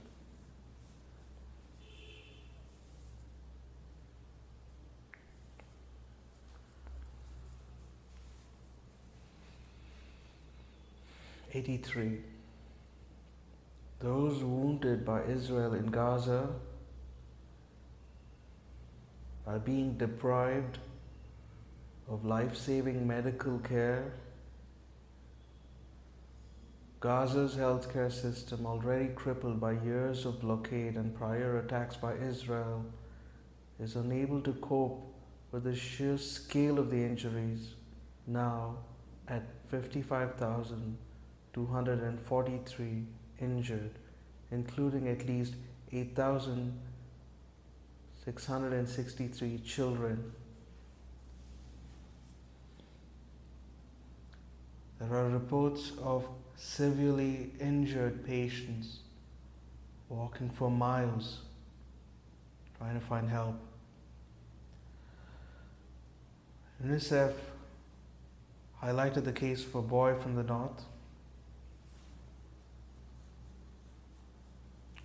whose leg had been blown off in the violence and who had spent 3 or 4 days trying to reach the south, delayed by checkpoints. The smell of decomposition was clear, and the boy had shrapnel all over. Potentially, he was blind and had burns to 50% of his body.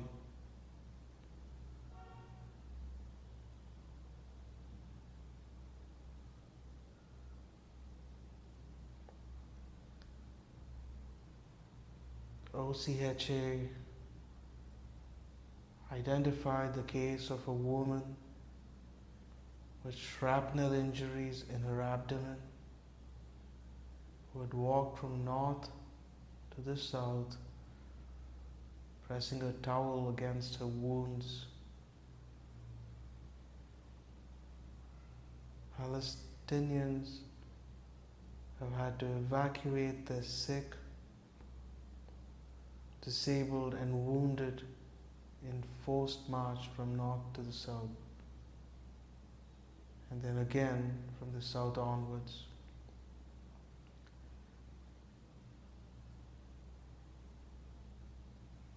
Dragging hospital beds behind cars, pushing wheelchairs, raising them on makeshift stretchers, simply carrying them in their arms. 84. The hospitals, which are still functioning, are described as scenes from a horror movie. The critical shortages of staff and supplies include anesthetics, analgesics, medicine, and disinfectants.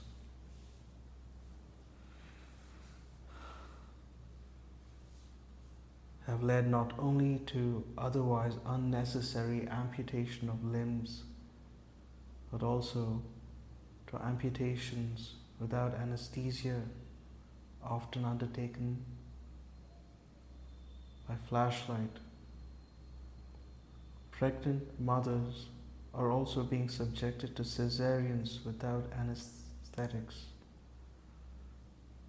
Patients are being treated on dirty floors covered with blood, with family members having to hold saline bags where saline is available.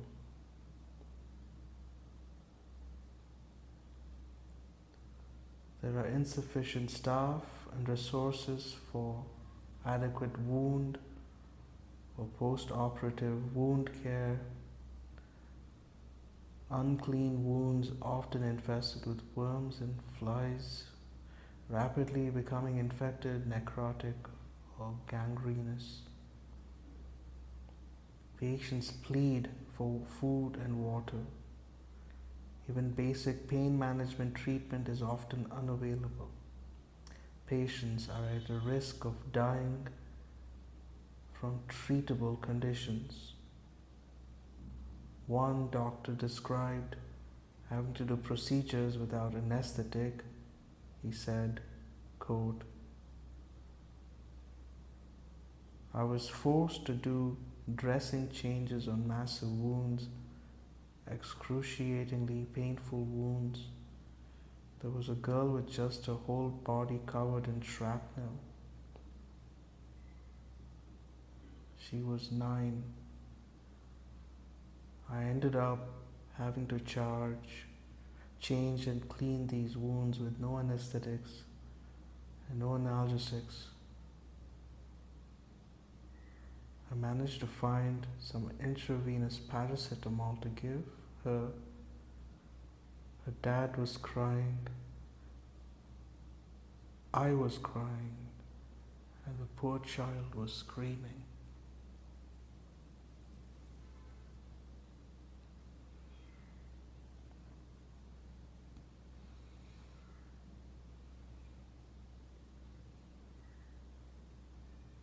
A5. In addition to the war wounded, there are hundreds of thousands of Palestinians in Gaza who still need routine medical care for conditions such as high blood pressure, cardiovascular disease, or diabetes. Thousands of Palestinians in Gaza are also in need of urgent care for kidney disease and cancer. And an estimated 130 premature babies are dependent on incubators for survival at any given time. Many of them are now unable to receive medical assistance. UNICEF warns that women, children, and newborns in Gaza are disproportionately bearing the burden of escalation of hostilities. In the occupied Palestine territory, both as casualties and in reduced access to health services. Older persons and persons with disabilities lack essential medication and are at higher risk of communicable disease, malnutrition, and death. Pregnant mothers are also particularly vulnerable. 86. Experts are beginning to warn the number of Palestinians dying as a result of disease and hunger could already be outstripping violent deaths caused by Israeli army assaults.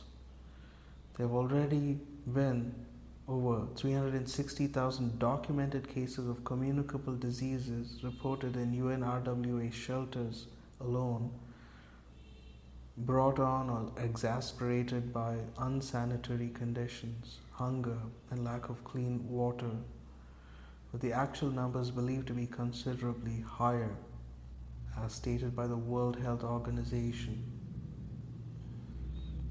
Gaza, quote, is already experiencing soaring rates of infectious diseases. Over 100,000 cases of diarrhea have been reported since mid-October. Half of these are among young children under the age of 5 years. Case numbers that are 25 times what was reported before the conflict. Over 150,000 cases of upper respiratory infections and numerous cases of meningitis, skin rashes, scabies, lice, and chickenpox have been reported. Hepatitis is also suspected, as many people present with telltale signs of jaundice. While a healthy body can more easily fight off these diseases, a wasted and weakened body will struggle. Hunger weakens the body's defenses and opens the doors to disease. Malnutrition increases the risk of children dying from illnesses like diarrhea, pneumonia, measles, especially in a setting where they lack access to life-saving health services.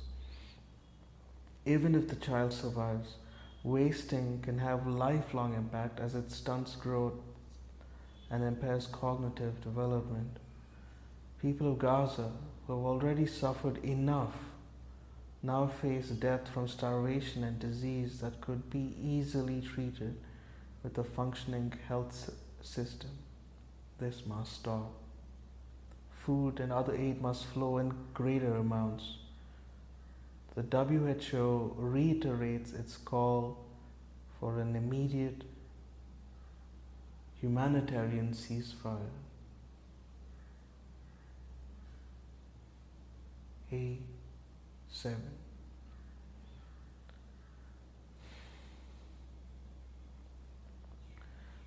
Experts assess that the death toll from disease, hunger, could be multiples of that from fighting and airstrikes.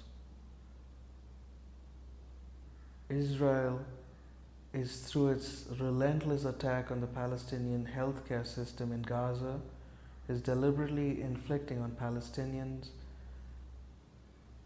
in Gaza conditions of life calculated to bring about their destructions. Writing in the British medical journal, The Lancet, a group of medics highlight the health dimensions of violence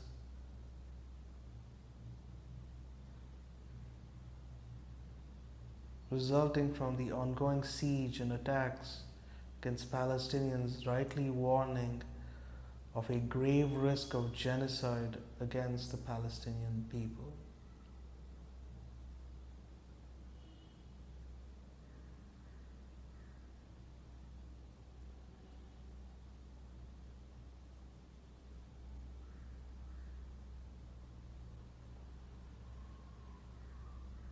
Seven, destruction of Palestinian life in Gaza.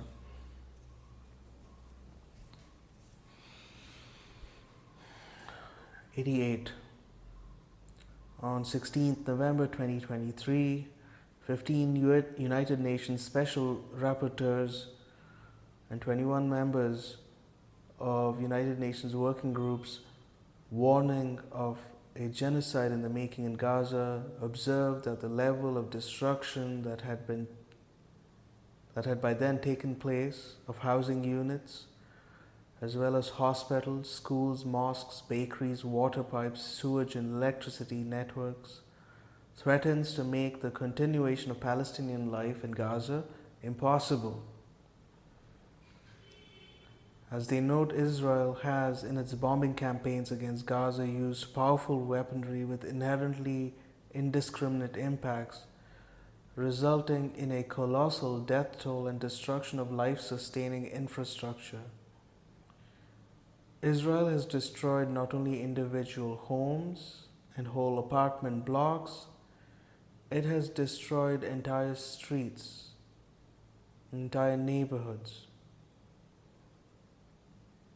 Shujaiya, a suburb of Gaza City,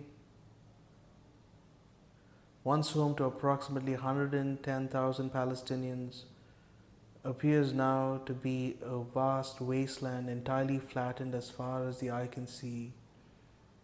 In shops, schools, vibrant marketplace, family homes, doctors, clinics, historic streets, and the Ibn Uthman Mosque, and everything that once sustained Palestinian life there has been damaged or destroyed along with so many of its people. Other areas in Gaza appear to have experienced a similar level of destruction, including Beit Hanun, Beit Lahia, Gaza Old City, Al Rimal, Nusayrat refugee camp in the south. 89. Across Gaza, Israel has targeted the infrastructure and foundations of Palestinian life, deliberately creating conditions of life calculated to bring about the physical destruction of Palestinian people. In addition to the attacks previously cited on homes, neighborhoods, hospitals, water systems, agricultural lands, bakeries, and mills, Israel has also targeted the foundational civil system in Gaza. Israel has targeted the Palace of Justice, the main Palestinian court building in Gaza, housing Palestinian Supreme Court, the Constitutional Court, the Court of Appeal, the Court of the First Instance, the Administrative Court, and the Magistrates' Court, as well as the archive of our court records and other historical files. Israel has also significantly damaged the Palestinian Legislative Council complex. It has targeted Gaza City's Central Archive building, containing thousands of historical documents and national records dating back over 100 years, forming an essential archive of Palestinian history, as well as more modern records for Gaza City's urban development. 90. Israel has left Gaza City's main public library in ruins. It has also damaged or destroyed countless bookshops, publishing houses, libraries, and hundreds of educational facilities. Israel has targeted every one of Gaza's 4 universities, including the Islamic University of Gaza, the oldest higher education institution in the territory, which has trained generations of doctors and engineers amongst others, destroying campuses for the education of future generation of Palestinians in Gaza. Alongside so many others, Israel has killed leading Palestinian academics, including Professor Sufyan Taye, the president of the Islamic University, an award-winning physicist and UNESCO chair of astronomy, astrophysics and space sciences in Palestine, who died alongside his family in an airstrike. Dr. Ahmed Ahmadi Abu Absa, Dean of the Software Engineering Department at the University of Palestine, reportedly shot dead by Israel as he walked away, having been released from 3 days of enforced disappearance. And Professor Muhammad Aid Shabir, Professor of Immunology and Virology and a former president of the Islamic University of Gaza, and Professor Rafat Al-Arir, poet and professor of comparative literature and creative writing at the Islamic University of Gaza, were both killed by Israel with members of their families.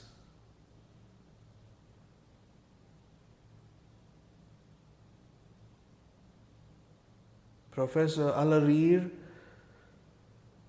was a co-founder of We Are Not Numbers, a Palestinian youth project seeking to tell the stories behind otherwise impersonal accounts of Palestinians and Palestinian deaths in the news.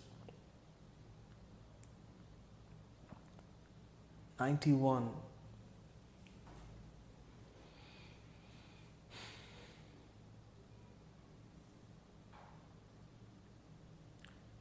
Israel has damaged and destroyed numerous centers of Palestinian learning and culture, including the Al-Zafari Damari Mosque and Center for Manuscripts and Ancient Documents, the Orthodox Cultural Center, the Al-Qarara Cultural Museum, the Gaza Center for Culture and Arts, the Arab Social Cultural Center, the Hakawi Society for Culture and Arts, and the Rafah Museum.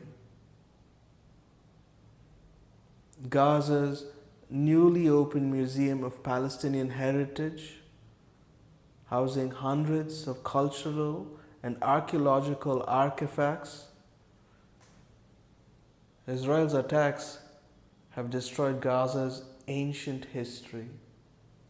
8 sites have been damaged or destroyed, including the ancient port of Gaza, known as Antidon Harbor or Al-Balakia, the archaeological site of a 2,000-year-old Roman cemetery listed on both Islamic Heritage List and the tentative UNESCO World Heritage List.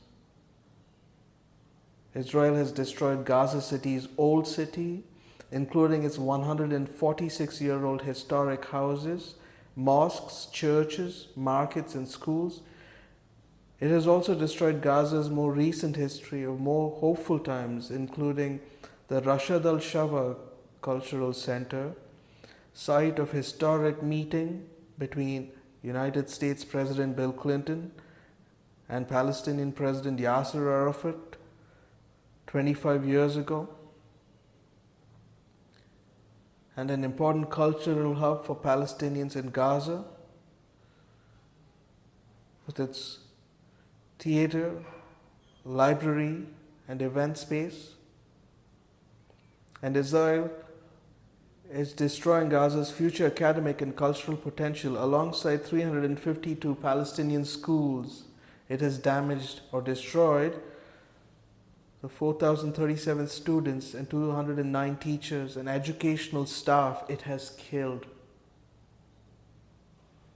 alongside the other 7,259 students and 619 teachers it has injured.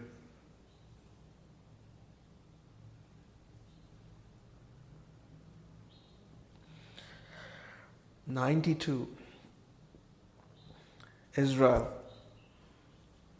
has damaged or destroyed an estimated 318 Muslim and Christian religious sites, demolishing the places where Palestinians have worshipped for generations.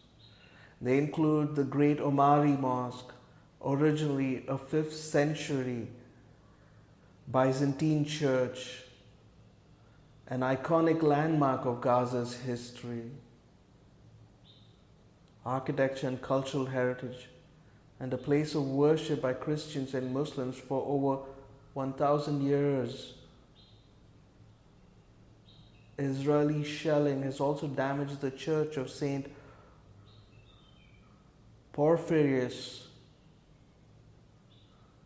founded in 425 AD, believed to be the 3rd oldest church in the world, alongside the 2 other churches that have sustained direct Israeli fire. Gaza's Christians themselves have been targeted and killed by Israel in the very church compounds where they sought shelter.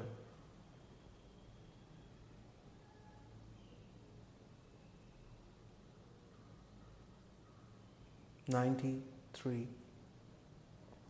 Along with its destruction of the physical monuments to the history and heritage of Palestinians in Gaza, Israel has sought to destroy the very Palestinian people who form and create the heritage.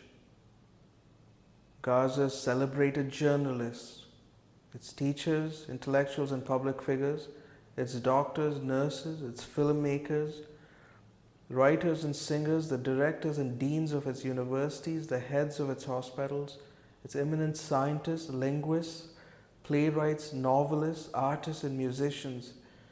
Israel has killed and is killing Palestinian storytellers and poets, Palestinian farmers and fishermen, alongside Gaza's local legendary pastry chef Masoud Muhammad al-Khatati, killed in an Israeli airstrike on his house on 3rd November 2023,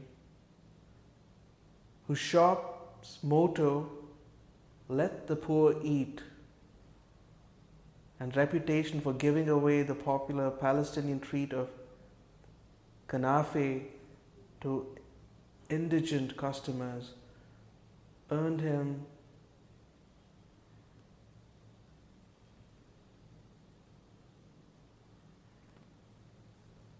the nickname of Father of the Poor.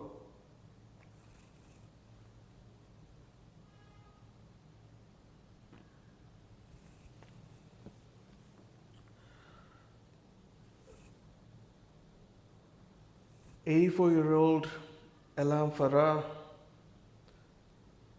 from one of Palestine's oldest Christian families, a reputed accordionist and music teacher known as Mother Orange, to a generation of Palestinian music students for her shock of red hair, shot dead by an Israeli sniper outside the Holy Family Church in Gaza City. When she returned home for warm clothes and was left to bleed to death.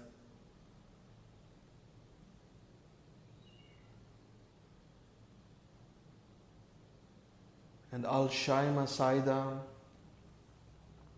the student with the highest final high school exam grades in the whole of Palestine, killed, with multiple members of her family in a strike on Al-Nusayrat refugee camp Just as Israel is destroying the official memory and records of Palestinians in Gaza through its destruction of Gaza archives and landmarks,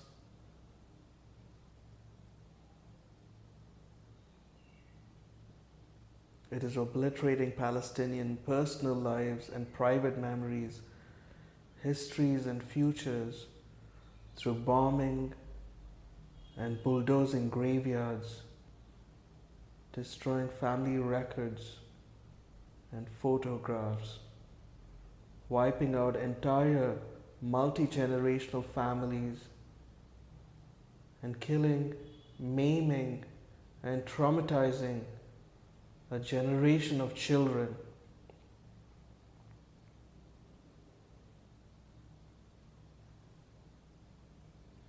As a Palestinian man in a video by UNRWA succinctly sums up, these are all our memories, our entire lives.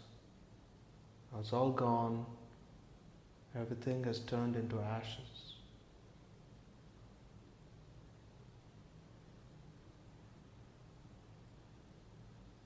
'94. The Israeli army erecting the Israeli flag over the wreckage of devastated Palestinian homes, towns and cities, including in Gaza City's Palestine Square itself, and spurred on by calls from within the Israeli government and without to flatten Gaza and re-establish Israeli settlements on the rubble of Palestinian homes, is destroying the very fabric and basis of Palestinian life in Gaza. Israel is thereby deliberately inflicting on the Palestinian group in Gaza conditions of life to bring about its destruction.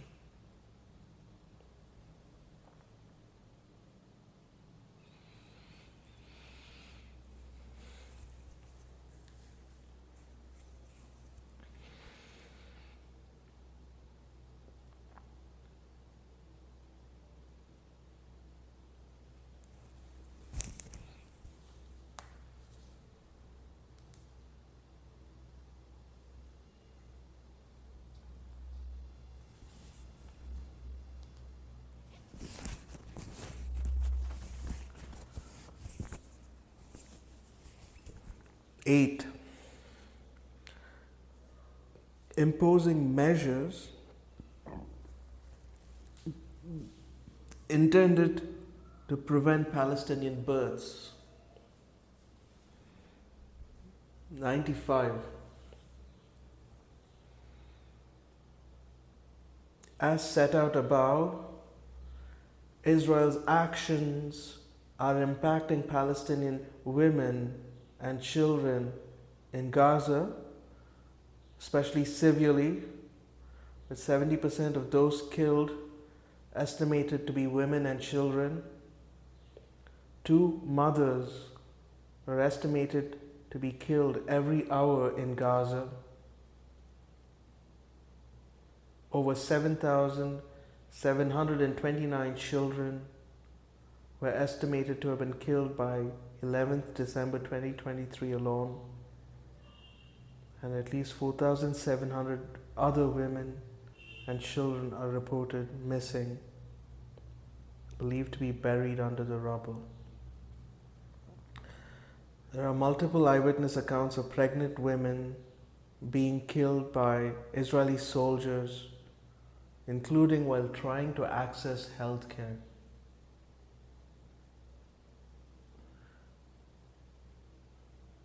'96. Pregnant women and children, including newborn babies, are also particularly impacted by displacement, lack of access to food and water, shelter, clothes, hygiene and sanitation, and lack of access to health services. These effects are severe and significant, and estimated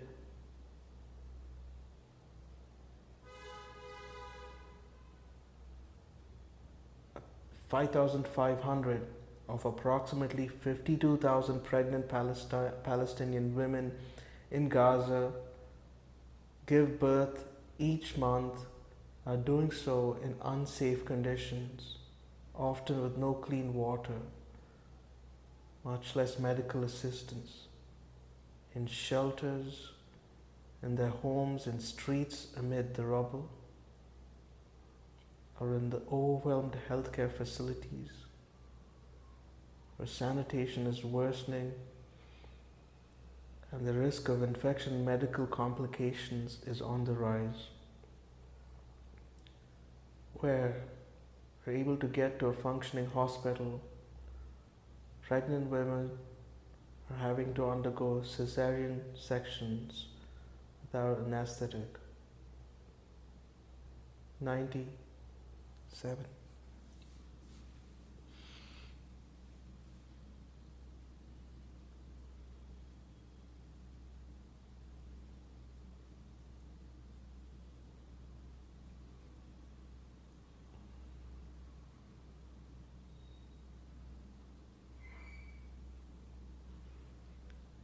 Given the lack of access to critical medical supplies, including blood, doctors are being compelled to perform ordinarily unnecessary hysterectomies on young women in an attempt to save their lives, leaving them unable to have more children.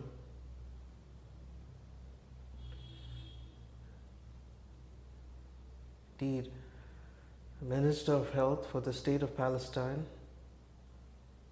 Dr. Mayal Kaile, confirms that the only option facing Palestinian women in Gaza who bled out after giving birth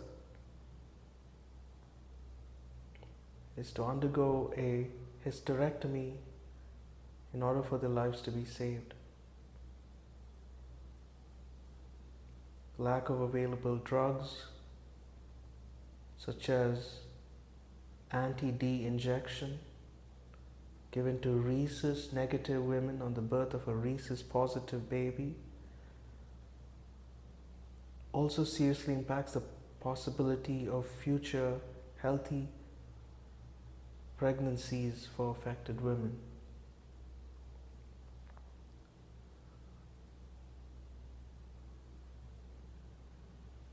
'98.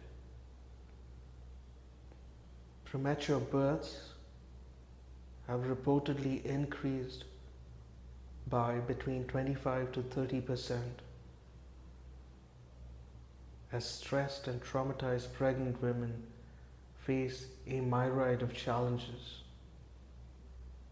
including being compelled to walk long distances in search of safety, attempting to escape from bombs, and being crowded into shelters in often squalid conditions.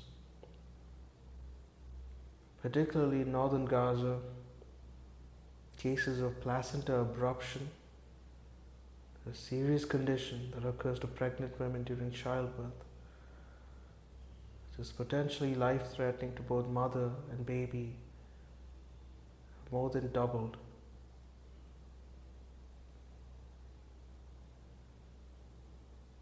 '99. An ever-increasing number of Palestinian babies in Gaza are reportedly dying from entirely preventable causes brought about by Israel's actions. Newborns up to 3 months old are dying of diarrhea, hypothermia, and other preventable causes. Without essential equipment and medical support, premature and underweight babies have little to no chance of survival.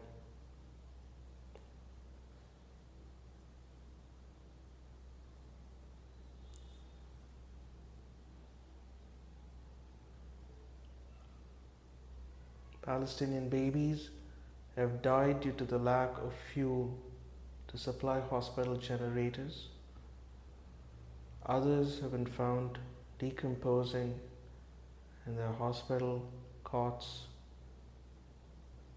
medical staff taking care of them having been forced by Israel to evacuate.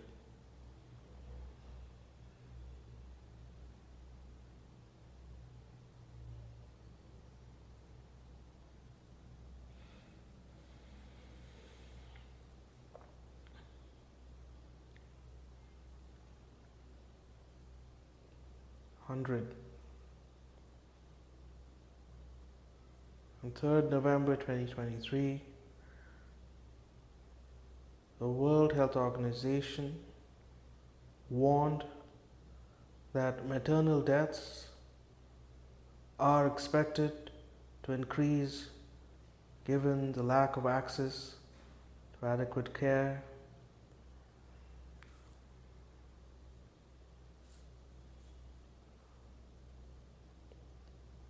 deadly consequences on reproductive health, including a rise in stress-induced miscarriages, stillbirths, and premature births. The impact will necessarily be long-lasting and severe for Palestinians in Gaza as a group.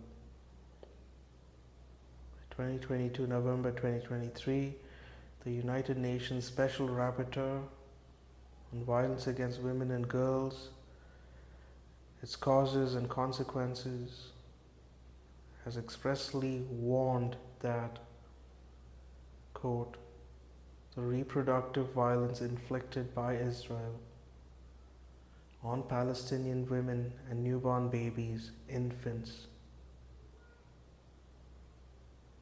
children could be qualified as acts of genocide under Article 2 of the Convention on the Prevention of Genocide, including imposing measures intended to prevent births within a group.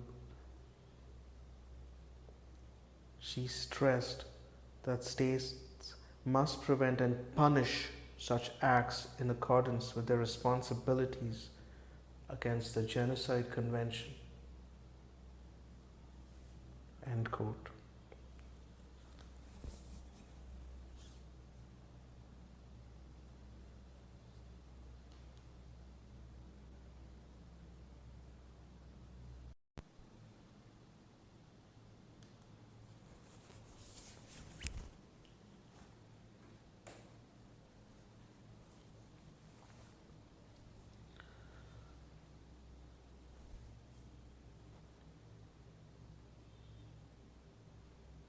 Part 3, Facts. Section D. Expressions of genocidal intent against the Palestinian people by the Israeli state officials and others.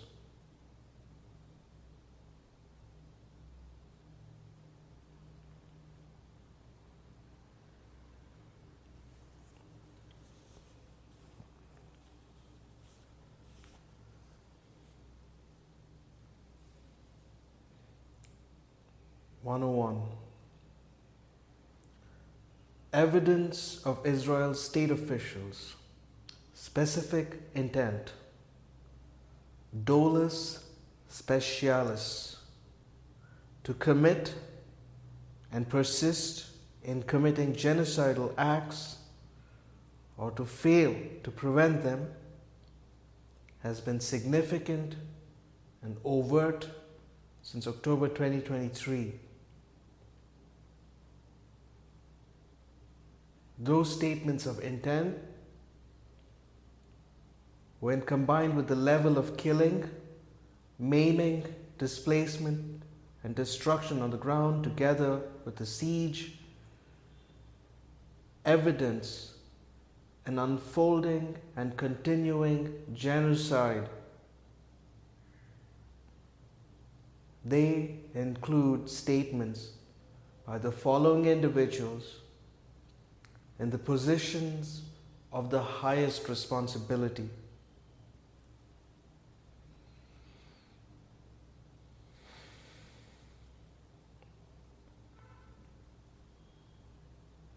Prime Minister of Israel, on 7th October 2023, in a televised address by the government press office, Prime Minister Benjamin Netanyahu promised to operate forcefully everywhere. On 13th October 2023, he confirmed that we are striking our enemies with unprecedented might. On 15th October 2023,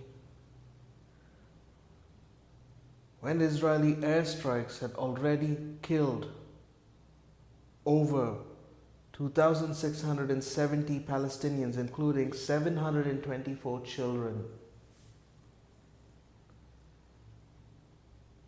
the Prime Minister stated that Israeli soldiers understand the scope of the mission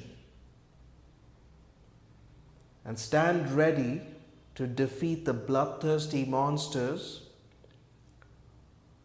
who have risen against Israel to destroy us.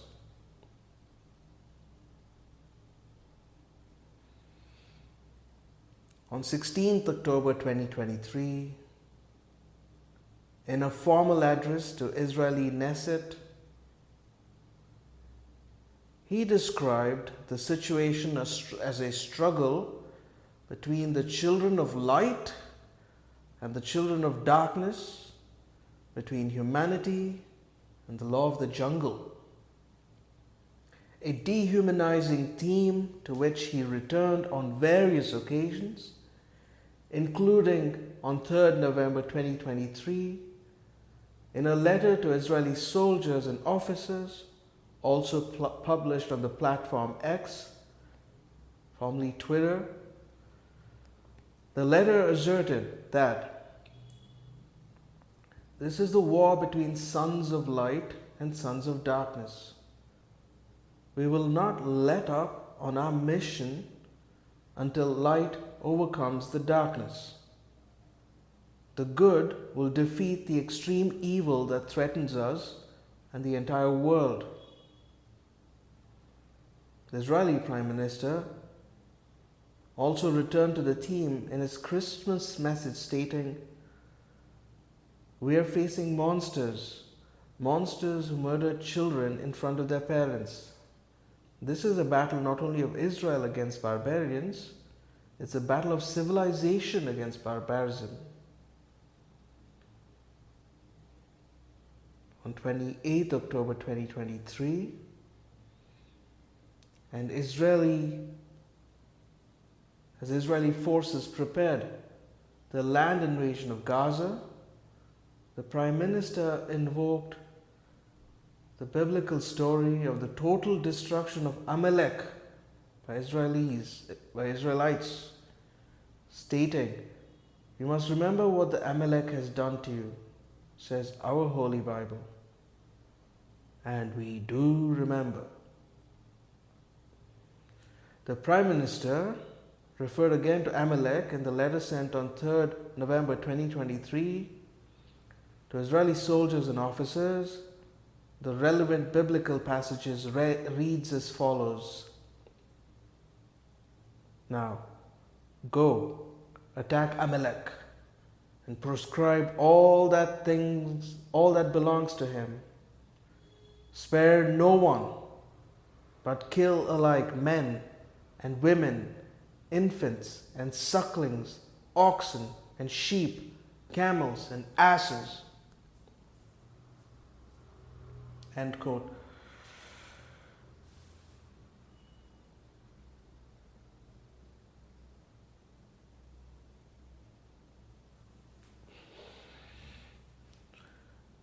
President of Israel, on 12th October 2023. President Isaac Herzog made clear that Israel was not distinguishing between militants and civilians in Gaza, stating in a press conference to foreign media in relation Palestinians in Gaza, over 1 million of whom who are children,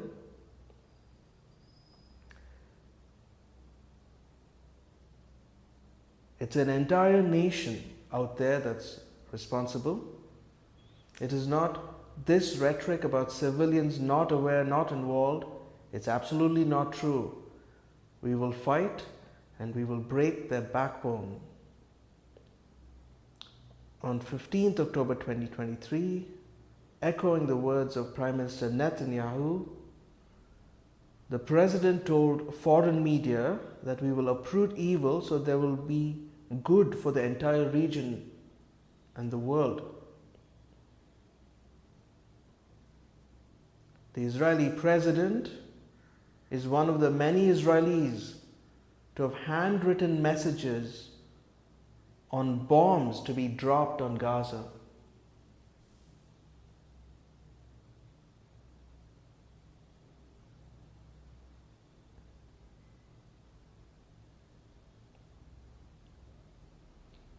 Israeli Minister of Defense on 9th October 2023, Defense Minister Yoav Gallant, in an Israeli army situation update, advised Israel was imposing a complete siege on Gaza, no electricity, no food, no water, no fuel, everything is closed. We are fighting human animals and we are acting accordingly. He also informed troops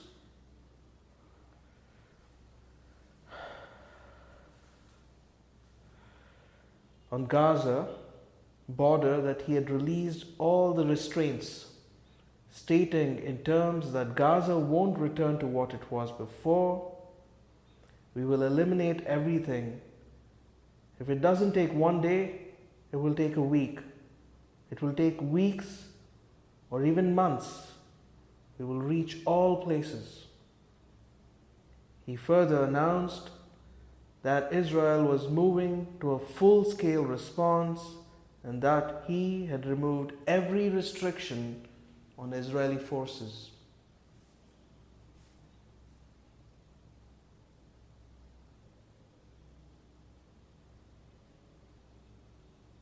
Israeli Minister for National Security on 10th November 2023, Itamar Ben-Gvir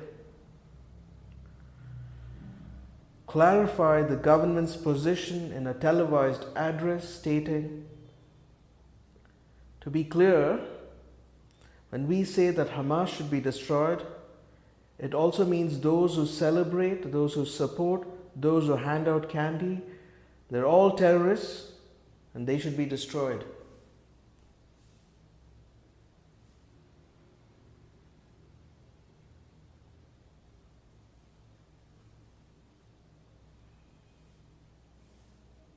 Israeli Minister of Energy and Infrastructure, tweeting on 13th October 2023, Israel Katz, stated, "All the civilian population in Gaza is ordered to leave immediately. We will win. They will not receive a drop of water or a single battery until they leave the world." On 12th October 2023, he tweeted, "Humanitarian aid to Gaza, no electrical switch will be turned on, no water hydrant will be opened, and no fuel truck will enter until the Israeli abductees are returned home. Humanitarianism for humanitarianism, and no one will preach us morality."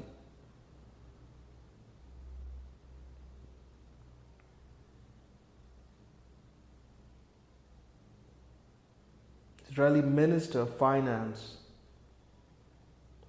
on 8th October 2023, Bezalel Smotrich stated at a meeting of the Israeli cabinet that we need to deal a blow that hasn't been seen in 50 years and take down Gaza.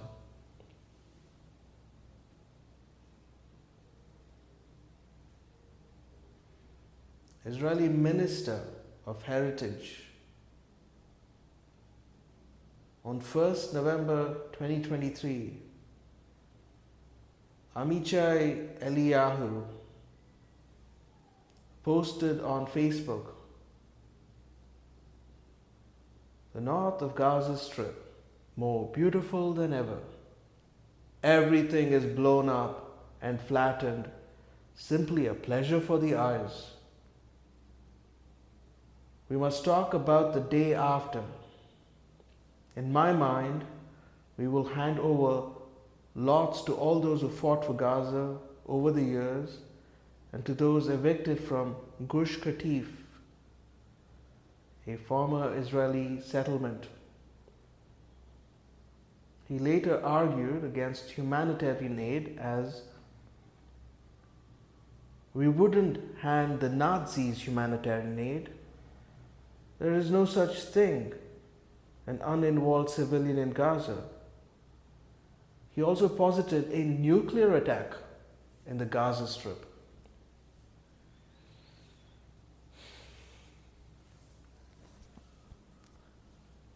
Israeli Minister of Agriculture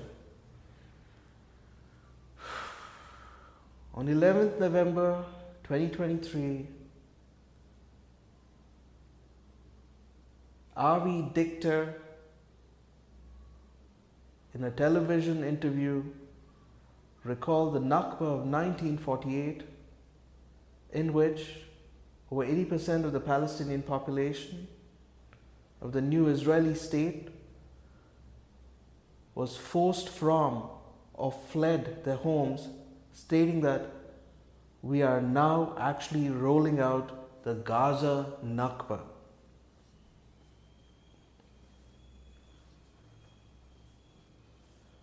Deputy Speaker of the Knesset and member of the Foreign Affairs and Security Committee on 7th October 2023, Nissim Waturi tweeted that now we all have one common goal: erasing the Gaza Strip from the face of the earth. Those who are unable will be replaced.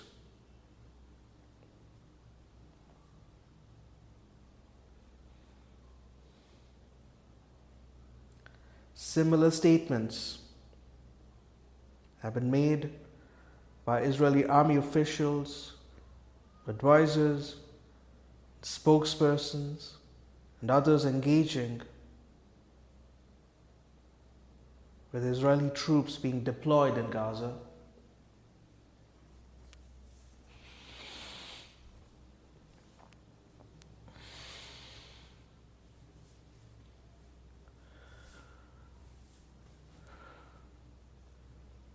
Israeli Army Coordinator of Government Activities in the Territories, COGAT,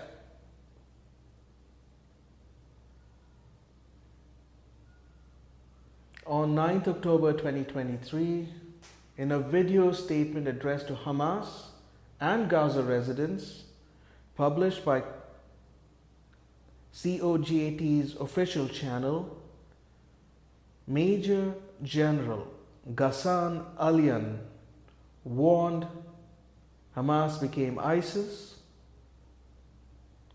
and the citizens of Gaza are celebrating instead of being horrified. Human animals are dealt with accordingly. Israel has imposed a total blockade on Gaza. No electricity, no water, just damage. You want hell? You will get hell.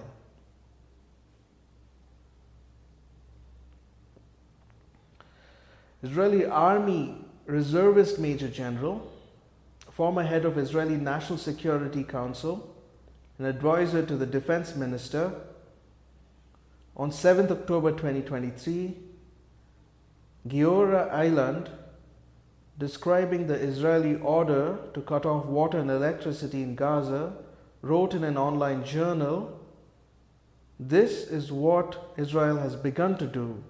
We cut the supply of energy, water and diesel to the Strip, but that's not enough. In order to make the siege effective, we have to prevent others from giving assistance to Gaza. The people should be told they have two choices: to stay and starve or to leave. If Egypt and other countries prefer that these people will perish in Gaza, that is their choice." On the same day, he asserted in a national newspaper, that when you are at war with another country, you don't feed them, you don't provide them electricity or gas or water or anything else. A country can be attacked in a much broader way to bring the country to the brink of dysfunction. This is the necessary outcome of events in Gaza.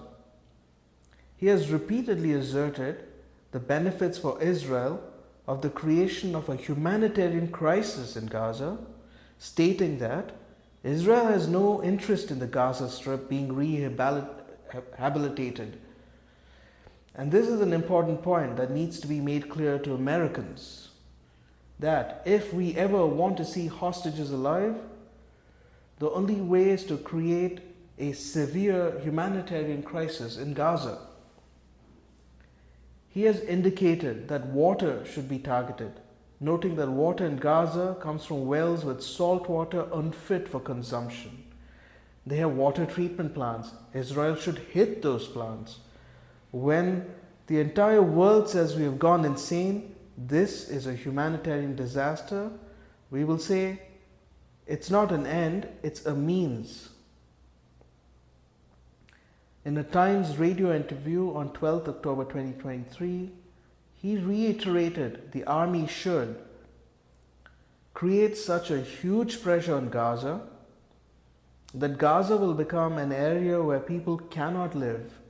People cannot live until Hamas is destroyed, which means that Israel not only stops to supply energy, diesel, water, food, as we did in the last 20 years, but we should prevent any possible assistance by others, and to create in Gaza such a terrible, unbearable situation that can last weeks and months. End quote. Giora Island has repeatedly been given a platform to call for Gaza to be made uninhabitable, declaring Giora Island has repeatedly been given a platform to call for Gaza to be made uninhabitable, declaring the state of Israel has no choice but to make Gaza a place that is temporarily or permanently impossible to live in. In an interview on 16th November 2023, he suggested that if there is an intention for military action at Al-Shifa Hospital, which I think is capable, I hope the head of the CIA got an explanation of why this is necessary and why the US must ultimately back even an operation like this, even if there are thousands of bodies of civilians in the streets afterwards. Furthermore, he proposed that Israel needs to create a humanitarian crisis in Gaza, compelling tens of thousands or even hundreds of thousands to seek refuge in Egypt or the Gulf. Gaza will become a place where no human being can exist. Echoing the words of the President Herzog, he has repeatedly underscored that there should be no distinction between Hamas combatants and Palestinian civilians, saying, "Who are the poor women of Gaza? They are all mothers and sisters and wives of Hamas murderers.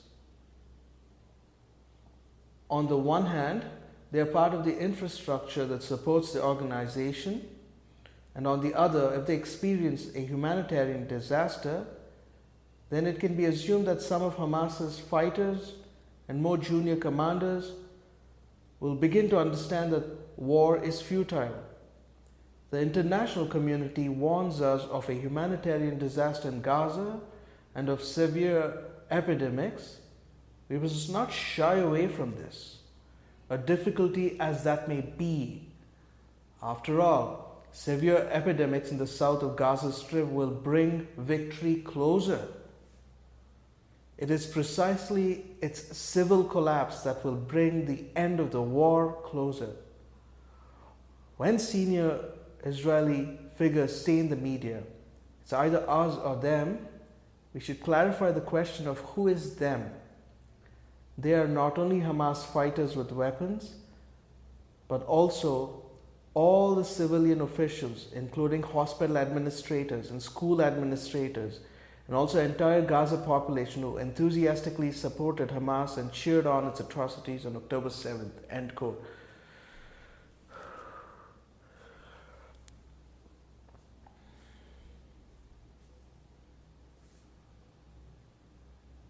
Israeli Army reservist motivational speech.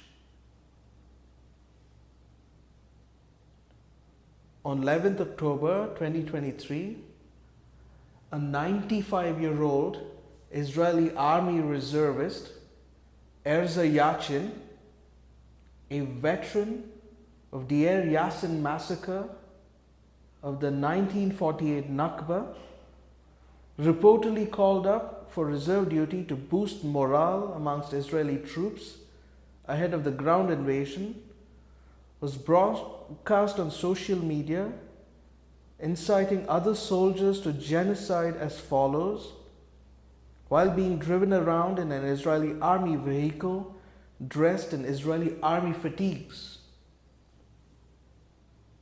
Quote, "Be triumphant and finish them off.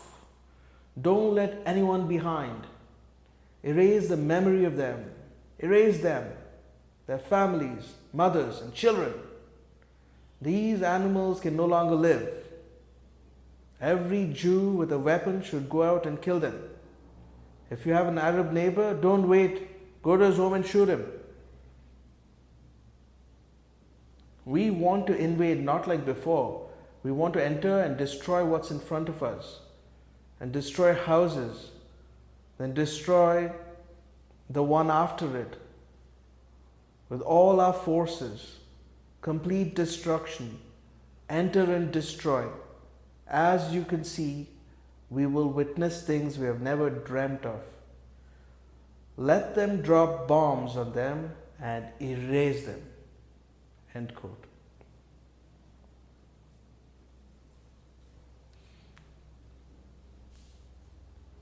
Head of Israel's Army's Air Operation Group on 28th October 2023, Lieutenant Colonel Gilad Kenan described the Air Force as working together with all the bodies in IDF when the goal is clear: to destroy everything that has been touched by the hand of Hamas.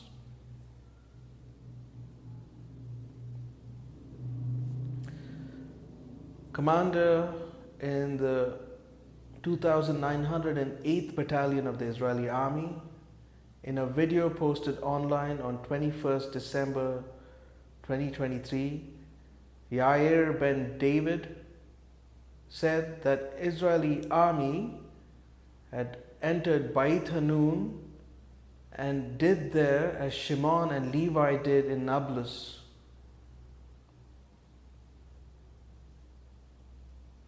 And that the entire Gaza should resemble Beit Hanun, referring to the city in northern Gaza, which had been entirely devastated by the Israeli army.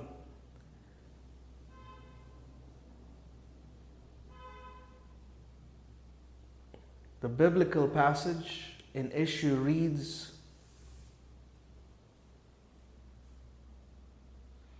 "On the third day, when they were in pain, Simeon and Levi, two of Jacob's sons, brother of Dinah, took each his sword, came upon the city unmolested, and slew all the males." End quote.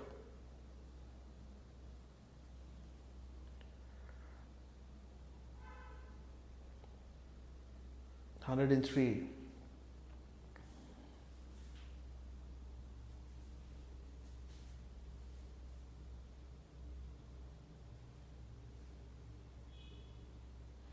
The above statements by Israeli decision makers and military officials indicate in and of themselves a clear intent to destroy Palestinians in Gaza as a group as such. They also constitute clear, direct and public incitement to genocide, which has gone unchecked and unpunished. The clear inference from the acts of Israeli army on ground, including from vast numbers of civilians killed and injured, and the scale of displacement, destruction and devastation wrought in Gaza,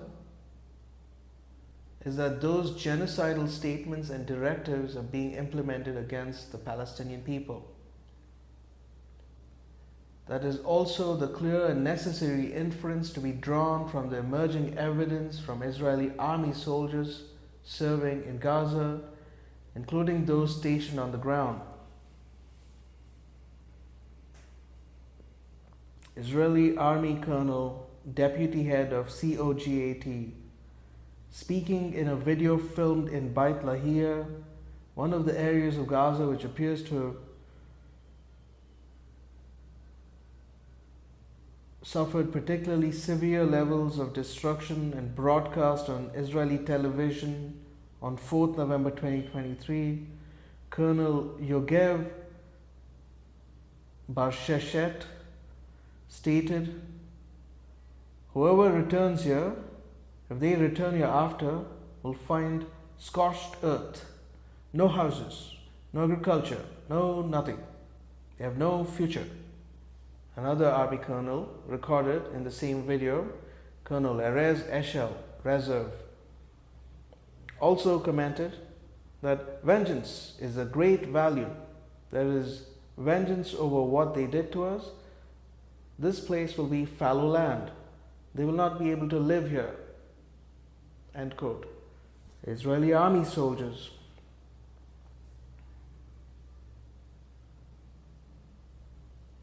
Israeli soldiers in uniforms have been filmed on 5th December 2023 dancing, chanting and singing, "May their village burn, may Gaza be erased." And 2 days later, on a separate occasion inside Gaza, on 7th December 2023, dancing and singing and chanting, "We know our motto. There are no uninvolved civilians, and to wipe out the seed of Amalek." End quote.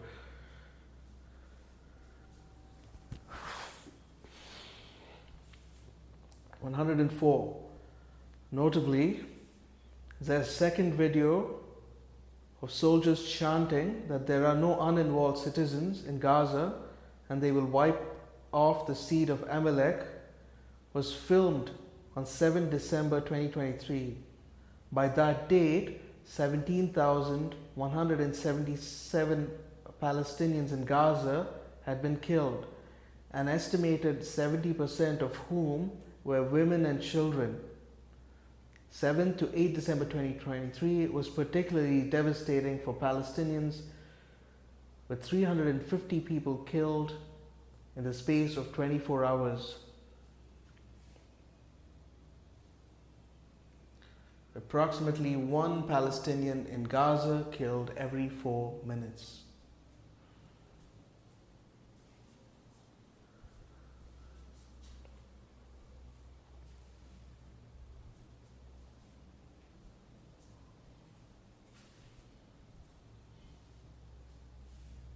(105) This genocidal rhetoric of governmental and military officials is also widespread and commonplace amongst non-cabinet members of the Israeli Knesset, MKs, who have repeatedly called for Gaza to be wiped out, flattened, erased, crushed on all its inhabitants. Parliamentarians have publicly deplored anyone feeling sorry for the uninvolved Gazans, asserting repeatedly that there are no uninvolved, that there are no innocents in Gaza, that the killers of women and children should not be separated from the citizens of Gaza, that the children of Gaza have brought this upon themselves, that there should be one sentence for everyone, death. Parliamentarians have stated, we must not forget that even the most innocent citizen, the cruel and monstrous people from Gaza took an active part. There is no place for any humanitarian gesture. The memory of Amalek must be protested. Rape must be protested. And that without hunger and thirst among Gaza population, we will not be able to recruit collaborators. Parliamentarians have also called for mercilessly bombing from the air, calling for the use of nuclear doomsday weapons and a Nakba that will overshadow the Nakba of 48. End quote. Similar genocidal rhetoric is also commonplace in Israeli civil society, with genocidal messages being routinely broadcast without censure or sanction in Israeli media. The media reports call for Gaza to be erased, turned into a slaughterhouse, that Hamas should not be eliminated, but rather Gaza should be razed. On a repeated claim, there are no innocents, there is no population, there are 2.5 million terrorists. One local official reportedly called for Gaza to be desolate and destroyed like a Auschwitz museum, demonstrating the madness of the people who live there. Former MKs have called for a level of destruction akin to that of Dresden and Hiroshima, asserting that it would be immoral for the Israeli army not to show themselves to be vengeful and cruel. In an Israeli news interview, one former MK called for all Palestinians in Gaza to be killed, saying, quote, I tell you, in Gaza, without exceptions, they are all terrorists, sons of dogs. They must be exterminated, all of them killed. We will flatten Gaza and turn them into dust, and the army will cleanse the area. Then we will start building new areas for us, above all for our security. End quote. 107. Those statements by prominent members of Israeli society, including former parliamentarians and news anchors, constitute clear, direct, and public incitement to genocide, which has gone unchecked and unpunished by Israeli authorities. That such sentiment appears to be so widespread and mainstream in Israeli society is of particular concern in circumstances where the soldiers serving in Gaza are largely reservists drawn from an informed civil society.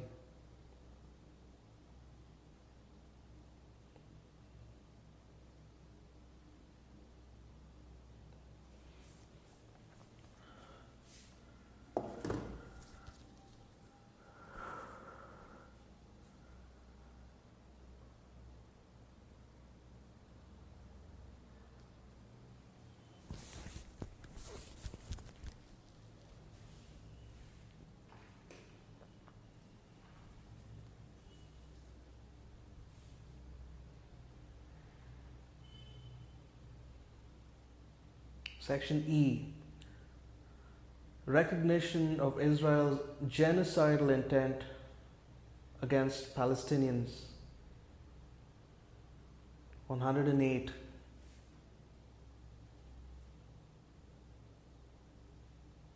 As set out above, numerous states have rightfully recognized Israel's statements in relation to Gaza as demonstrating genocidal intent. That assessment is shared by a significant number of United Nations experts who have repeatedly warned since at least mid-October 2023 that the Palestinian people are at grave risk of genocide by Israel. By way of example,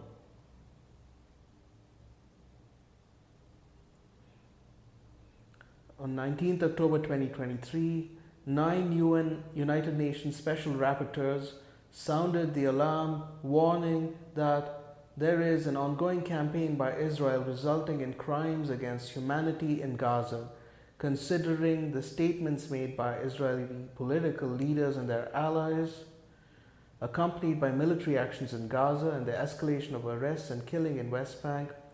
There is also a risk of genocide against Palestinian people.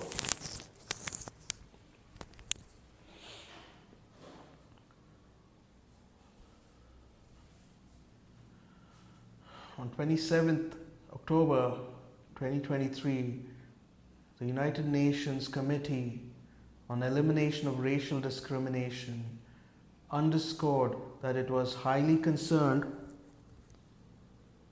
about the sharp increase in racist hate speech and dehumanization directed at Palestinians since 7th October, particularly on the internet, in the social media, including by senior officials, politicians, members of the parliament, public figures, particularly the statement of the 9th October made by Israeli Minister of Defense Yoav Gallant, in which he referred to Palestinians as human animals, language which could incite genocidal action.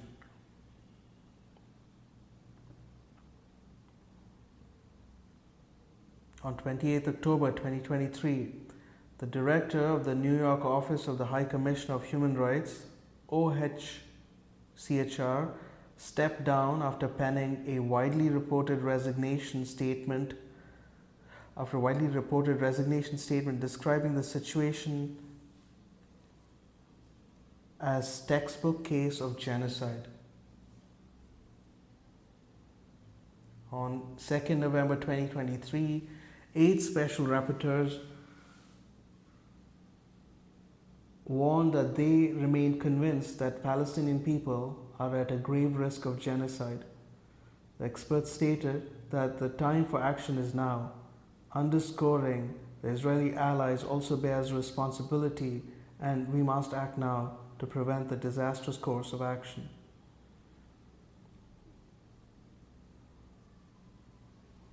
On 16th November 2023, 15 United Nations Special Rapporteurs and 21 members of United Nations Working Group cautioned the grave violations committed by Israel against Palestinians in the aftermath of 7th October,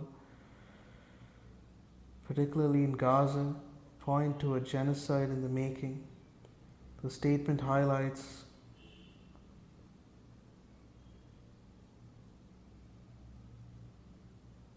evidence of increasing genocidal incitement, overt intent to destroy the Palestinian people under occupation, loud calls for a second Nakba in Gaza and the rest of occupied Palestinian territories, and the use of powerful weaponry with inherently indiscriminate impacts, resulting in a colossal death toll and destruction of life-sustaining infrastructure. The experts expressed profound concern about the failure of the international system to mobilize to prevent genocide, cautioning that the failure to urgently implement a ceasefire risks this situation spiraling towards a genocide conducted with 21st century means and methods of warfare. They called on the international community, including not only states but also non-state actors, to do everything it can to immediately end the risk of genocide against the Palestinian people.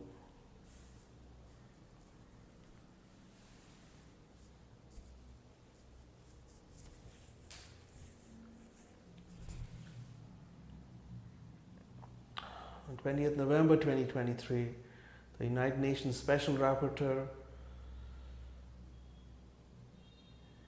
on violence against women and girls and its causes and consequences issued a statement warning that since 7th October,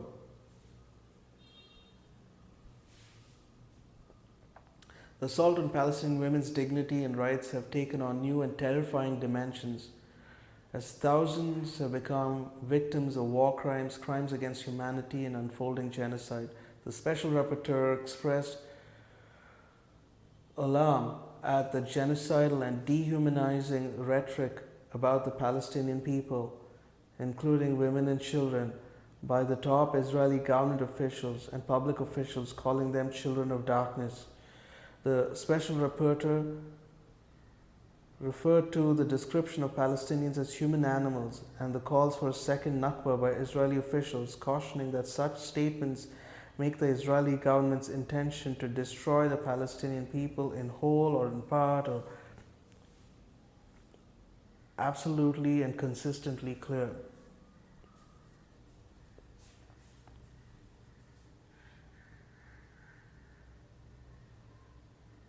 On 8 December 2023, ahead of the United Nations Security Council ceasefire resolution vote vetoed by the United States of America, 22 United Nations Special Rapporteurs and 28 members of United Nations Working Group reiterated their previous statement warning against the commission of genocide.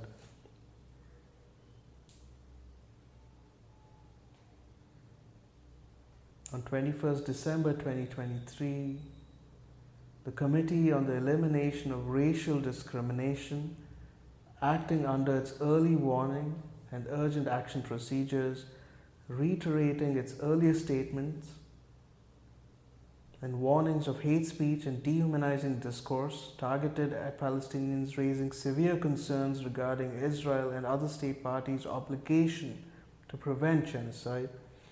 The committee called on all states parties to fully respect their international obligations, in particular those arising from the Convention on the Prevention and Punishment of the Crime of Genocide, and to cooperate to bring an end to the violations that are taking place and to prevent genocide.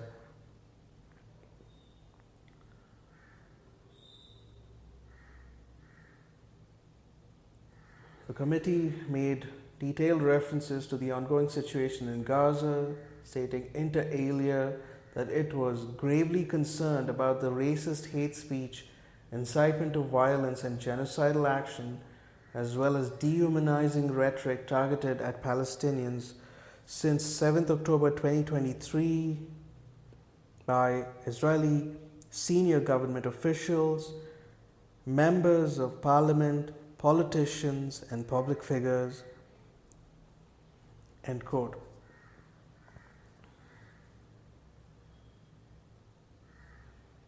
(109) The Organization of Islamic Cooperation has repeatedly condemned Israel's military action in Gaza as genocide, as has an Arab group at the United Nations.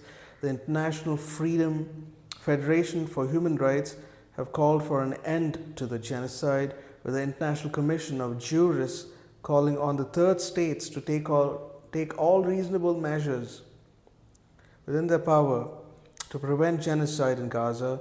Palestinian non-governmental organizations have strongly condemned genocide, called on International Criminal Court to investigate the crime.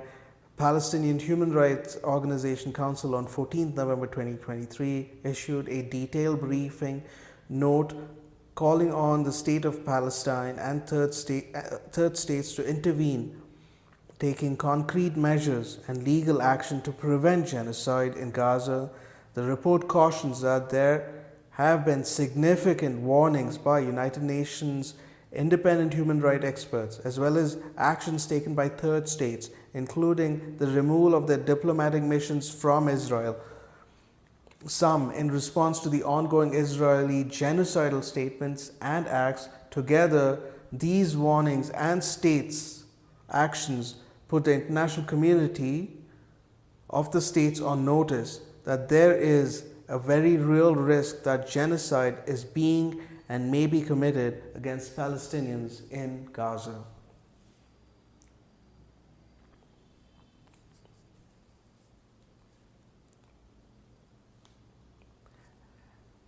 End of part 3. Facts. In the application instituting proceedings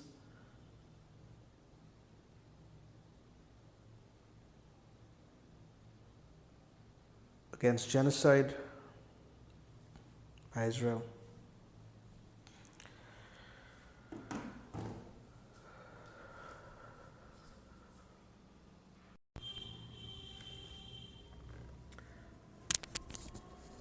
Part 4. The claims of South Africa. 110. Based on the above, as well as further evidence to be presented over the course of these proceedings, South Africa considers that the conduct of Israel, through its state organs, state agents, and other persons and entities acting on its instructions or under its directions, control, or influence in relation to Palestinians in Gaza, is in violation of its obligations under the Genocide Convention, including Articles 1, 3, 4, 5, and 6, and read in conjunction with Article 2. Those violations of the Genocide Convention include, but are not limited to: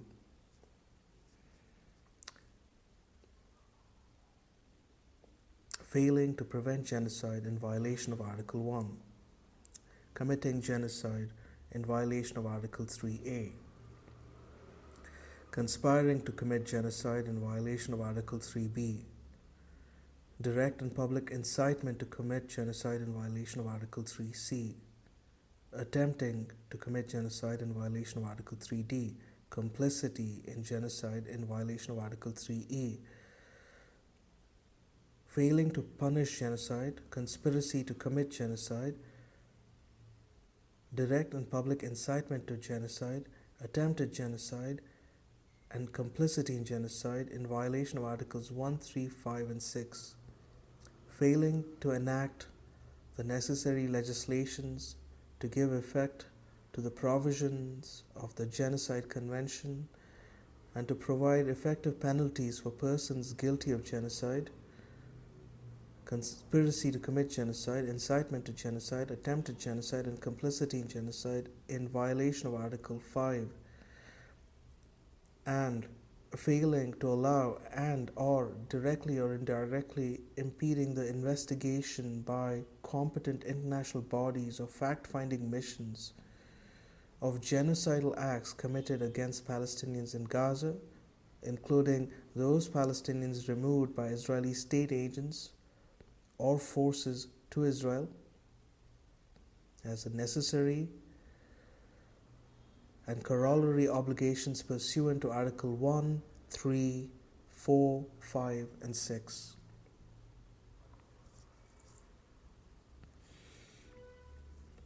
Part 4. The relief sought.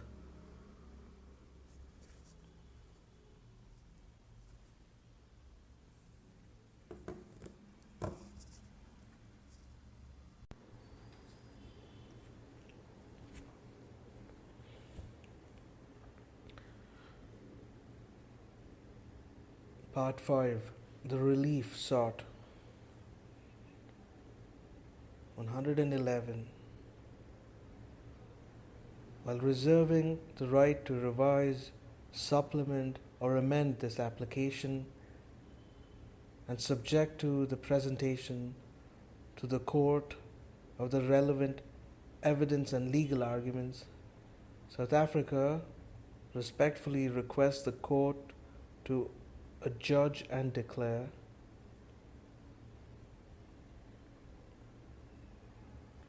one, that the Republic of South Africa and the State of Israel have a duty to act in accordance with their obligations under the Convention on the Prevention and Punishment of the Crime of Genocide in relation to the members of the Palestinian group, and to take all reasonable measures within their power to prevent genocide. That the State of Israel, 2, that the State of Israel has breached and continues to breach its obligation under the Genocide Convention, in particular the obligations provided under Article 1, read in conjunction with Article 2, with Article 3A, 3B, 3C, 3D, 3E, 4, 5, and 6. That the State of Israel must seize forthwith any acts and measures in breach of those obligations, including such acts or measures which would be capable of killing or continuing to kill Palestinians, or continuing to cause serious bodily or mental harm to Palestinians, or deliberately inflicting on their group and continuing to inflict on their group conditions of life calculated to bring about its physical destruction in whole or in part, and fully respect its obligations under the Genocide Convention, in particular the obligations provided under Articles 1, 3A, 3B, 3C, 3D, 3E, 4, 5, and 6.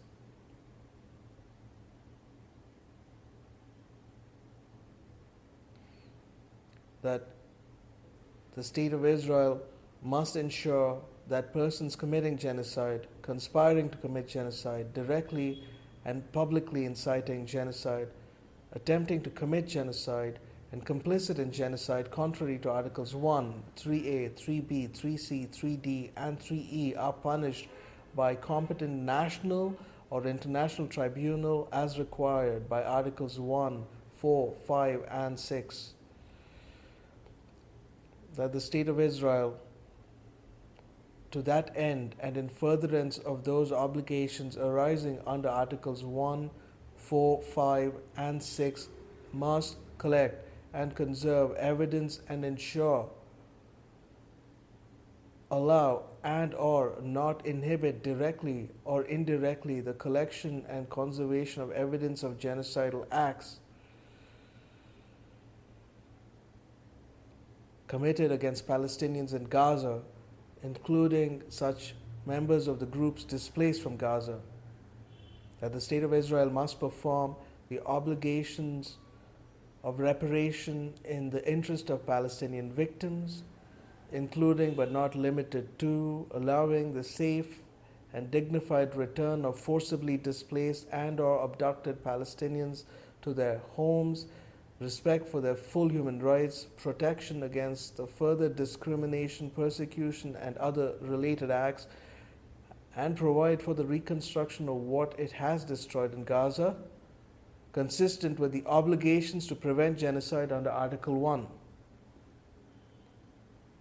And that the State of Israel must offer assurances and guarantees of non-repetition of violations of the Genocide Convention, in particular the obligations provided under Article 1, 3A, 3B, 3C, 3D, 3E, 4, 5, and 6.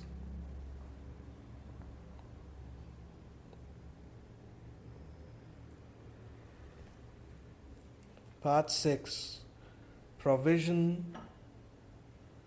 Part 6. Request for provisional measures.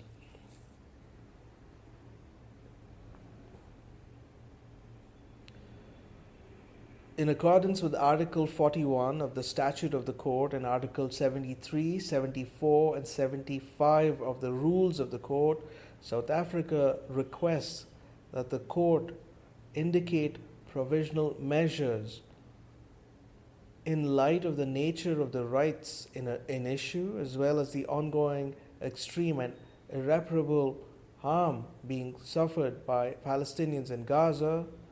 South Africa requests that the court addresses this request as a matter of extreme urgency.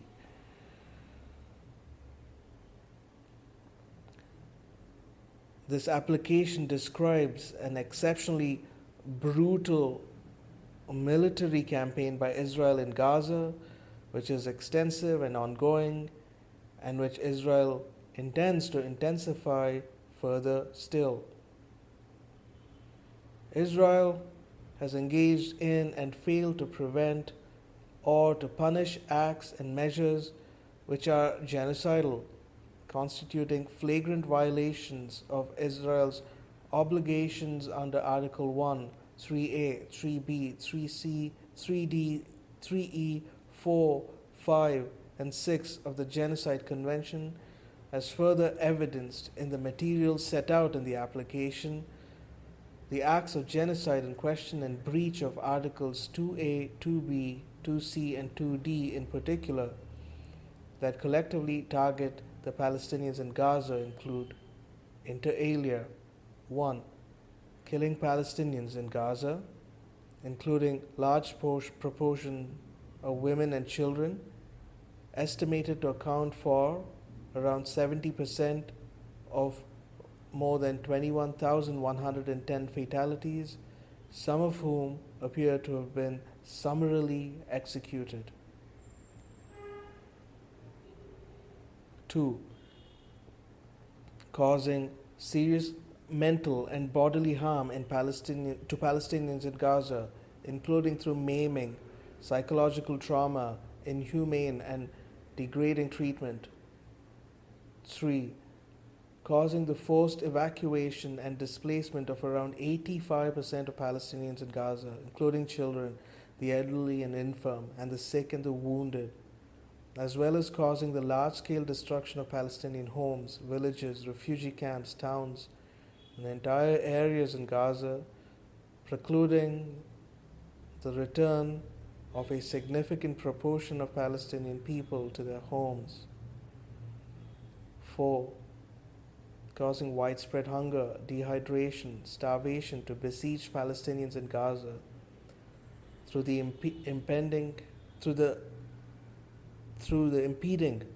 of sufficient humanitarian assistance, the cutting off of sufficient water, food, fuel, and electricity, and the destruction of bakeries, mills, agricultural lands, and other methods of production and sustenance.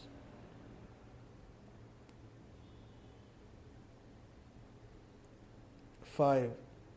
Failing to provide and restricting the provision of adequate shelter, clothes, hygiene, or sanitation to Palestinians in Gaza, including the 1.9 million internally displaced people compelled by Israel's actions to live in dangerous situations of squalor, alongside the routine targeting and destruction of places of shelter and killing and wounding of those sheltering, including women, children, the disabled, and the elderly. 6. Failing to provide for or to ensure the provision for the medical needs of Palestinians in Gaza, including those medical needs created by other genocidal acts causing serious bodily harm, including directly attacking Palestinian hospitals, ambulances, and other healthcare facilities in Gaza.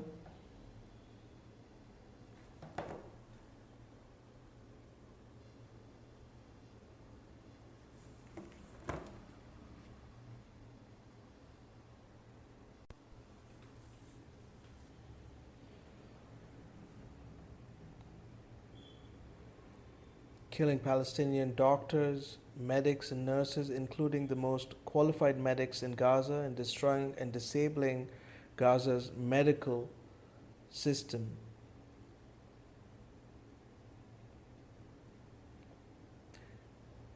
6. Failing to provide for or to ensure the provision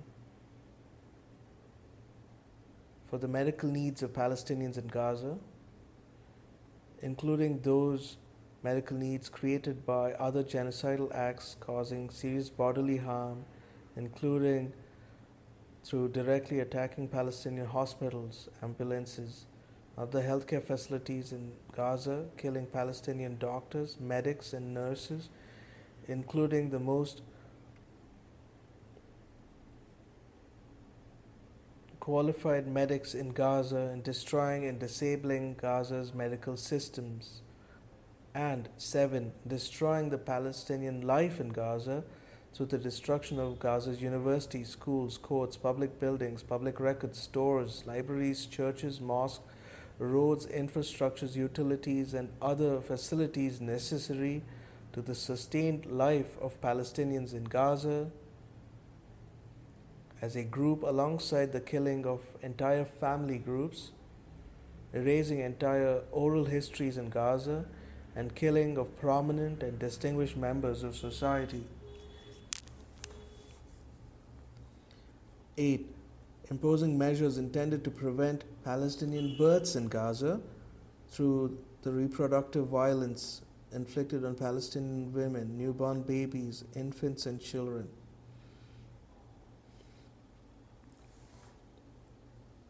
115.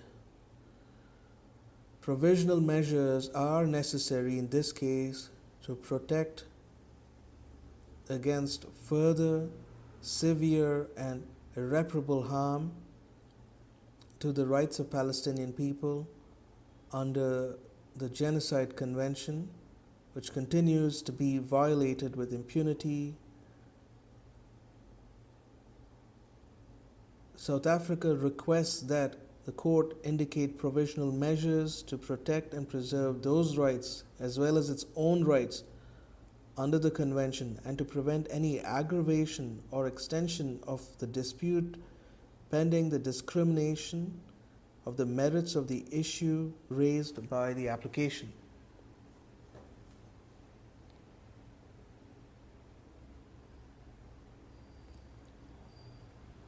(116) South Africa notes that there are other related matters that do not directly engage obligations under the Genocide Convention and are therefore not properly within the court's jurisdiction in this case, including the urgent return of Israeli and other hostages. South Africa considers that the provisional measures requested are nevertheless consistent with and capable of assisting towards the progression and resolution of those matters.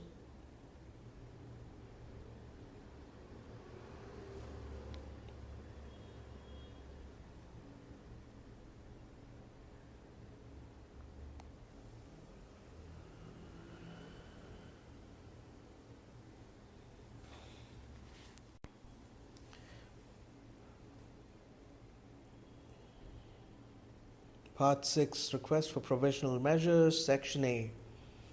Compelling circumstances require the indication of provisional measures. 117. As detailed above, contrary to Article 1 of the Convention, Israel has perpetrated and is perpetrating genocidal acts identified in Article 2. Israel, its officials and/or agents have acted with the intent to destroy Palestinians in Gaza, part of a protected group under the Genocide Convention. The compelling circumstances are set out in detail in the application and include that nowhere is safe in Gaza. Israel is dropping dumb bombs and bombs weighing up to 2,000 pounds, 900 kilos, on one of the most densely populated places in the world. Palestinians in Gaza are killed at a rate approximately one person every 6 minutes. At least 21,110 Palestinians have been killed to date in Gaza. The further estimate of 7,780 are missing, presumed dead under the rubble. An estimated 7,729 Palestinian children had already been killed by 12th December 2023, At least 4,700 other children and women are reportedly missing, presumed dead under the rubble, leading UNICEF to describe Israel's military acts as a war against children. Hundreds of Palestinians in Gaza are being wounded daily, with many with life-changing and life-threatening injuries. Besieged and bombed, hospitals are no longer able to treat the sick and wounded. Only 13 of Gaza's 36 hospitals are still functioning. 1.9 million Palestinians in Gaza, approximately 85% of the population, have been forcibly displaced from their homes. Palestinians in Gaza are being corralled into even smaller areas of Gaza without sufficient shelter, where they continue to be bombed by Israel. Israel continues to prevent sufficient humanitarian assistance to Palestinians in Gaza, including preventing sufficient access to food, water, shelter, medicine, and medical assistance. Vulnerable Palestinians include the sick and infirm, children and expectant mothers who are at particular risk. Infectious diseases are spreading rapidly, and national experts are warning of imminent mass starvation. 118. Israel has also failed to prevent or to punish genocide, conspiracy to commit genocide, direct and public incitement to genocide, attempted genocide, and complicity in genocide, contrary to Articles 3 and 4 of the Genocide Convention. 119. Israel denies wrongdoing in relation to its military activities in Gaza and is resisting all calls by South Africa and by the broader international community to prevent and seize the commission of genocide. Instead of seizing violations of the Genocide Convention, preventing such violations, and punishing their perpetrators, Israel has continued, escalated, and threatened further to escalate its military campaign. It is also destroying evidence of its wrongdoing, the mass demolition and clearance of vast areas of Gaza, and the prevention of the return of internally displaced Palestinians to their homes, raise serious concern about the destruction of evidence and its effect on the future investigations into crimes, most including the gravest crimes under international law. Israel's killing of large number of Palestinian journalists and media workers in Gaza, at least 82 to date, alongside multiple members of their families, coupled with its attacks on Gaza telecommunication networks, are hampering scrutiny of Israel's action against Palestinians in Gaza. So too is Israel continuing refusal to allow access to Gaza by fact-finders and foreign journalists, other than a limited number of journalists permitted to embed themselves with the Israeli army, subject to restrictions and censorship of their reports. Palestinian NGOs and human rights defenders themselves are at risk of attack by the Israeli army and are not able to document in real time the unremitting acts of genocide and other violations of international law being committed by Israel.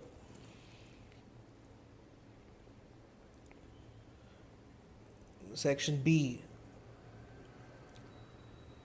The prima facie jurisdiction of the court. 120. The court is empowered to indicate the provisional measures if the provisions relied on by the applicant appear prima facie to afford a basis on which its jurisdiction could be founded, but need not satisfy itself in a definitive manner that it has jurisdiction as regards the matter of the case, as regards the merits of the case.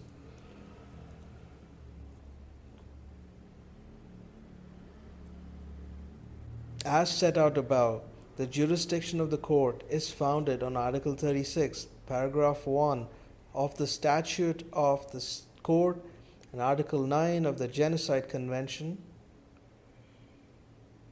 Article 9 of Genocide Convention provides disputes between the contracting parties relating to the interpretation and application of fulfillment of the present convention, including those relating to the responsibility of a state for genocide or for any of the other acts enumerated in Article 3, shall be submitted to the International Court of Justice at the request of any of the parties to the dispute. End quote. South Africa and Israel are both United Nations member states and state parties to the Genocide Convention. Both have accepted the jurisdiction of the court under Article 9 of the Genocide Convention without any reservation. They consequently are bound by it.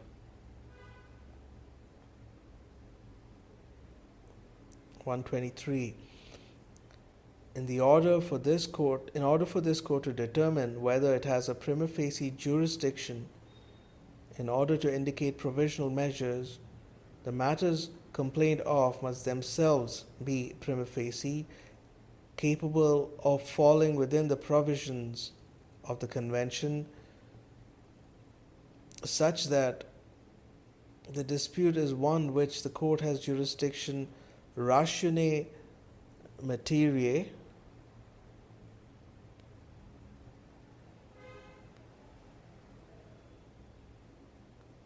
to entertain.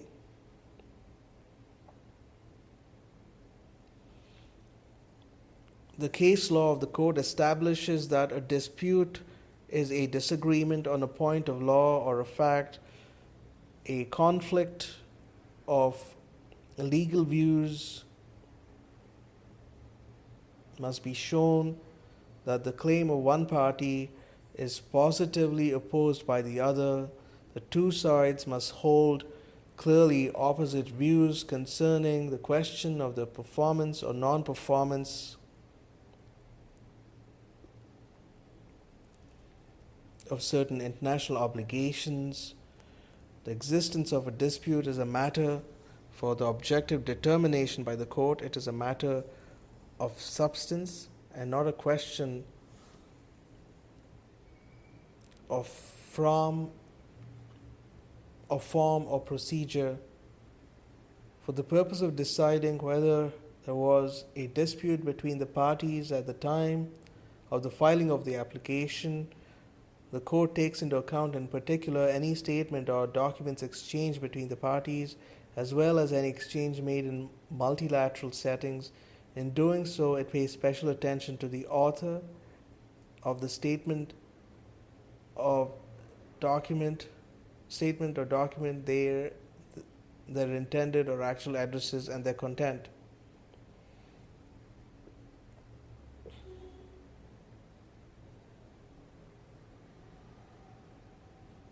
(124) For the purposes of the indication of provisional measures, the court is not required to ascertain whether any violations of Israel's obligations under the Genocide Convention has occurred. Importantly, as previously held by the court, such a finding, which would notably depend on the assessment of the existence of an intent to destroy in whole or in part the group of Palestinians as such, could be made by the court only at the stage of examination of the merits of the present case. Instead, what the court is required to do at the stage of making an order on provisional measures is to establish whether the acts complained of are capable of falling within the provisions of the Genocide Convention. The court does not have to determine that all of the acts complained of are capable of falling within the provisions of the Convention. It suffices that at least some of the acts alleged are capable of falling within the provisions of the Convention.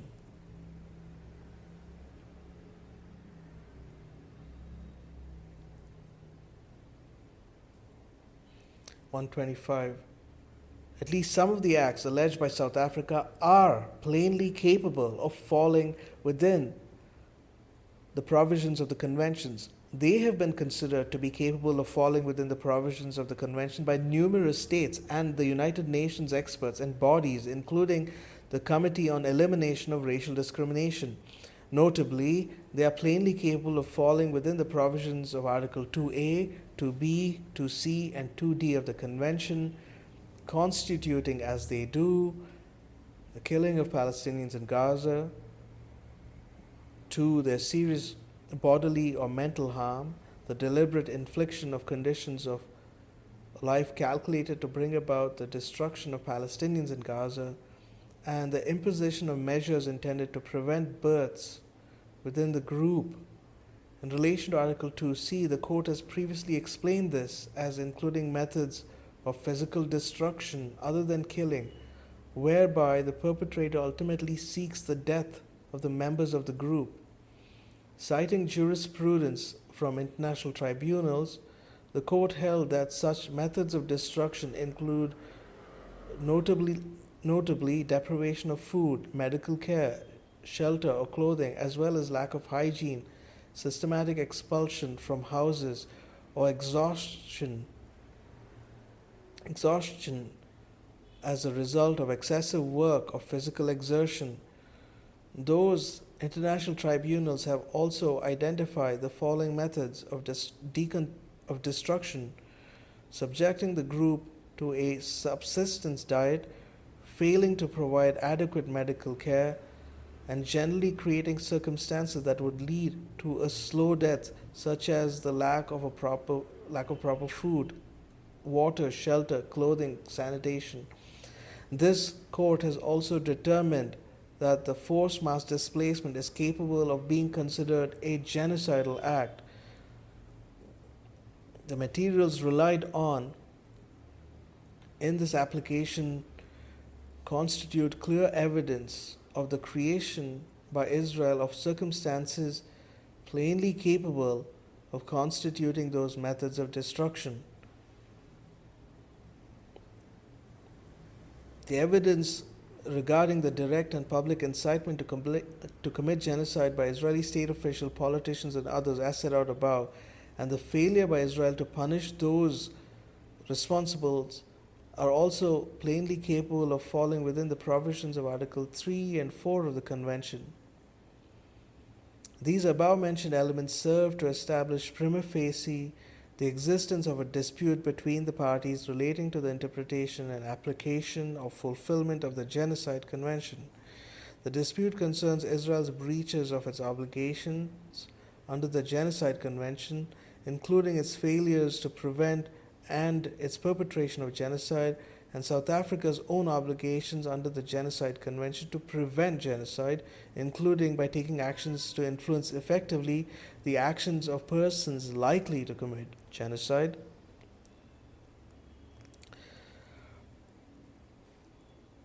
The court has described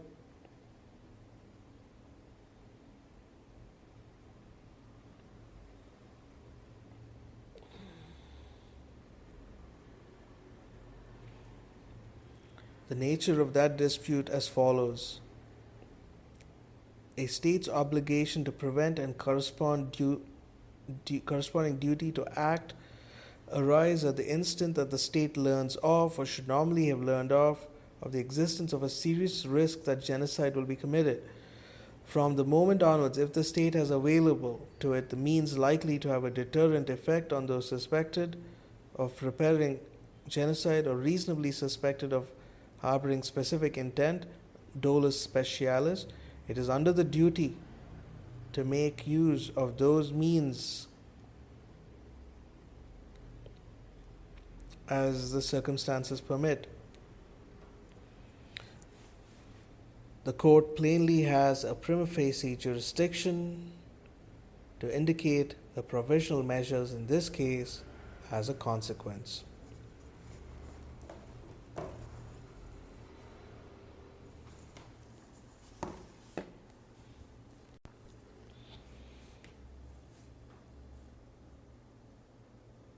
Section C.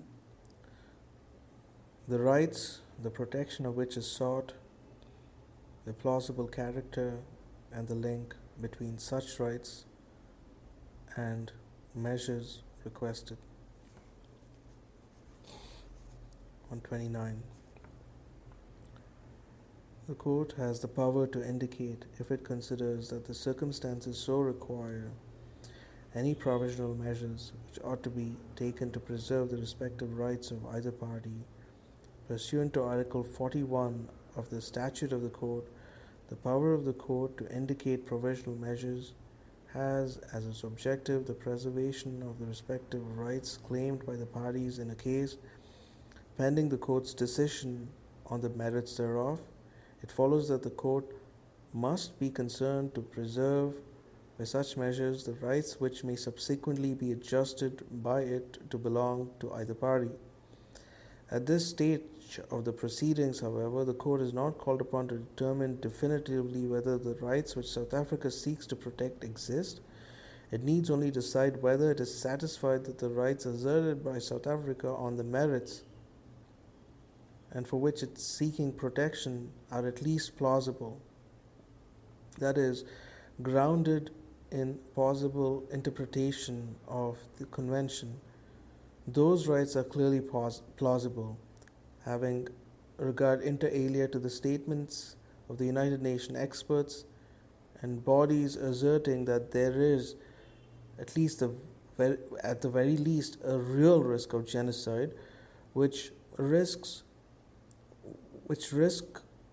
gives rise to the obligation to prevent genocide pursuant to Article 1 of the Convention, which is binding on both Israel and South Africa. It also gives rise to obligations binding on Israel not to commit genocide and to punish those who directly and publicly incite to genocide.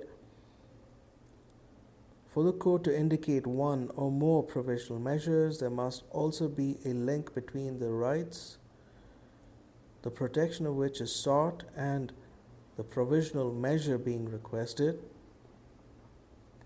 Such a link clearly exists between the rights claimed by South Africa and the provisional measures requested, which are directly linked to the rights which form the subject matter of the dispute.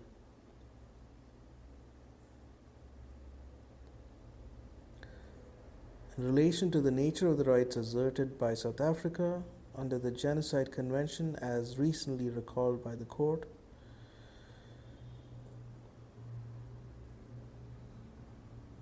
in such a convention, the contracting states do not have any interests of their own. They merely have one and all a common interest, namely the accomplishment of those high purposes which are the raison d'etre of the convention. Consequently, in a convention of this type, one cannot speak of individual advantages or disadvantages to the states, or the maintenance of a perfect contractual balance between the rights and duties.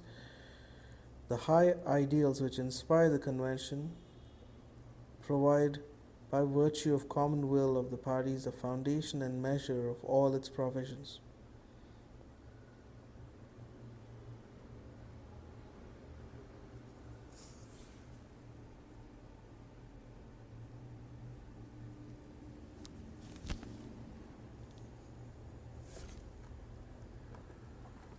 And 32.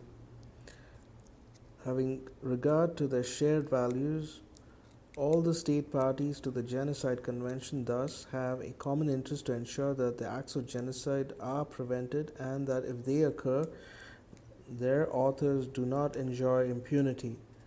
As determined by the courts, the common interest implies that the obligation in question are owed to any state party and to all of the state parties to the convention. As a consequence, the relevant provision of the Genocide Convention generate obligations which may be defined as obligations erga omnes partes, in the sense that each state party has an interest in compliance with them in any given case. Consequently, as recently confirmed by the court, it follows that any state party to the Genocide Convention, and not only a specially affected state, may invoke the responsibility of another state party with a view to ascertaining the alleged failure to comply with its obligations erga omnes partes, and to bring that failure to an end. End quote.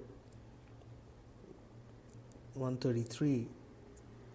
South Africa seeks hereby, pursuant to that common interest urgently, to protect the rights of Palestinians in Gaza as members of protected group under the convention, including their rights to exist as a group and their right to be protected from acts of genocide and the risk thereof, from conspiracy to commit genocide, from direct and public incitement to commit genocide, and from attempted genocide, and from the complicity in genocide.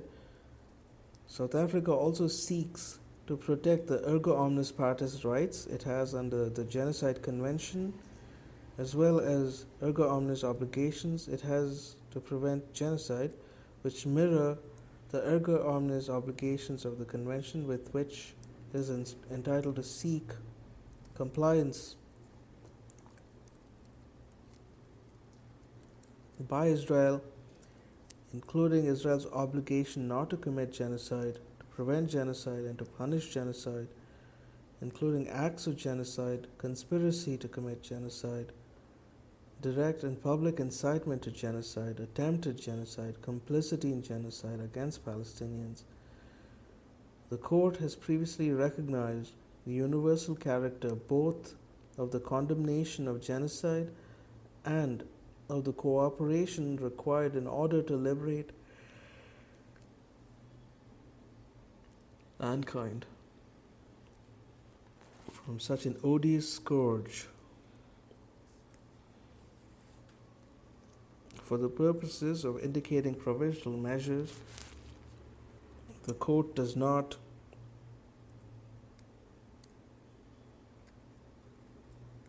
need to establish definitively the Palestinians are at a risk of genocide, that they are being subjected to genocidal acts, or that Israel is otherwise breaching its obligations under the Genocide Convention. Rather, it is sufficient that the obligation of South Africa to act to prevent genocide, or the right of South Africa to seek compliance by Israel with its obligation under the Convention not to commit genocide and to prevent and punish genocide and related prohibited acts under the Convention be plausible.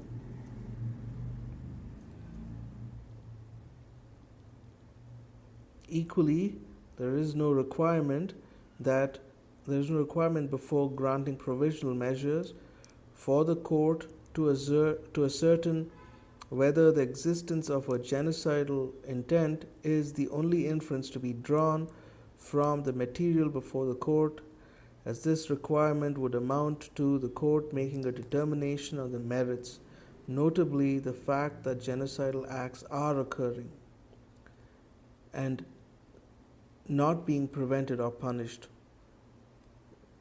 in the course of an armed conflict or asserted response to an attack by an armed group, has no bearing on whether the rights asserted by South Africa under the Genocide Convention are at least plausible.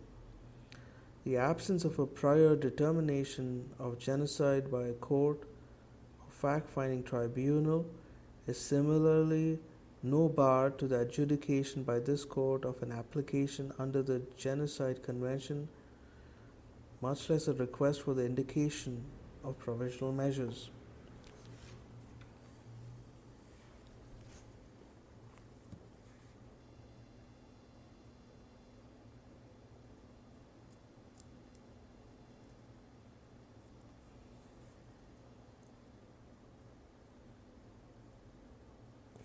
And 35. The facts and circumstances described in this application request for provisional measures establish that acts complained of which Israel has committed and is committing are capable of being characterized at the very least as plausibly genocidal. The requisite dolus specialis can be deduced not only from Israel's conduct against Palestinians in Gaza, but also from clear, repeated, dehumanizing statements by Israeli governmental and military officials towards them. Indeed, they have been so charged by numerous heads of state and other state officials, as well as by a large number of United Nations experts and various expert human rights organizations and institutions, who repeatedly warned that Israel's actions amount to or risk the genocide of the Palestinian people. Consequently, the rights relied on by South Africa in its request for the indication of provisional measures are at the very least plausible. Indeed, their protection coincides with the very object and purposes of the Genocide Convention.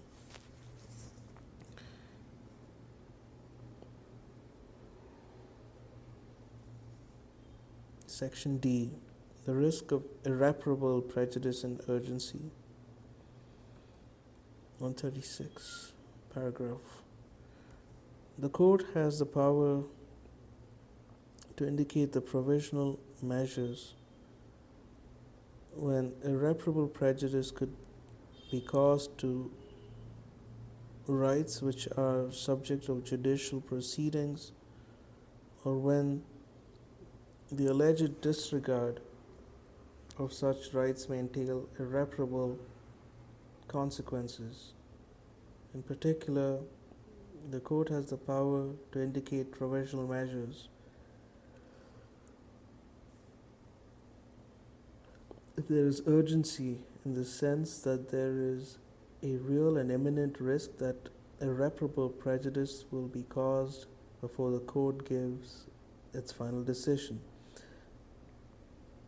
As the court recently confirmed that the condition of urgency is met when the act susceptible of causing irreparable prejudice can occur at any moment before the court makes a final decision on the case.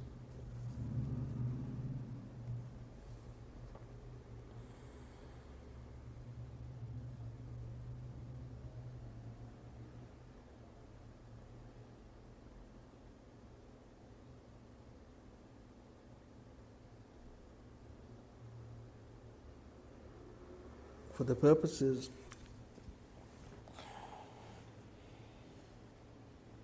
of its decision on a request for the indication of provisional measures in a case involving allegations of violations of the Genocide Convention, the court is not called upon to establish the existence of breaches of the Genocide Convention, but to determine whether the circumstances require the indication of provisional measures for the protection of rights under the instrument as found to be plausible.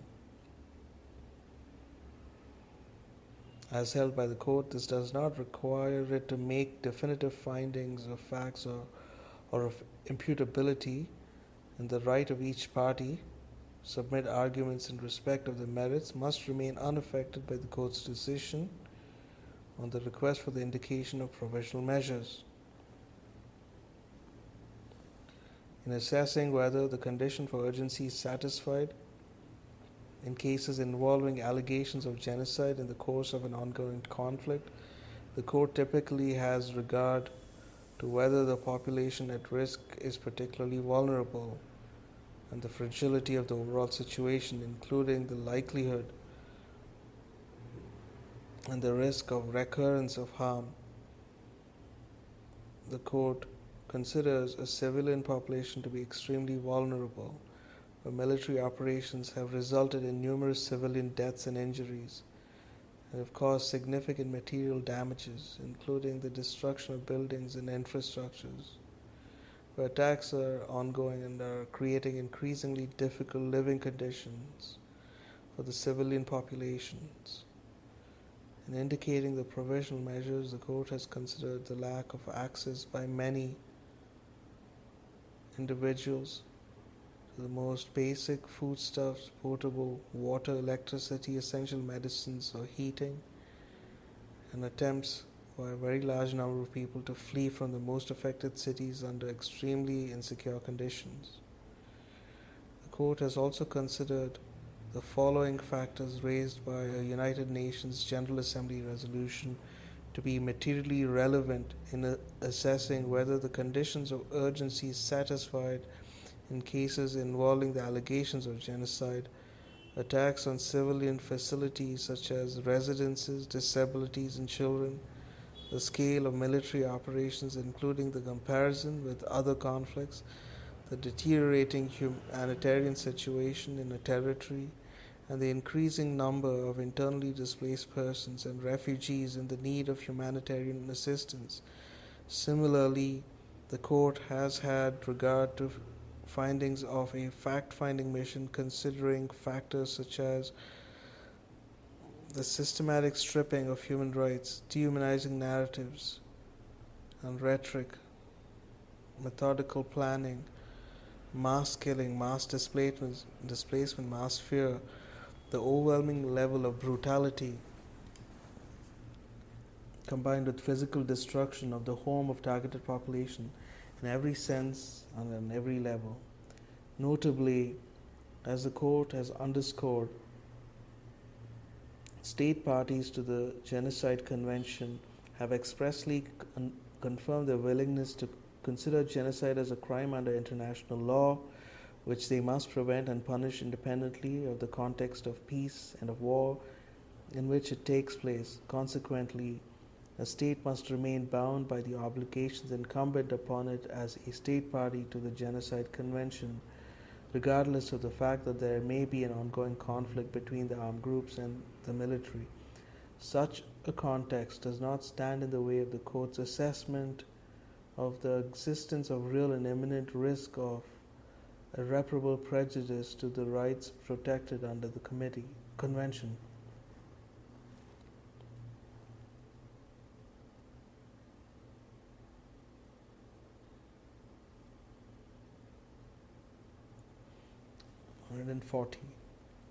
Where past violations have occurred, the court has found provisional measures appropriate when it is not inconceivable that they might occur again. The court has also ordered provisional measures in circumstances that were unstable and could rapidly change with the ongoing tension and the absence of an overall statement to the conflict. That meant that the affected group remained vulnerable.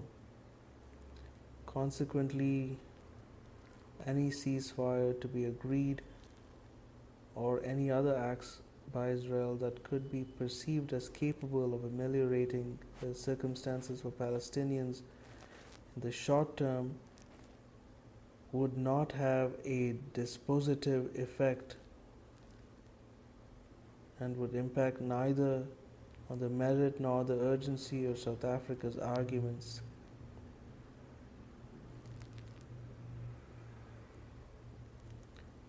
There is a clear risk of irreparable prejudice to the rights of Palestinians and to South Africa's own rights under the Genocide Convention. The utmost urgency of the situation is self-evident. Palestinians have suffered and are suffering irreparable harm from genocidal acts by Israel in violation of Article 2 of the Genocide Convention, and for Israel's other violation of the Convention, including its failure to prevent or punish direct and public incitement to genocide. Should these violations of the Genocide Convention go unchecked, there is not only a risk but a certainty of further significant and irreparable loss of life and property, serious injury, and an ever-deepening humanitarian crisis. The opportunity to collect and preserve evidence for the merit stage of the proceedings would also be seriously undermined, if not lost entirely. Paragraph 142. As of the date of this application, an estimated 21,110 Palestinians have been killed in Gaza, including at least 7,729 children. 55,243 Palestinians have been injured, including at least 8,663 children of whom 1,000 are amputees disabled for life. Approximately 70% of those killed are said to be women and children. One Palestinian child in Gaza has been killed approximately every 15 minutes since Israel commenced military actions in Gaza on 7th October 2023. Thousands more are missing under the rubble. 61 hospitals and healthcare facilities in Gaza have been damaged or destroyed. Many have been placed under siege or have been subjected to forced evacuation, and only 13 hospitals are still partially functional, weighed under by mass overcrowding. 311 health workers have been killed, many while working, meaning that many of the wounded, including the seriously injured children, cannot access health care.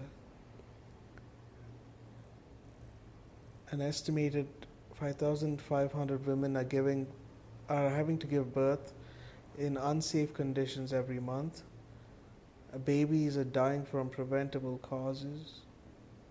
In addition to disease and malnutrition, premature babies have died due to the lack of fuel to supply hospital generators. Others have been found decomposing in their hospital cots. Medical staff have been forced to evacuate. Over 60% of the homes in Gaza have been damaged or destroyed. Vast swathes of Gaza have been destroyed, including entire villages. Refugees, towns and cities that have been or deliberately being rendered uninhabitable. Israel has made a humanitarian response impossible with the constant bombardment, including of safe routes. 1.9 million people, nearly 85% of the population, are displaced, including elderly, wounded, and disabled peoples living in makeshift tents, lacking any adequate sanitation and water. In the United Nations schools with relatives.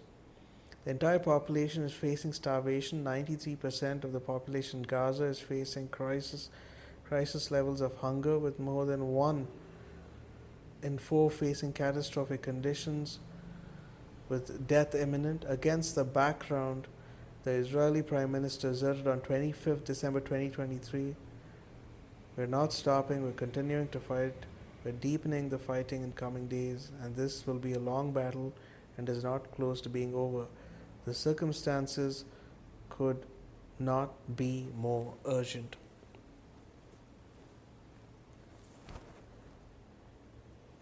Paragraph 143. The 2.3 million Palestinians in Gaza, including over 1 million children, are extremely vulnerable. There is a grave threat to their existence.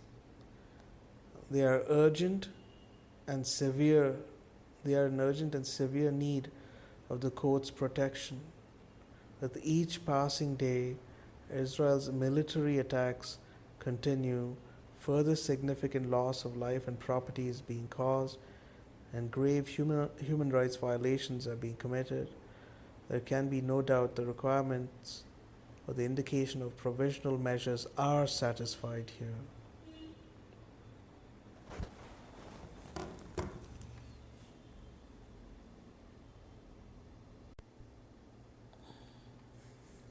Section E. Provisional measures requested. On the basis of the facts set forth, South Africa, as a state party to the Convention on the Prevention and Punishment of the Crime of Genocide, respectfully requests the court, as a matter of extreme urgency, pending the court's determination of this case on the merits, to indicate the following provisional measures in relation to the Palestinian people as a group protected by the Genocide Convention. These measures are directly linked to the rights that form the subject matter of South Africa's dispute with Israel. 1. The State of Israel shall immediately suspend its military operations in and against Gaza. 2. The State of Israel shall ensure that any military or regular armed units which may be directed, supported, or influenced by it, as well as any organizations and persons which may be subject to its control, direction, or influence, take no steps in furtherance of the military operations referred to point 1 above. 3.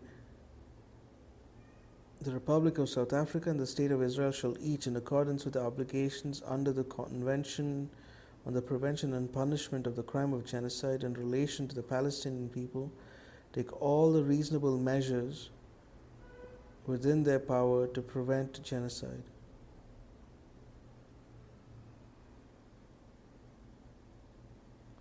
Four, the State of Israel shall, in accordance with its obligation under the Convention on the Prevention and Punishment of the Crime of Genocide in relation to the Palestinian people, as a group protected by the Convention on the Prevention and Punishment of the Crime of Genocide, desist from the commission of any and all such acts within the scope of Article 2 of the Convention, in particular,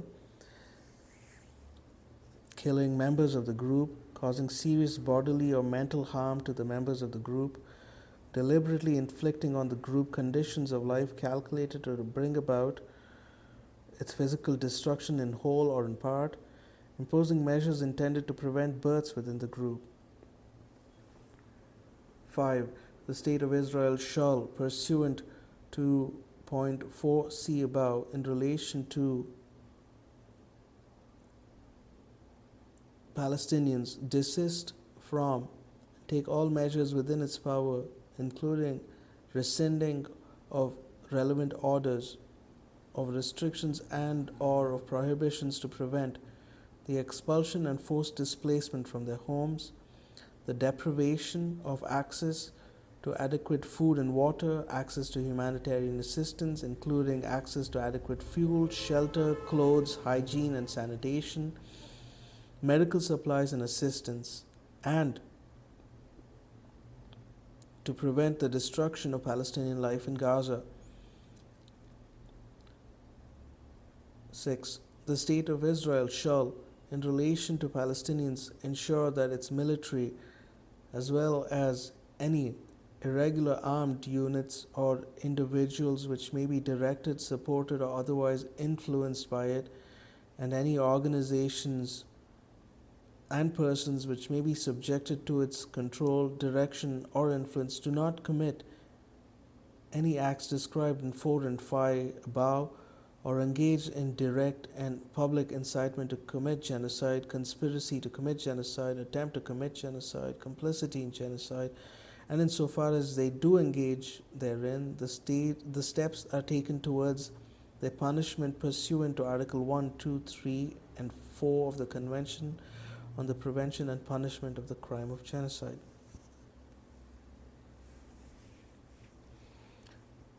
7. State of Israel shall take effective measures to prevent the destruction and ensure the preservation of evidence related to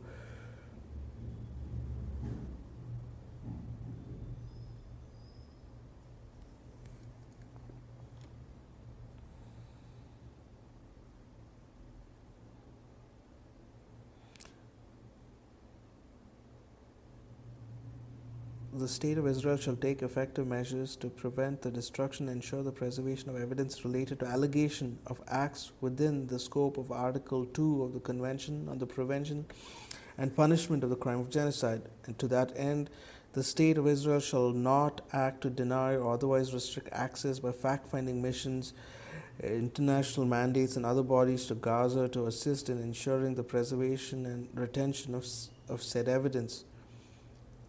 8. The State of Israel shall submit a report to the court on all measures taken to give effect to this order within 1 week, as from the date of this order, and thereafter at such regular intervals as the court shall order, until a final decision on the case is rendered by the court.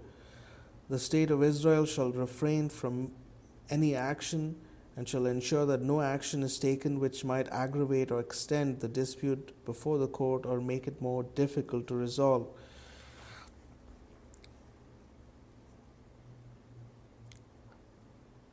Paragraph 145. The provisional measures requested are directly linked to the rights which form the subject matter of the dispute. In particular, the first 6 provisional measures have been requested to ensure Israel's compliance with its obligations under the Genocide Convention not to engage in genocide and to prevent and to punish genocide, as well as to uphold and reaffirm the rights and obligations of South Africa to prevent genocide and to protect Palestinians in Gaza from destruction.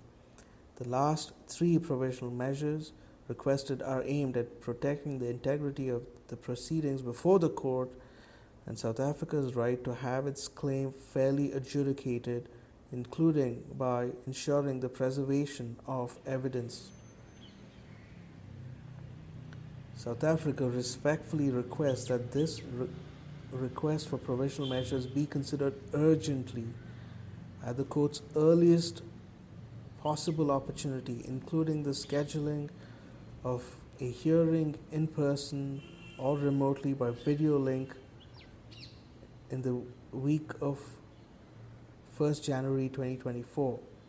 South Africa reserves its right to request additional provisional measures and to prevent irreparable harm to the rights as issue in this case, and to prevent the further aggravation of dispute between the parties should they become necessary during the course of these proceedings.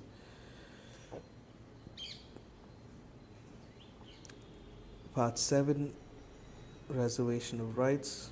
South Africa reserves the right to revise, supplement, or amend the term of this application as well as the grounds invoked. Part 8, Appointment of Agent.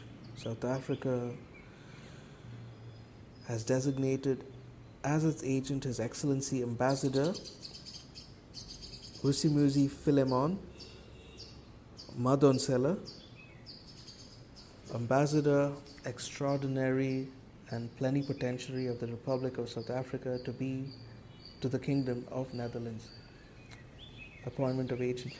South Africa is designated as its agent His Excellency Ambassador Vusimuzi Philemon Madonsela, Ambassador Extraordinary and Plenipotentiary of the Republic of South Africa to the Kingdom of Netherlands. Paragraph 150. Pursuant to Article 40, Paragraph 1 of the Rules of the Court, all communications relating to this case should be sent to the Embassy of the Republic of South Africa, 40 Wassenaarweg,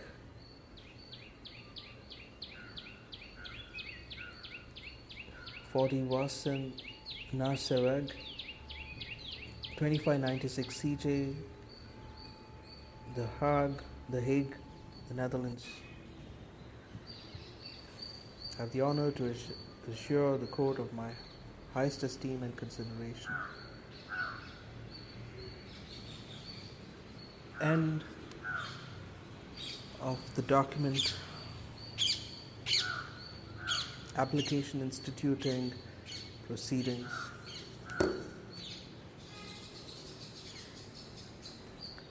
To the Registrar of the International Court of Justice,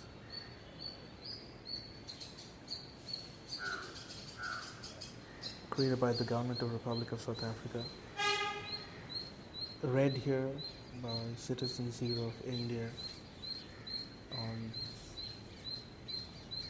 on January 5th, 2024.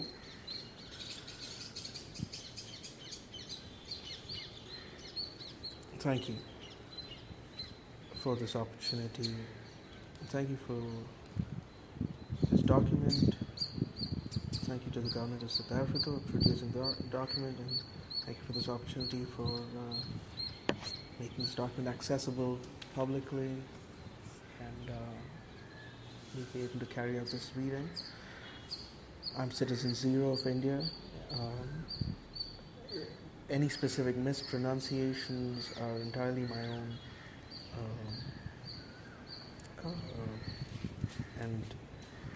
and any and this initiative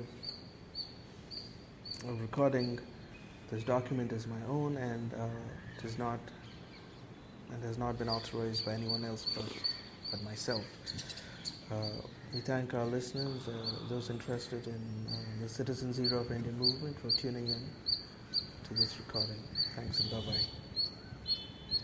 Peace and love.